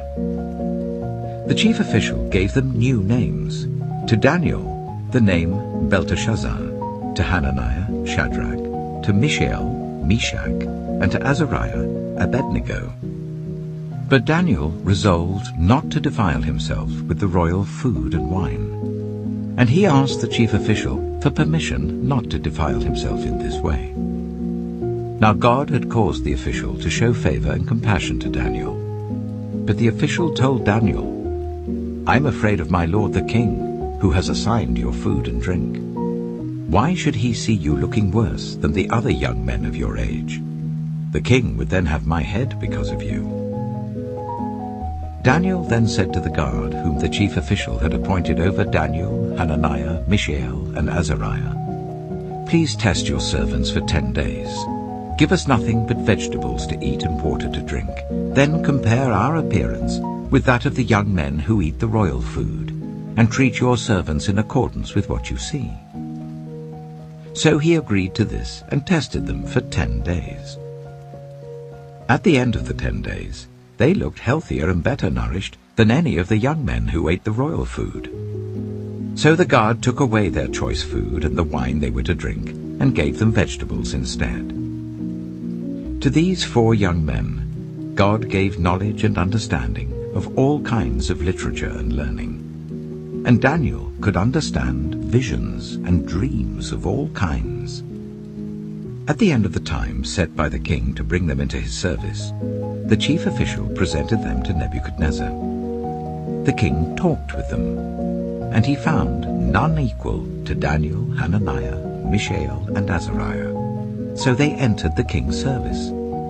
In every matter of wisdom and understanding about which the king questioned them, he found them 10 times better than all the magicians and enchanters in his whole kingdom.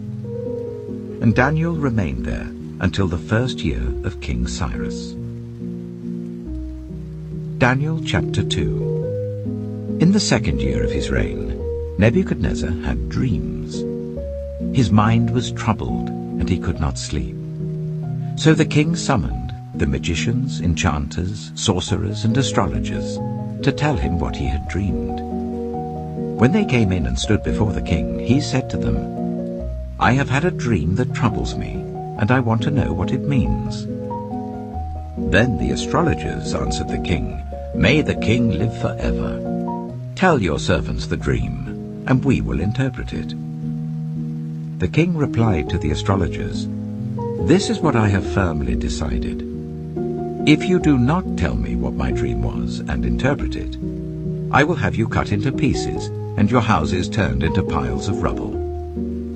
But if you tell me the dream and explain it, you will receive from me gifts and rewards and great honor.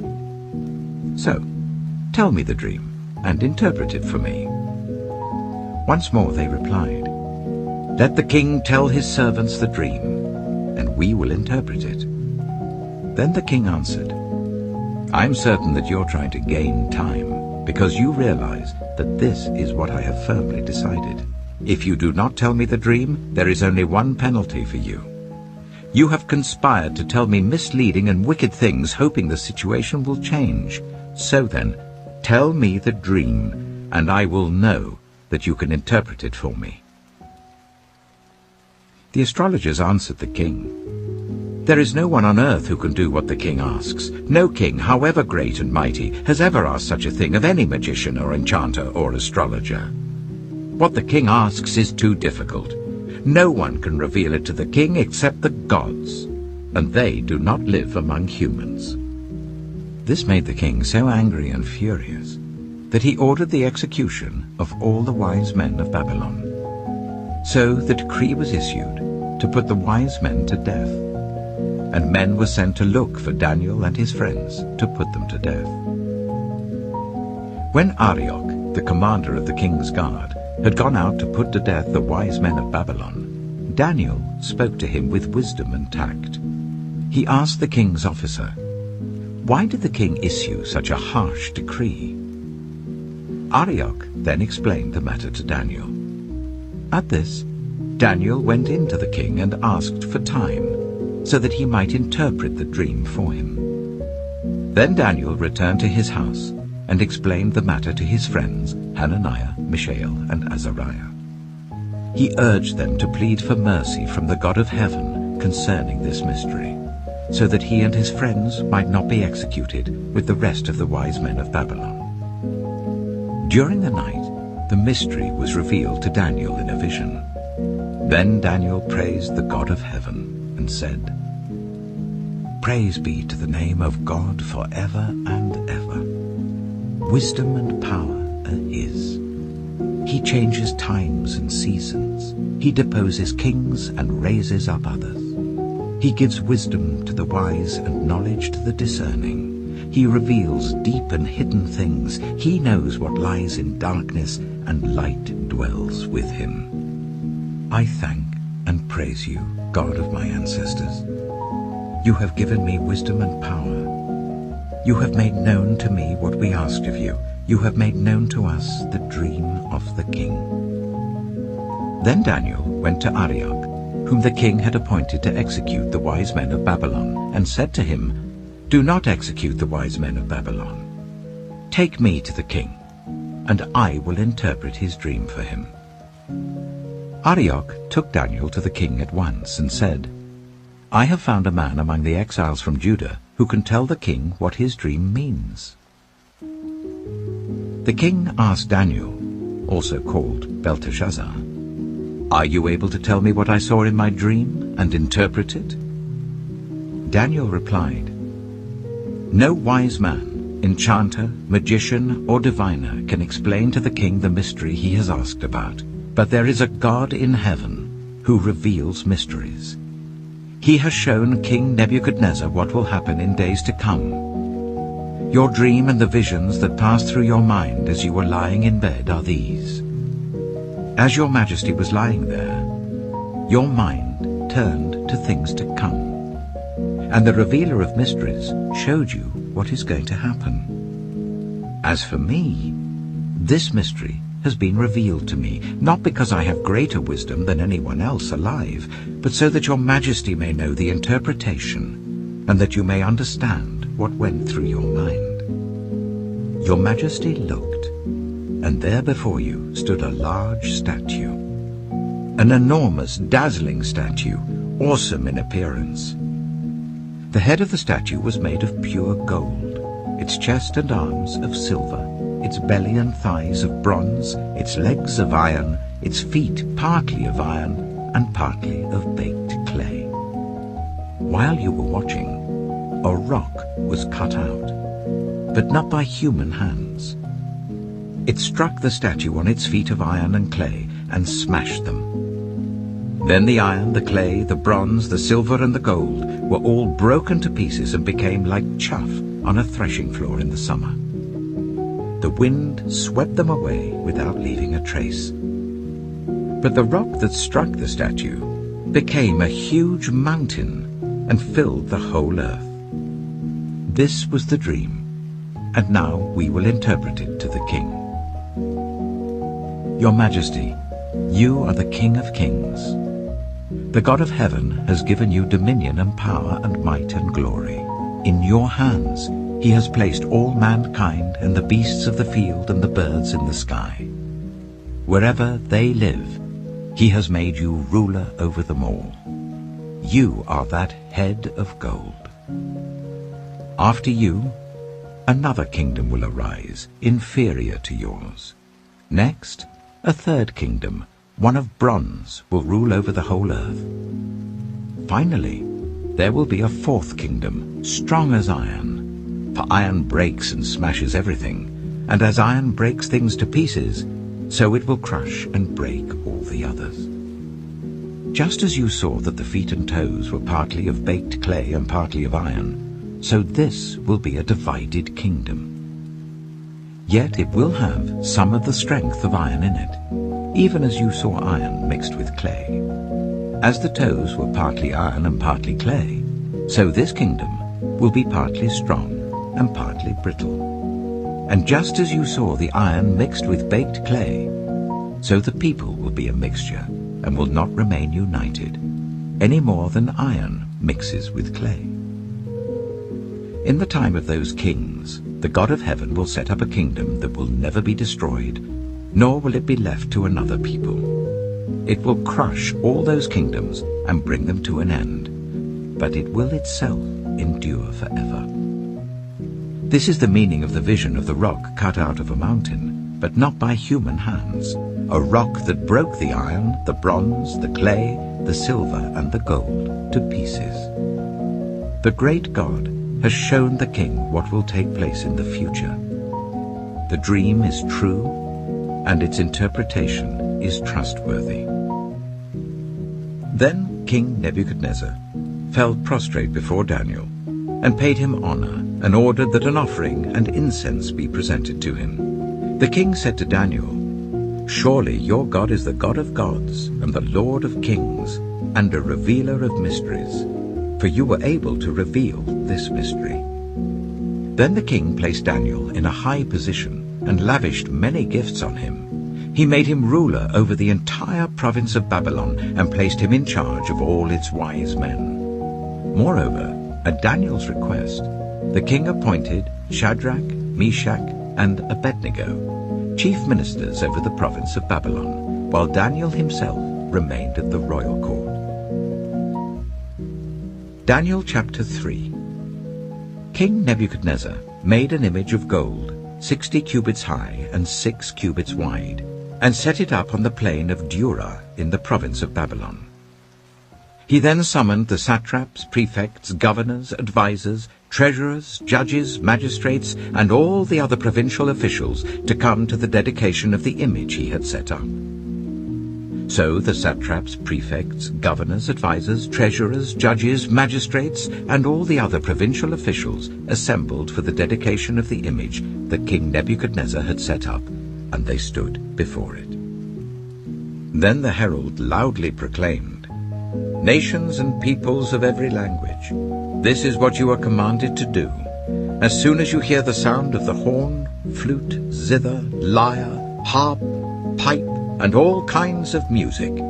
You must fall down and worship the image of gold that King Nebuchadnezzar has set up. Whoever does not fall down and worship will immediately be thrown into a blazing furnace."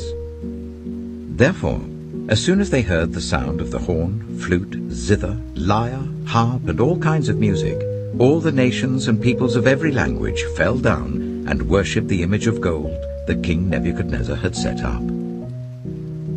At this time, some astrologers came forward and denounced the Jews. They said to King Nebuchadnezzar, "May the king live forever. Your Majesty has issued a decree that everyone who hears the sound of the horn, flute, zither, lyre, harp, pipe, and all kinds of music must fall down and worship the image of gold, and that whoever does not fall down and worship will be thrown into a blazing furnace. But there are some Jews whom you have set over the affairs of the province of Babylon, Shadrach, Meshach, and Abednego, who pay no attention to you, your Majesty. They neither serve your gods nor worship the image of gold you have set up." Furious with rage, Nebuchadnezzar summoned Shadrach, Meshach, and Abednego. So these men were brought before the king, and Nebuchadnezzar said to them, "Is it true, Shadrach, Meshach, and Abednego, that you do not serve my gods or worship the image of gold I have set up? Now, when you hear the sound of the horn, flute, zither, lyre, harp, pipe, and all kinds of music, if you are ready to fall down and worship the image I made, very good. But if you do not worship it, you will be thrown immediately into a blazing furnace. Then what God will be able to rescue you from my hand?" Shadrach, Meshach, and Abednego replied to him, "King Nebuchadnezzar, we do not need to defend ourselves before you in this matter. If we are thrown into the blazing furnace, the God we serve is able to deliver us from it, and he will deliver us from your Majesty's hand. But even if he does not, we want you to know, your Majesty, that we will not serve your gods or worship the image of gold you have set up." Then Nebuchadnezzar was furious with Shadrach, Meshach, and Abednego, and his attitude towards them changed.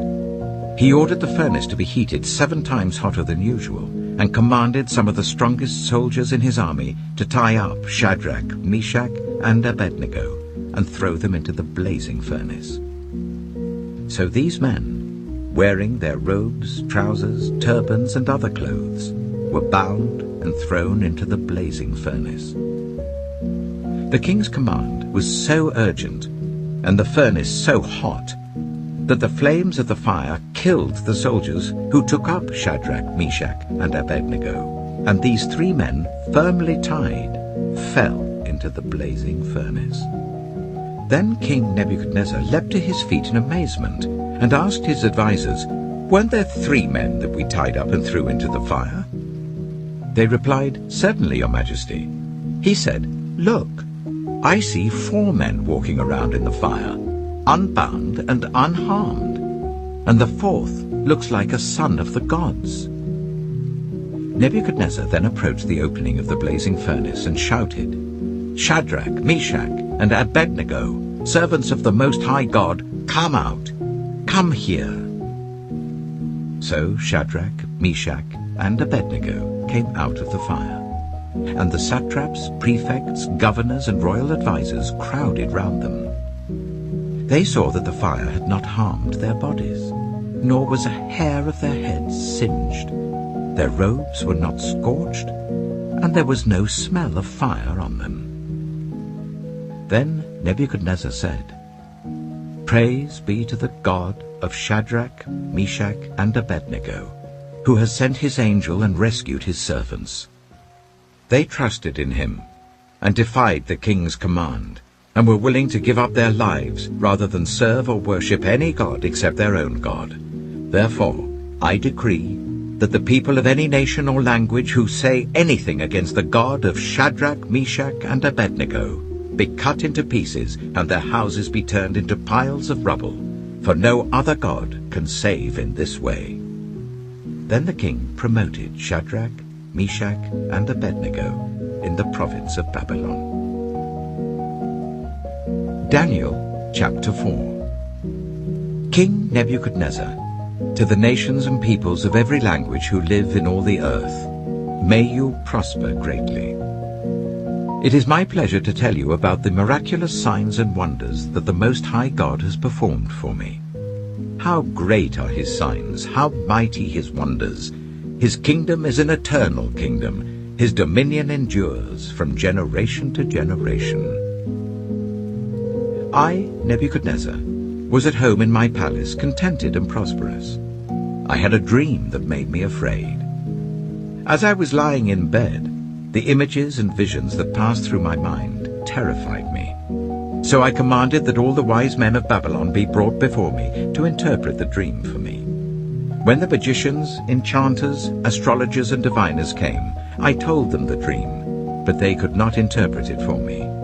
Finally, Daniel came into my presence, and I told him the dream. He is called Belteshazzar, after the name of my God, and the spirit of the holy gods is in him. I said, Belteshazzar, chief of the magicians, I know that the spirit of the holy gods is in you, and no mystery is too difficult for you. Here is my dream, interpreted for me. These are the visions I saw while lying in bed.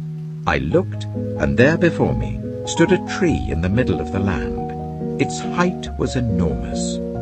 The tree grew large and strong, and its top touched the sky. It was visible to the ends of the earth. Its leaves were beautiful, its fruit abundant, and on it was food for all. Under it, the wild animals found shelter, and the birds lived in its branches. From it, every creature was fed. In the visions I saw while lying in bed, I looked, and there before me was a Holy One, a messenger, coming down from heaven. He called in a loud voice, "Cut down the tree, and trim off its branches. Strip off its leaves and scatter its fruit. Let the animals flee from under it, and the birds from its branches. But let the stump and its roots, bound with iron and bronze, remain in the ground, in the grass of the field.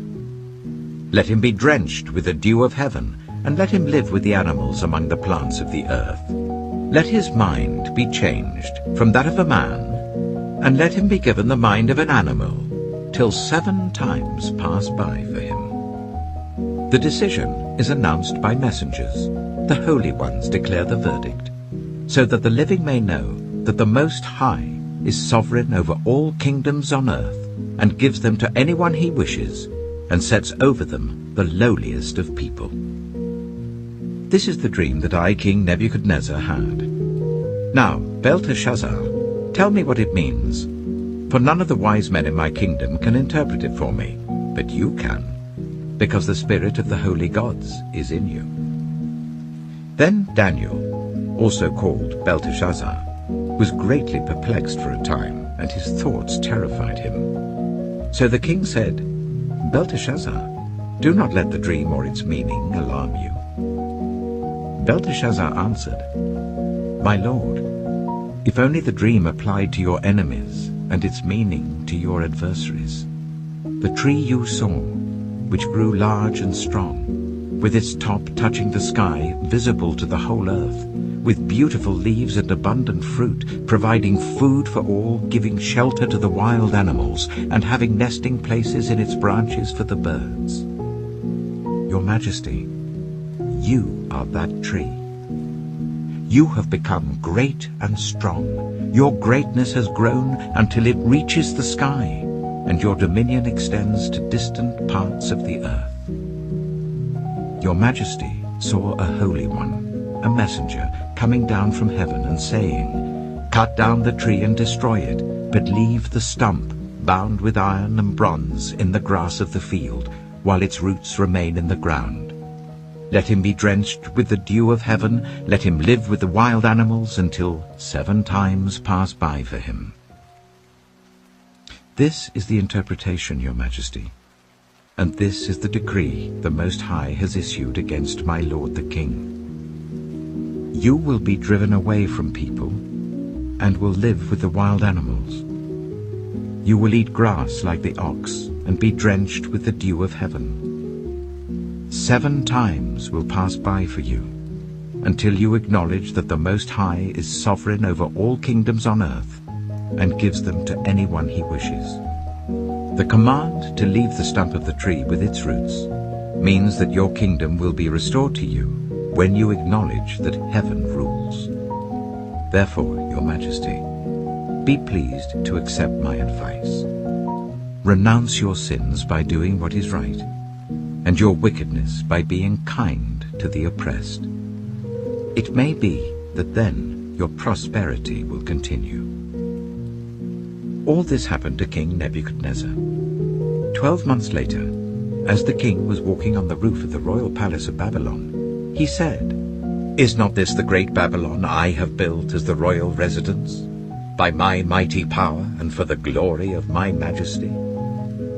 Even as the words were on his lips, a voice came from heaven. "This is what is decreed for you, King Nebuchadnezzar. Your royal authority has been taken from you. You will be driven away from people and will live with the wild animals. You will eat grass like the ox. 7 times will pass by for you until you acknowledge that the Most High is sovereign over all kingdoms on earth and gives them to anyone he wishes." Immediately what had been said about Nebuchadnezzar was fulfilled. He was driven away from people and ate grass like the ox. His body was drenched with the dew of heaven until his hair grew like the feathers of an eagle and his nails like the claws of a bird. At the end of that time, I, Nebuchadnezzar, raised my eyes towards heaven, and my sanity was restored. Then I praised the Most High. I honored and glorified him who lives forever. His dominion is an eternal dominion. His kingdom endures from generation to generation. All the peoples of the earth are regarded as nothing.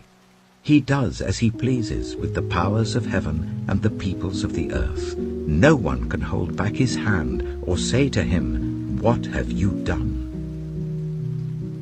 At the same time that my sanity was restored, my honor and splendor were returned to me for the glory of my kingdom. My advisers and nobles sought me out, and I was restored to my throne and became even greater than before. Now I, Nebuchadnezzar, praise and exalt and glorify the King of heaven, because everything he does is right, and all his ways are just. And those who walk in pride, he is able to humble. Daniel chapter 5. King Belshazzar gave a great banquet for 1,000 of his nobles and drank wine with them. While Belshazzar was drinking his wine, he gave orders to bring in the gold and silver goblets that Nebuchadnezzar his father had taken from the temple in Jerusalem, so that the king and his nobles, his wives and his concubines might drink from them. So they brought in the gold goblets that had been taken from the temple of God in Jerusalem, and the king and his nobles, his wives and his concubines drank from them. As they drank the wine, they praised the gods of gold and silver, of bronze, iron, wood, and stone. Suddenly, the fingers of a human hand appeared and wrote on the plaster of the wall near the lampstand in the royal palace. The king watched the hand as it wrote. His face turned pale, and he was so frightened that his legs became weak and his knees were knocking. The king summoned the enchanters, astrologers, and diviners. Then he said to these wise men of Babylon, "Whoever reads this writing and tells me what it means will be clothed in purple and have a gold chain placed around his neck, and he will be made the 3rd highest ruler in the kingdom." Then all the king's wise men came in, but they could not read the writing or tell the king what it meant. So King Belshazzar became even more terrified, and his face grew more pale. His nobles were baffled. The queen, hearing the voices of the king and his nobles, came into the banquet hall. "May the king live forever," she said. "Don't be alarmed. Don't look so pale. There is a man in your kingdom who has the spirit of the holy gods in him. In the time of your father he was found to have insight and intelligence and wisdom like that of the gods. Your father, King Nebuchadnezzar, appointed him chief among the magicians, enchanters, astrologers, and diviners. He did this because Daniel, whom the king called Belteshazzar, was found to have a keen mind and knowledge and understanding, and also the ability to interpret dreams, explain riddles, and solve difficult problems. Call for Daniel, and he will tell you what the writing means." So Daniel was brought before the king, and the king said to him, "Are you Daniel, one of the exiles my father the king brought from Judah? I have heard that the spirit of the gods is in you, and that you have insight, intelligence, and outstanding wisdom.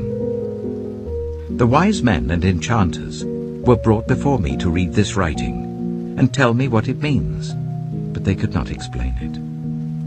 Now I have heard that you are able to give interpretations and to solve difficult problems. If you can read this writing and tell me what it means, you will be clothed in purple and have a gold chain placed round your neck, and you will be made the third highest ruler in the kingdom." Then Daniel answered the king, "You may keep your gifts for yourself and give your rewards to someone else. Nevertheless, I will read the writing for the king and tell him what it means. Your Majesty, the Most High God gave your father Nebuchadnezzar sovereignty and greatness and glory and splendor. Because of the high position he gave him, all the nations and peoples of every language dreaded and feared him. Those the king wanted to put to death, he put to death. Those he wanted to spare, he spared. Those he wanted to promote, he promoted. And those he wanted to humble, he humbled. But when his heart became arrogant and hardened with pride, he was deposed from his royal throne and stripped of his glory. He was driven away from the people and given the mind of an animal. He lived with the wild donkeys and ate grass like the ox, and his body was drenched with the dew of heaven, until he acknowledged that the Most High God is sovereign over all kingdoms on earth and sets over them anyone he wishes.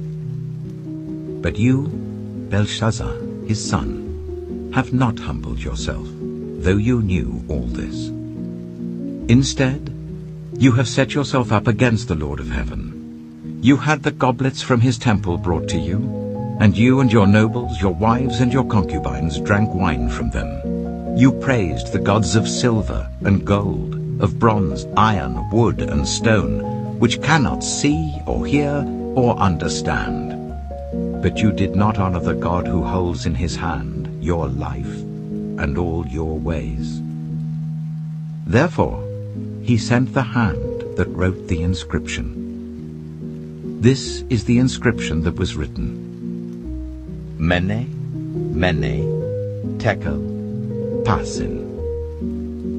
Here is what these words mean. Mene, God has numbered the days of your reign and brought it to an end. Tekel, you have been weighed on the scales and found wanting. Peres, your kingdom is divided and given to the Medes and Persians. Then, at Belshazzar's command, Daniel was clothed in purple. A gold chain was placed round his neck, and he was proclaimed the third highest ruler in the kingdom. That very night, Belshazzar, king of the Babylonians, was slain, and Darius the Mede took over the kingdom at the age of 62. Daniel chapter 6. It pleased Darius to appoint 120 satraps to rule throughout the kingdom, with 3 chief ministers over them, one of whom was Daniel. The satraps were made accountable to them, so that the king might not suffer loss. Now Daniel so distinguished himself among the chief ministers and the satraps by his exceptional qualities that the king planned to set him over the whole kingdom. At this, the chief ministers and the satraps tried to find grounds for charges against Daniel in his conduct of government affairs, but they were unable to do so. They could find no corruption in him because he was trustworthy and neither corrupt nor negligent. Finally, these men said, "We will never find any basis for charges against this man Daniel, unless it has something to do with the law of his God." So these chief ministers and satraps went as a group to the king and said, "May King Darius live forever. The royal ministers, prefects, satraps, advisers, and governors have all agreed that the king should issue an edict and enforce the decree that anyone who prays to any god or human being during the next 30 days, except to you, your majesty, shall be thrown into the lion's den. Now, your majesty, issue the decree and put it in writing so that it cannot be altered, in accordance with the law of the Medes and Persians, which cannot be repealed." So King Darius put the decree in writing. Now when Daniel learned that the decree had been published, he went home to his upstairs room where the windows opened towards Jerusalem. 3 times a day he got down on his knees and prayed, giving thanks to his God, just as he had done before. Then these men went as a group and found Daniel praying and asking God for help. So they went to the king and spoke to him about his royal decree. "Did you not publish a decree that during the next 30 days, anyone who prays to any god or human being except to you, your majesty, would be thrown into the lion's den?" The king answered, "The decree stands, in accordance with the law of the Medes and Persians, which cannot be repealed." Then they said to the king, "Daniel, who is one of the exiles from Judah, pays no attention to you, your majesty, or to the decree you put in writing. He still prays 3 times a day." When the king heard this, he was greatly distressed. He was determined to rescue Daniel and made every effort until sunset to save him. Then the men went as a group to King Darius and said to him, "Remember, your majesty, that according to the law of the Medes and Persians, no decree or edict that the king issues can be changed." So the king gave the order, and they brought Daniel and threw him into the lion's den. The king said to Daniel, "May your God, whom you serve continually, rescue you." A stone was brought and placed over the mouth of the den, and the king sealed it with his own signet ring and with the rings of his nobles, so that Daniel's situation might not be changed. Then the king returned to his palace and spent the night without eating and without any entertainment being brought to him, and he could not sleep.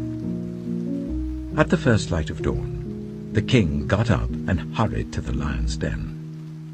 When he came near the den, he called to Daniel in an anguished voice, "Daniel, servant of the living God, has your God, whom you serve continually, been able to rescue you from the lions?" Daniel answered, "May the king live forever. My God sent his angel, and he shut the mouths of the lions. They have not hurt me, because I was found innocent in his sight. Nor have I ever done any wrong before you, your majesty." The king was overjoyed and gave orders to lift Daniel out of the den. And when Daniel was lifted from the den, no wound was found on him, because he had trusted in his God. At the king's command, the men who had falsely accused Daniel were brought in and thrown into the lion's den, along with their wives and children. And before they reached the floor of the den, the lions overpowered them and crushed all their bones.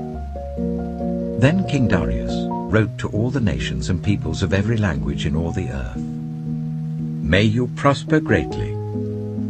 I issue a decree that in every part of my kingdom people must fear and reverence the God of Daniel. For he is the living God, and he endures forever. His kingdom will not be destroyed, his dominion will never end. He rescues and he saves. He performs signs and wonders in the heavens and on the earth. He has rescued Daniel from the power of the lions." So Daniel prospered during the reign of Darius and the reign of Cyrus the Persian. Daniel chapter 7. In the first year of Belshazzar, king of Babylon, Daniel had a dream, and visions passed through his mind as he was lying in bed. He wrote down the substance of his dream. Daniel said, "In my vision at night I looked, and there before me were the 4 winds of heaven churning up the great sea. 4 great beasts, each different from the others, came up out of the sea. The first was like a lion, and it had the wings of an eagle. I watched until its wings were torn off, and it was lifted from the ground so that it stood on 2 feet like a human being. And the mind of a human was given to it. And there before me was a second beast, which looked like a bear. It was raised up on one of its sides, and it had 3 ribs in its mouth between its teeth. It was told, 'Get up and eat your fill of flesh.' After that, I looked, and there before me was another beast, one that looked like a leopard, and on its back it had 4 wings like those of a bird. This beast had 4 heads, and it was given authority to rule. After that, in my vision at night, I looked, and there before me was a 4th beast, terrifying and frightening and very powerful. It had large iron teeth. It crushed and devoured its victims and trampled underfoot whatever was left. It was different from all the former beasts, and it had 10 horns. While I was thinking about the horns, there before me was another horn, a little one, which came up among them, and 3 of the first horns were uprooted before it. This horn had eyes like the eyes of a human being, and a mouth that spoke boastfully. As I looked, thrones were set in place, and the Ancient of Days took his seat. His clothing was as white as snow. The hair of his head was white like wool. His throne was flaming with fire, and its wheels were all ablaze. A river of fire was flowing, coming out from before him. Thousands upon thousands attended him. 10,000 times 10,000 stood before him. The court was seated, and the books were opened. Then I continued to watch, because of the boastful words the horn was speaking. I kept looking until the beast was slain, and its body destroyed and thrown into the blazing fire. The other beasts had been stripped of their authority, but were allowed to live for a period of time. In my vision at night, I looked, and there before me was one like a son of man, coming with the clouds of heaven. He approached the Ancient of Days and was led into his presence. He was given authority, glory, and sovereign power. All nations and peoples of every language worshipped him. His dominion is an everlasting dominion that will not pass away, and his kingdom is one that will never be destroyed. I, Daniel, was troubled in spirit, and the visions that passed through my mind disturbed me. I approached one of those standing there and asked him the meaning of all this. So he told me and gave me the interpretation of these things. The 4 great beasts are 4 kings that will rise from the earth. But the holy people of the Most High will receive the kingdom and will possess it forever, yes, forever and ever. Then I wanted to know the meaning of the 4th beast, which was different from all the others and most terrifying, with its iron teeth and bronze claws, the beast that crushed and devoured its victims and trampled underfoot whatever was left. I also wanted to know about the 10 horns on its head, and about the other horn that came up, before which 3 of them fell, the horn that looked more imposing than the others, and that had eyes and a mouth that spoke boastfully. As I watched, this horn was waging war against the holy people and defeating them, until the Ancient of Days came and pronounced judgment in favor of the holy people of the Most High, and the time came when they possessed the kingdom. He gave me this explanation. The fourth beast is a fourth kingdom that will appear on earth. It will be different from all the other kingdoms and will devour the whole earth, trampling it down and crushing it. The 10 horns are 10 kings who will come from this kingdom. After them another king will arise, different from the earlier ones. He will subdue 3 kings. He will speak against the Most High and oppress his holy people and try to change the set times and the laws. The holy people will be delivered into his hands for a time, times and half a time. But the court will sit, and his power will be taken away and completely destroyed forever. Then the sovereignty, power, and greatness of all the kingdoms under heaven will be handed over to the holy people of the Most High. His kingdom will be an everlasting kingdom, and all rulers will worship and obey him.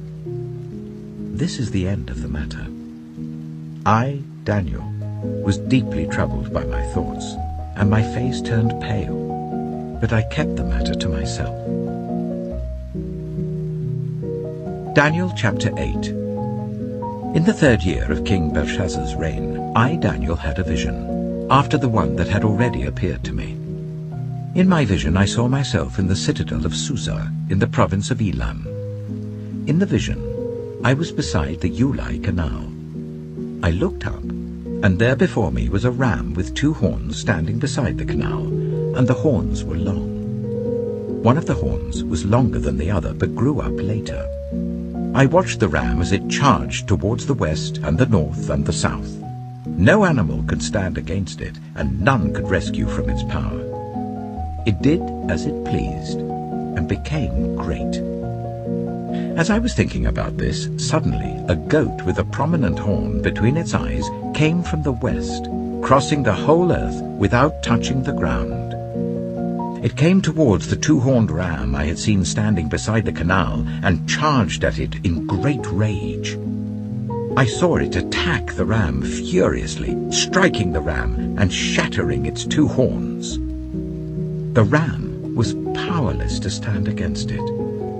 The goat knocked it to the ground and trampled on it, and none could rescue the ram from its power.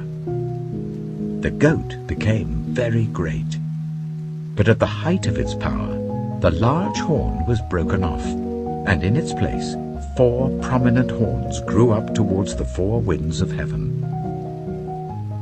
Out of one of them came another horn, which started small but grew in power to the south and to the east and towards the beautiful land.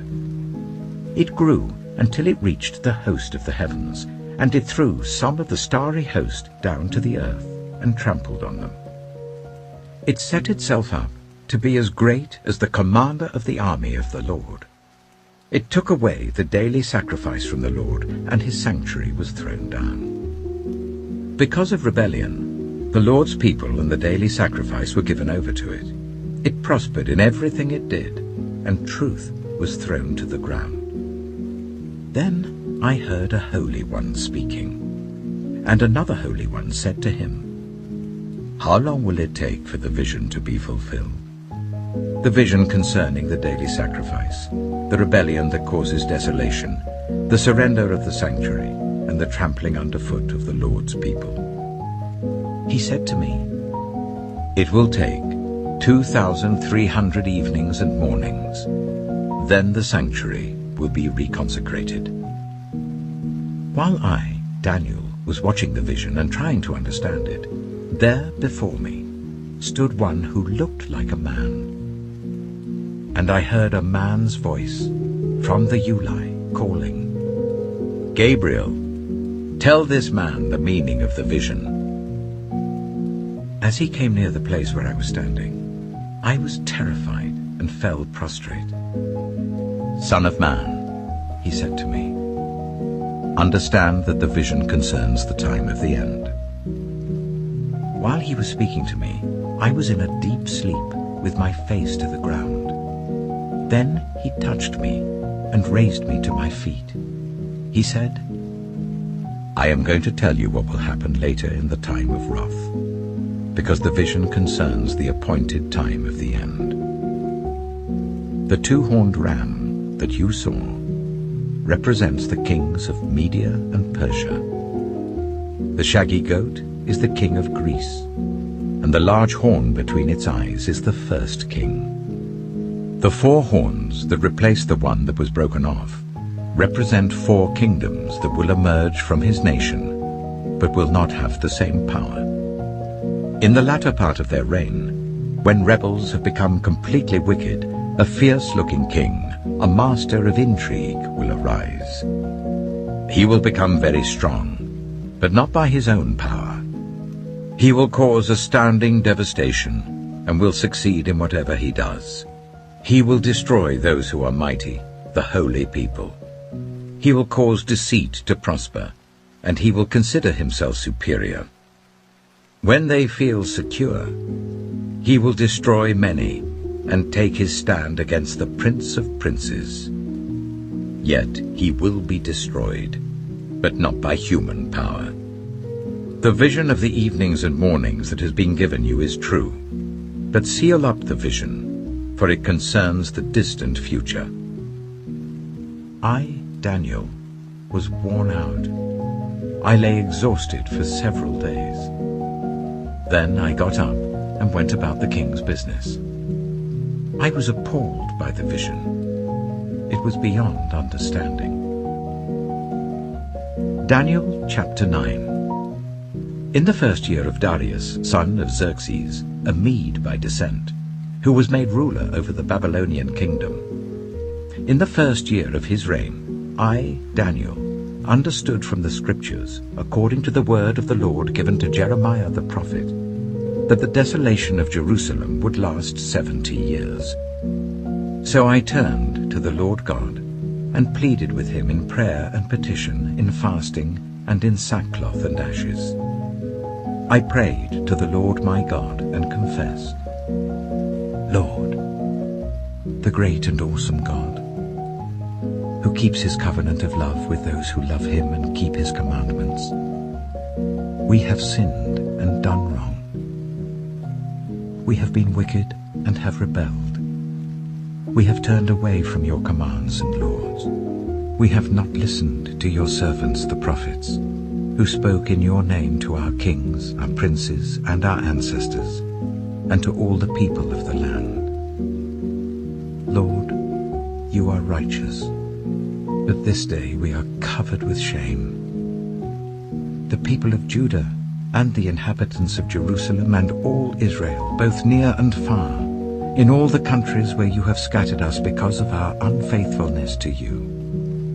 We and our kings, our princes and our ancestors are covered with shame, Lord, because we have sinned against you.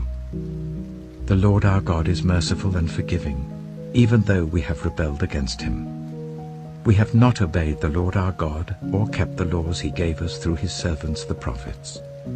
All Israel has transgressed your law and turned away, refusing to obey you.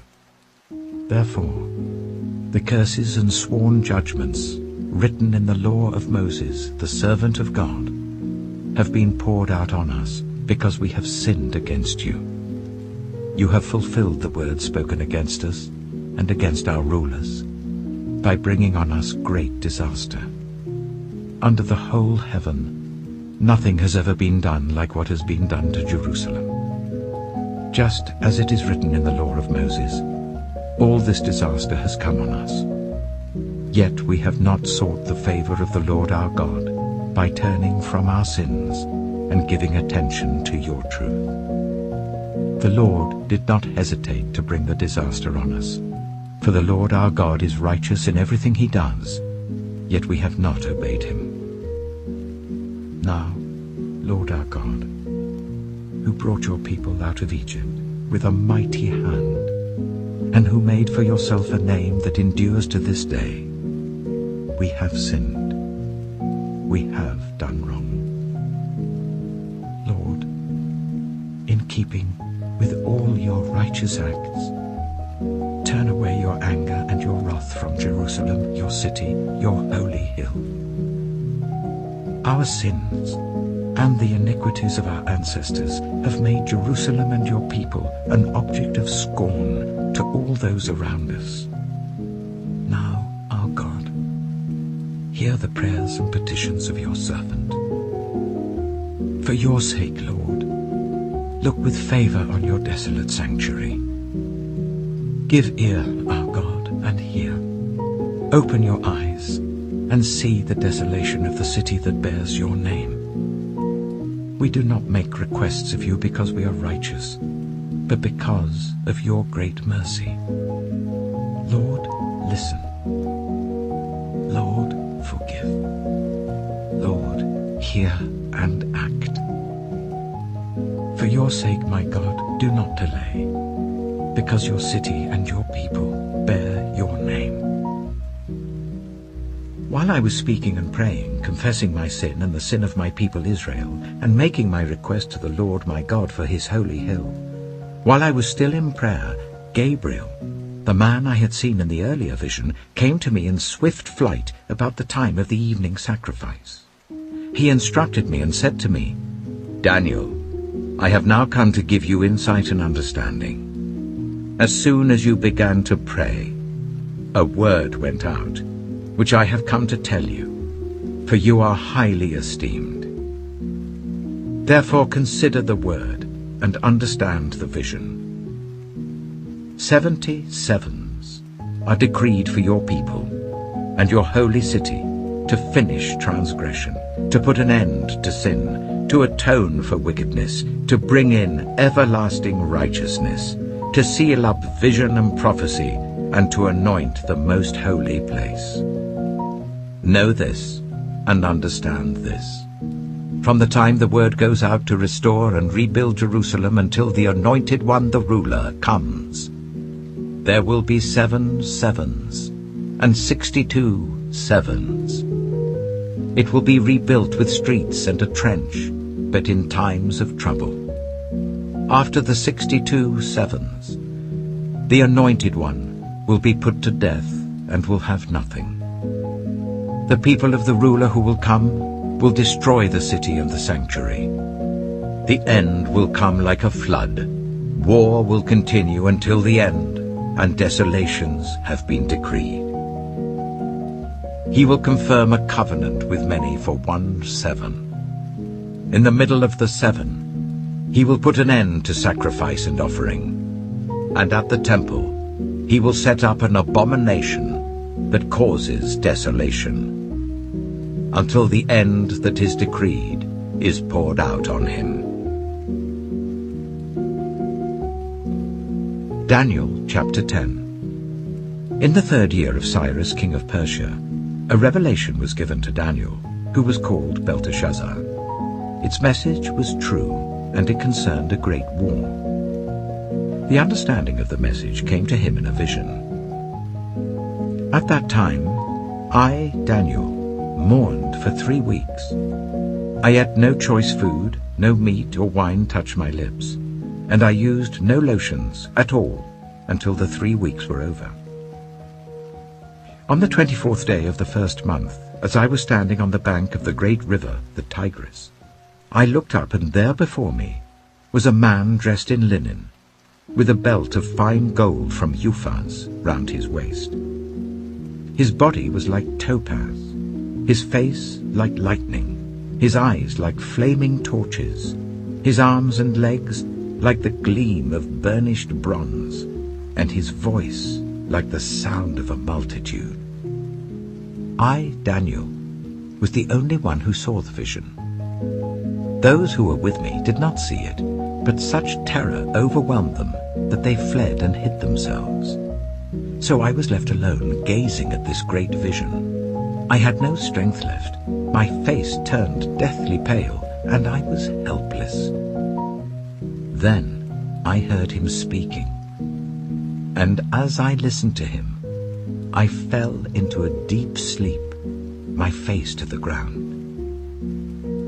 A hand touched me and set me trembling on my hands and knees. He said, "Daniel, you who are highly esteemed, Consider carefully the words I am about to speak to you, and stand up, for I have now been sent to you." And when he said this to me, I stood up, trembling. Then he continued, "Do not be afraid, Daniel. Since the first day that you set your mind to gain understanding and to humble yourself before your God, your words were heard, and I have come in response to them. But the prince of the Persian kingdom resisted me 21 days. Then Michael, one of the chief princes, came to help me, because I was detained there with the king of Persia. Now I have come to explain to you what will happen to your people in the future, for the vision concerns a time yet to come." While he was saying this to me, I bowed with my face towards the ground and was speechless. Then one who looked like a man touched my lips, and I opened my mouth and began to speak. I said to the one standing before me, "I am overcome with anguish because of the vision, my lord, and I feel very weak. How can I, your servant, talk with you, my lord? My strength is gone, and I can hardly breathe." Again, the one who looked like a man touched me and gave me strength. "Do not be afraid, you who are highly esteemed," he said. "Peace. Be strong now. Be strong." When he spoke to me, I was strengthened, and said, "Speak, my lord, since you have given me strength." So he said, "Do you know why I have come to you? Soon I will return to fight against the prince of Persia, and when I go, the prince of Greece will come. But first I will tell you what is written in the book of truth. No one supports me against them, except Michael, your prince." Daniel chapter 11. And in the first year of Darius the Mede, I took my stand to support and protect him. Now then, I tell you the truth. 3 more kings will arise in Persia, and then a 4th, who will be far richer than all the others. When he has gained power by his wealth, he will stir up everyone against the kingdom of Greece. Then a mighty king will arise, who will rule with great power and do as he pleases. After he has risen, his empire will be broken up and parceled out towards the 4 winds of heaven. It will not go to his descendants, nor will it have the power he exercised, because his empire will be uprooted and given to others. The king of the south will become strong, but one of his commanders will become even stronger than he, and will rule his own kingdom with great power. After some years, they will become allies. The daughter of the king of the south will go to the king of the north to make an alliance, but she will not retain her power, and he and his power will not last.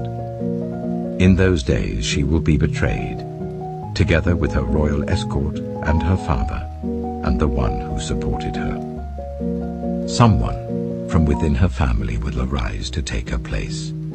He will attack the forces of the king of the north and enter his fortress. He will fight against them and be victorious. He will also seize their gods, their metal images, and their valuable articles of silver and gold, and carry them off to Egypt. For some years he will leave the king of the north alone. Then the king of the north will invade the realm of the king of the south, but will retreat to his own country. His sons will prepare for war and assemble a great army, which will sweep on like an irresistible flood and carry the battle as far as his fortress. Then the king of the south will march out in a rage and fight against the king of the north, who will raise a large army, but it will be defeated. When the army is carried off, the king of the south will be filled with pride and will slaughter many thousands. Yet he will not remain triumphant. For the king of the north will muster another army, larger than the first, and after several years he will advance with a huge army, fully equipped. In those times, many will rise against the king of the south. Those who are violent among your own people will rebel in fulfillment of the vision, but without success. Then the king of the north will come and build up siege ramps and will capture a fortified city. The forces of the south will be powerless to resist. Even their best troops will not have the strength to stand. The invader will do as he pleases. No one will be able to stand against him. He will establish himself in the beautiful land and will have the power to destroy it. He will determine to come with the might of his entire kingdom and will make an alliance with the king of the south. And he will give him a daughter in marriage in order to overthrow the kingdom. But his plans will not succeed or help him. Then he will turn his attention to the coastlands and will take many of them, but a commander will put an end to his insolence and will turn his insolence back on him. After this, he will turn back towards the fortresses of his own country, but will stumble and fall, to be seen no more. His successor will send out a tax collector to maintain the royal splendor. In a few years, however, he will be destroyed, yet not in anger or in battle. He will be succeeded by a contemptible person who has not been given the honor of royalty.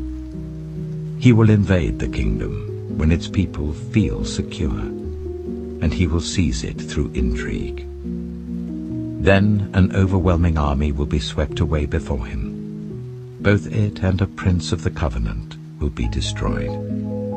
After coming to an agreement with him, he will act deceitfully, and with only a few people, he will rise to power. When the richest provinces feel secure, he will invade them, and will achieve what neither his fathers nor his forefathers did.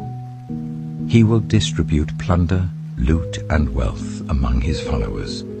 He will plot the overthrow of fortresses, but only for a time. With a large army he will stir up his strength and courage against the king of the south. The king of the south will wage war with a large and very powerful army, but he will not be able to stand because of the plots devised against him. Those who eat from the king's provisions will try to destroy him.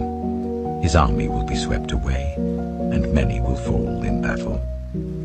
The two kings, with their hearts bent on evil, will sit at the same table and lie to each other, but to no avail, because an end will still come at the appointed time. The king of the north will return to his own country with great wealth, but his heart will be set against the Holy Covenant. He will take action against it, and then return to his own country. At the appointed time, he will invade the south again, but this time the outcome will be different from what it was before. Ships of the western coastlands will oppose him, and he will lose heart. Then he will turn back and vent his fury against the Holy Covenant. He will return and show favor to those who forsake the Holy Covenant. His armed forces will rise up to desecrate the temple fortress and will abolish the daily sacrifice.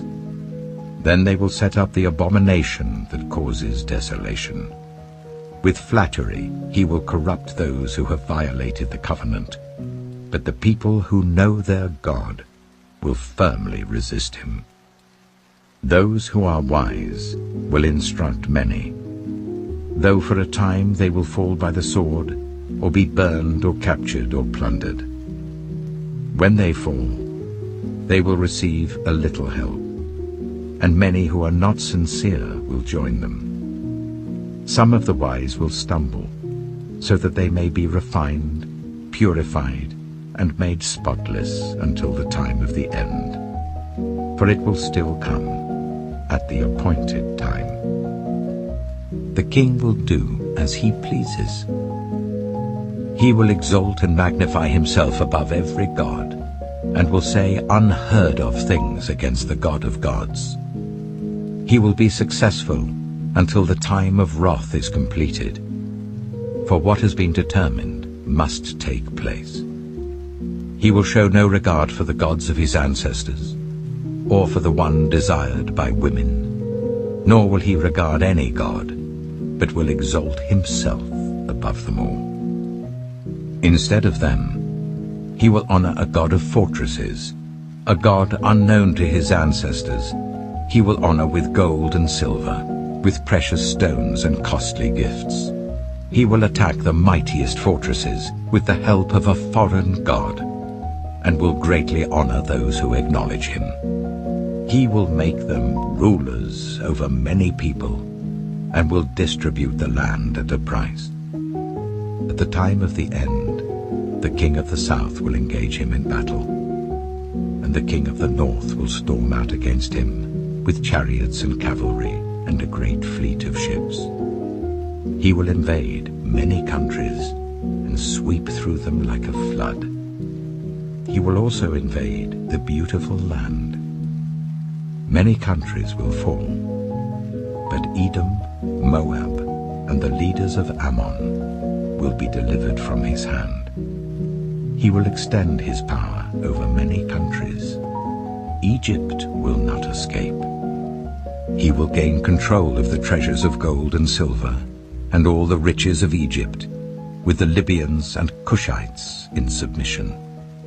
But reports from the east and the north will alarm him, and he will set out in a great rage to destroy and annihilate many. He will pitch his royal tents between the seas at the beautiful holy mountain. Yet he will come to his end, and no one will help him. Daniel chapter 12. At that time, Michael, the great prince who protects your people, will arise. There will be a time of distress, such as has not happened from the beginning of nations until then. But at that time your people, everyone whose name is found written in the book, will be delivered. Multitudes who sleep in the dust of the earth will awake, some to everlasting life, others to shame and everlasting contempt. Those who are wise will shine like the brightness of the heavens, and those who lead many to righteousness like the stars forever and ever. But you, Daniel, roll up and seal the words of the scroll until the time of the end. Many will go here and there to increase knowledge. Then I, Daniel, looked, and there before me stood two others, one on this bank of the river, and one on the opposite bank. One of them said to the man clothed in linen, who was above the waters of the river, "How long will it be before these astonishing things are fulfilled?" The man clothed in linen, who was above the waters of the river, lifted his right hand and his left hand towards heaven. And I heard him swear by him who lives forever, saying, "It will be for a time, times, and half a time, when the power of the holy people has been finally broken. All these things will be completed." I heard, but I did not understand. So I asked, "My Lord, what will the outcome of all this be?" He replied, "Go your way, Daniel, because the words are rolled up and sealed until the time of the end. Many will be purified, made spotless and refined, but the wicked will continue to be wicked. None of the wicked will understand, but those who are wise will understand. From the time that the daily sacrifice is abolished, and the abomination that causes desolation is set up, there will be 1,290 days. Blessed is the one who waits for and reaches the end of the 1,335 days. As for you, go your way till the end, you will rest, and then at the end of the days you will rise to receive your allotted inheritance.